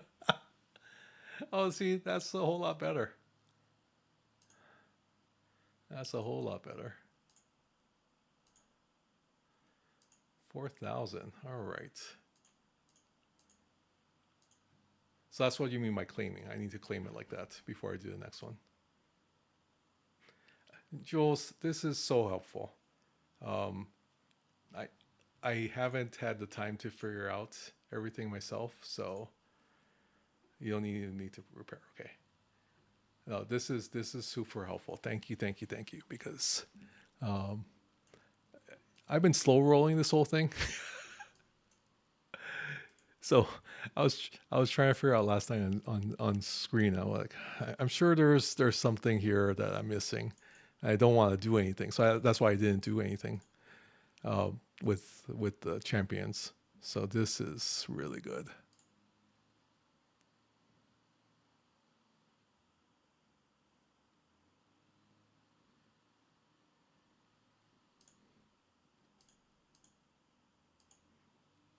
Okay, that's 2. Let me send out my Reliant so I can get some more of the Champions trophies.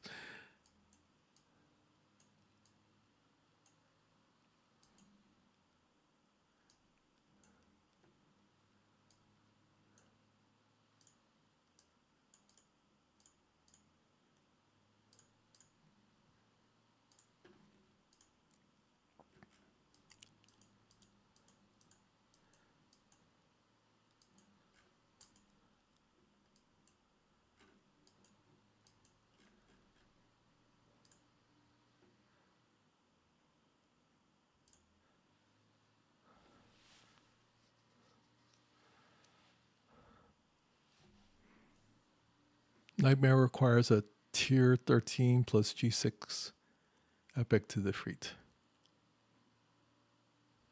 Oh.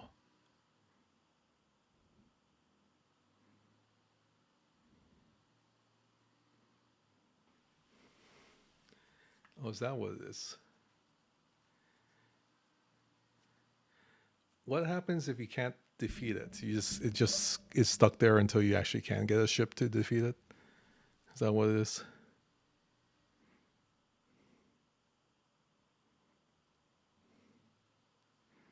You have a tier 11 G6 epic and not even close to defeating the nightmare level. Oh, okay. Okay. When did you go to 70? Just curious.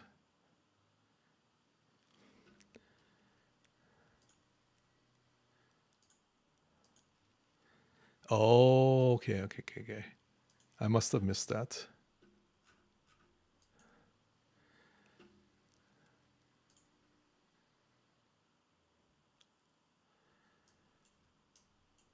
Yeah,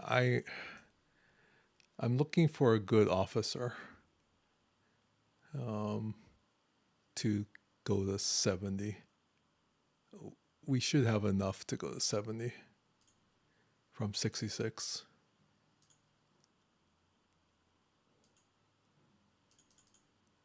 But you're right, DJ. This is a really good design. It's something, but it's still simple.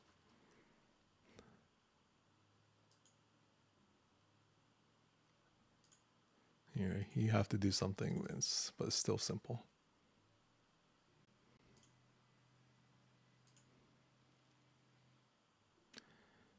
Yeah, I've been at 66 for almost a year. And it's because of arenas. I mean, I've just been stuck here so I can do well in arenas. But it's time to move up. I've just been waiting for the right officer.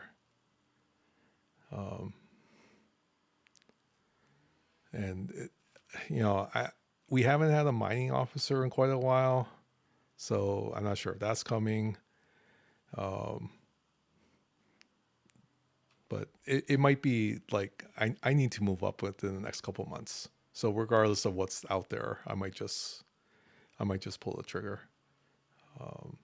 The favors was mentioning earlier in the stream was the favors that have come up with the MJ_hat is now following. Welcome to the ʻOhana. Thank you, MJ Hat, for the follow. Appreciate it.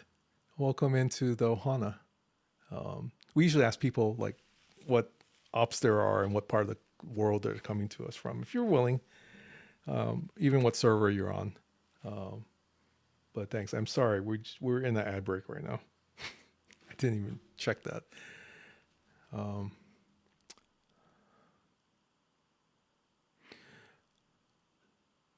But thanks for following. Lord 17 said, "I'm just making the jump into 40. I hear it's a new game from the 30s." Yeah, it's kind of a new game. There's all kinds of different things you can do, especially with the specialty ships. So, Ops 53, server 36. Oh, welcome in. Thanks for joining us. We're just Jules is giving like a master class again on champion trophies and insignia.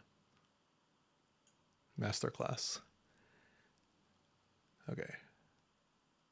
Yeah, but the favors with the Sigma Station Reserve, we've maxed it out. That's 350, which is huge. Ship parts is at 35. I'm sorry, 35. 3 out of 5. So the strategy that we use with ships since the jelly loop from G4 is real simple. We try to max out the efficiencies for parts and for resources, and we try to balance the whole material spend, because once we get into G7, if we don't max out the efficiencies on the ship parts, it'll allow us to do the spend events for materials, for the leaderboard, or also just for the SMS for officers. So we try to hold back on material efficiencies. We sometimes have to do them because they're, especially with the research, you have to unlock them to get the ship parts efficiency or the resource efficiencies. But for that, we won't max out the materials efficiencies. We will do that probably for the station, because station is limited, right? You're going to go up from here to 70, and it's kind of limited. Who knows what the efficiencies will be for G7? But as far as parts and ship parts and resources, maxed out. Materials, it's kind of in between. And that's why we're able to do well with going from G5 through G5 with events, the SMSs, and then also for G6. That's why we can get the officers. Maybe not compete in the leaderboards as much as we were in G4, but we can still, every week or every month, I guess, we can get some shards for the officers, because we're using ships to upgrade and not maxing out their efficiencies for materials. You know, so I heard people were like doing 8 ships for material spend. We only use like 2 because our efficiencies aren't very high for materials. It's just we've been doing that since Jelly. We actually held back on Jelly just so it's kind of like just enough to scrap it, but not get too much material efficiencies out of it, and just keep the thing so we could upgrade it. That's how we won a lot of leaderboards in G4 land. And then we just kind of kept that same model where we're not maxing the efficiencies for ship materials.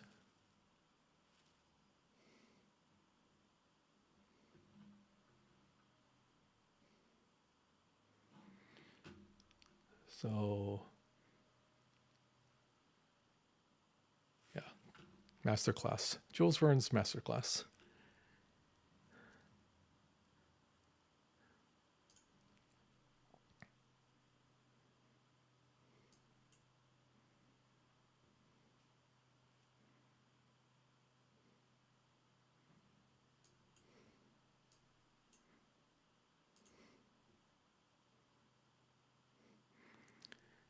Strange Tamer said, went to Ops 56 today and built a T7 Sanctus. Oh, and a T11 Cube. What a difference. Yeah, it's a huge difference, right? Once you get that rare ship, especially the Sanctus. The Sanctus is really good, I think. But it does help you get your board cube up. And it's a big difference from the uncommons. The uncommons are a little squishy for G5. We skipped the uncommons. We went straight from the epics, G4 epics to we skipped the rares too. Now that I think about it, we went straight from the G4 epic to the G5 epic. So no issues with the G5 soloists. Oh, awesome! Yeah, that's. I'm sure the Sanctus helps. Yeah, and I agree with Zero G's. We're very thankful to Jules Verne for all of his information.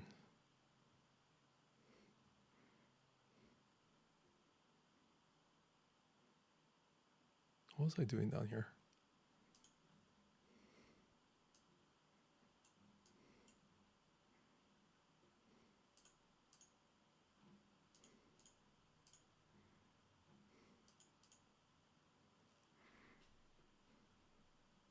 Okay, I don't know how we've done. Is that 4? Have we even done 4 of these?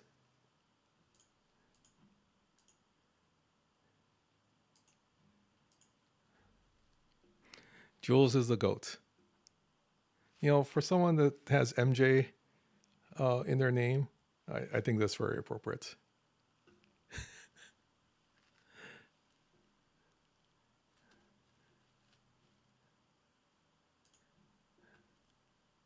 Did you guys hear this whole conversation about ring culture from LeBron James? I'm not sure if you have. I think he mentioned on his podcast that there's this whole thing around ring culture and it wasn't necessarily healthy and everything else. And I have opinions on that. I mean, I can see, well, maybe I shouldn't say too much, but, you know, he has 4 rings. Kobe has 5. Steph Curry has 4. Magic Johnson has 5. Kareem Abdul-Jabbar has 6. Does he have 6? I can't remember. So, thank you, DJs. So I don't know.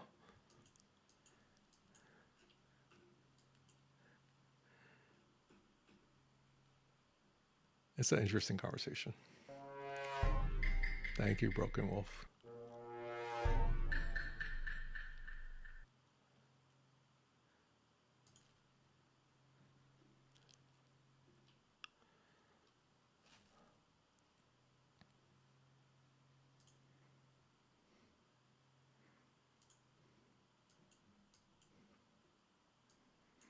Hi, Laura Scaron.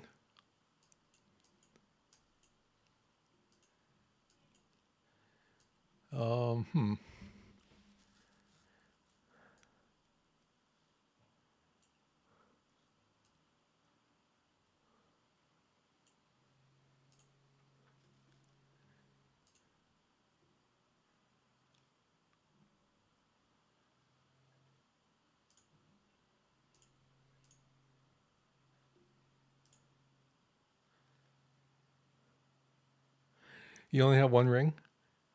That's 1 ring more than most of us.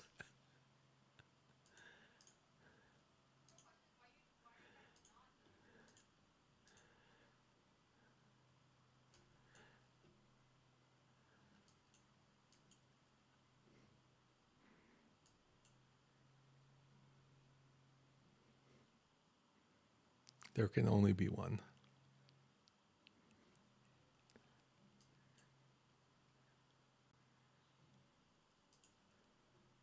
No, I mean, it's no surprise. I grew up when Michael Jordan was playing. You know, I mean, playing at some of the highest levels we've ever seen in the history of sports. And he did win 6 rings, 3 back to back twice. Never lost in the finals.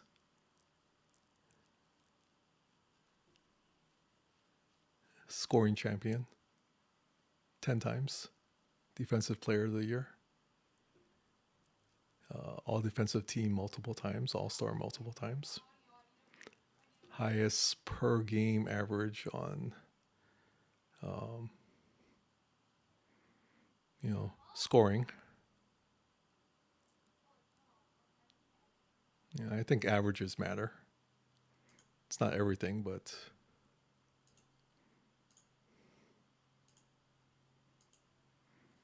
I think winning rings and doing well individually is important for the GOAT debate. So, yeah, I heard Kevin Durant is heading to Houston. The funniest thing I saw is that at one time or another, over the course of the last 10 years or so, all of the Oklahoma City stars, James Harden, Russell Westbrook, Kevin Durant, have ended up in Houston. So I thought it was pretty funny. Not at the same time, of course, all of them, but Oklahoma City, when they went to the finals, had a really good team. Just didn't know how to utilize all that offensive firepower. And then, of course, traded James Harden to Houston. But the fact remains that it is pretty exciting that they have now one of the greatest scorers of all time. Pretty good defensive player as well. They did give up 2 wing players for Durant, guards. So it'll be interesting to see who they put into the starting lineup. I'm not a big Dylan Brooks fan in terms of how he plays, but he's a good player. They have a young prospect now in Phoenix that could probably help them out, although kind of disappeared in the playoffs last year. So Jalen Green is good, but not clutch. And he could be. I mean, it could just be that they're very young. This Houston team was like one of the youngest teams, and they finished at the 2 seed. So having a veteran presence, I think, is important because, Durant knows how to win championships. He's been there. I think that their efficiencies were really low. So when you look at their true shooting percentage of their top 2 players, it could be a whole lot better. So they can become more efficient with Durant in the lineup. Green wasn't as efficient. So it wasn't just being clutch. It's just the efficiencies, even though he scored very well and seemed like they were doing well. When you look at the efficiencies of the true shooting percentage was kind of, just average. And that's hard when you have your number one option being just average. You really need them to be more potent than that. So Durant can bring that. And he can be the undisputed leader of the team, which sometimes he doesn't want to be. But I think in this case, there's such a big gap in terms of the experience level that he can help out a lot. So it'll be very cool to see how they do it. They have a very good coach, and just say coaching person. Personal life is a little different, it seems. But as far as a coach, he knows his X's and O's. Is very good as a general manager as well. So obviously he probably had some input in getting Durant there. It's kind of, he has a few more good years. He's seems to be fully recovered from the injuries he had before. Can he make a contribution? Yeah, I think he can make a contribution to their team. Defense, they have some defensive stoppers there in Houston that can really fill in the gaps. It is going to come down to their bench players there are 6 and 7 slots. One of them is going to move up, right? And then there are 8 and 9 slots, the younger rookies. They're really going to have to step up unless they get someone else to come to the team, which is always possible as well. Amin Thompson is really good. Fundamentals are really good. Has a brother too, right? That plays for Detroit. So yeah, I think they can do really well as a as a squad. Yeah, twin brother. Yeah. So both of them I think are really good. They are future stars. You saw a little bit about in the playoffs, and I think that's why they made the playoffs. Sengun, that's the thing, right? I think if he has someone like Durant there, it will actually make his scoring a little bit easier, because when you look at his true shooting percentage too, for someone who's around the rim, you think he'd be a little bit higher, but it's still kind of in the, it's still kind of average for a center. And I think Durant will help him with that as well. I think it was also very good that Golden State did not get him Durant during the trade deadline. Part of it is he just didn't want to be there, but I don't know. He just didn't seem happy when he was in the Bay Area. I don't know what it is. He did really well. I'm very glad that they won championships. I do like Steve Kerr because he was on the Chicago Bulls when Michael Jordan used to play. So I like the coaching. I understand the coaching style, the motion offense, and some of the triangle. But for some reason, when Durant was there, they did a lot more isolation, which is not part of their offense. But he can score from anywhere, that he wants. So that's what they needed to win the championships. I'm glad that he was part of the team, but he just didn't seem to fit or wasn't comfortable or whatnot. What you hope now is that once this domino has fallen, then the next person you have to look at is Ante. I can never say his name.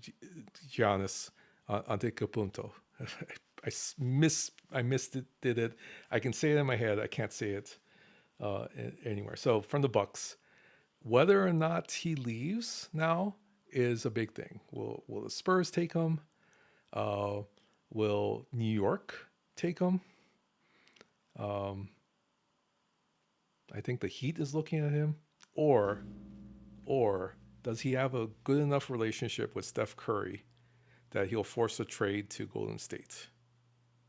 And that, I think, is the biggest question, because supposedly that's a possibility. Like, they are super tight. He was invited to one of their Warriors only parties during the All-Star break last February. Is there enough of relationship there? He's I think he does a lot of stuff with Google, which of course is in the Bay Area as well. Is there enough there to have him move from the Bucks, force a trade, because he would have to force a trade because there's 2 years left on his contract, to get to Golden State? I think that would be an awesome destination for him. I think if they can somehow figure out a way to trade Kuminga, who hasn't really done well at Golden State, and move him in a package. And if you got to throw in Podemski and some of the other players as well to make the numbers work, Buddy Hield and everything else for Antetokounmpo, then can you imagine? Even if they can figure out a way to pull it off, have Butler there, have Steph Curry, have Green and Giannis, then they could win it all. I'm not sure if that's possible, but it's a dream. It's a hope in Golden State. So they're talking about Rockets for him too. You would have to give up too much, yes. They're talking about, of all things, Oklahoma City also for Giannis. I keep on saying Giannis, but it's Giannis. He didn't like how management... that's what they said.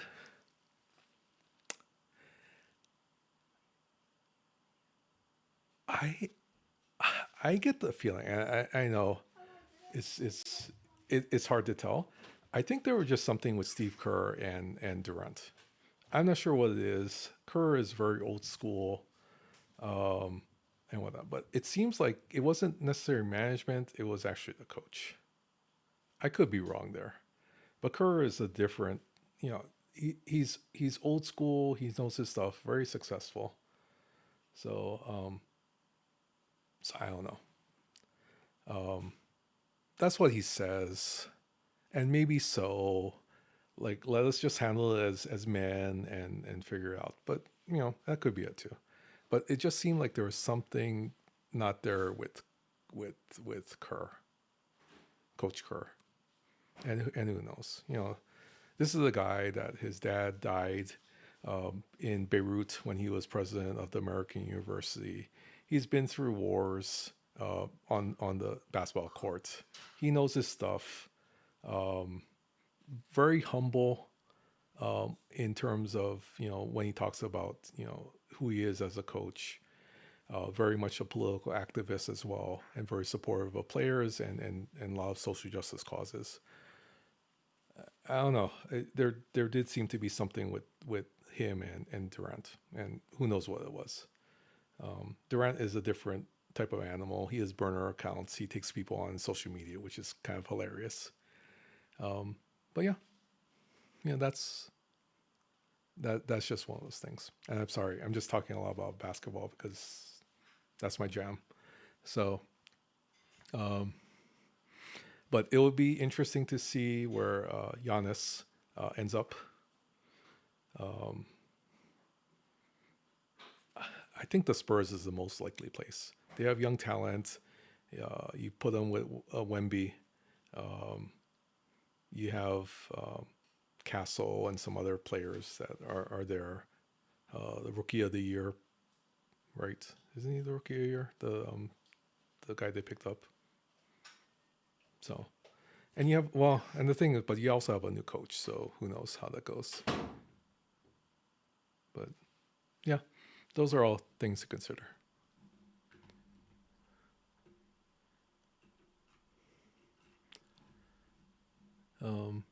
I apologize. I'm not even paying attention to the game right now. Where are we with this? Oh, I can claim this as well.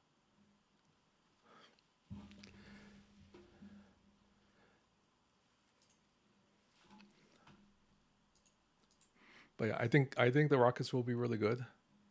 I think Oklahoma City will be very good again next year, whether they win or not.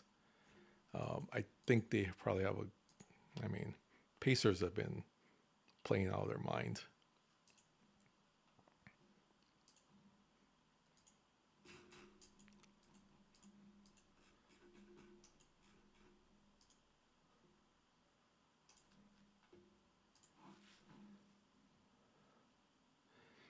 Okay, well, I think it's time to make dinner. We're going to make some, again, mapo tofu. So I have to get all that stuff ready. But thanks for hanging out. I see our friend Ava Damasco is on, playing Star Trek Fleet Command. Very special music teacher. And so we want to raid into her, I think.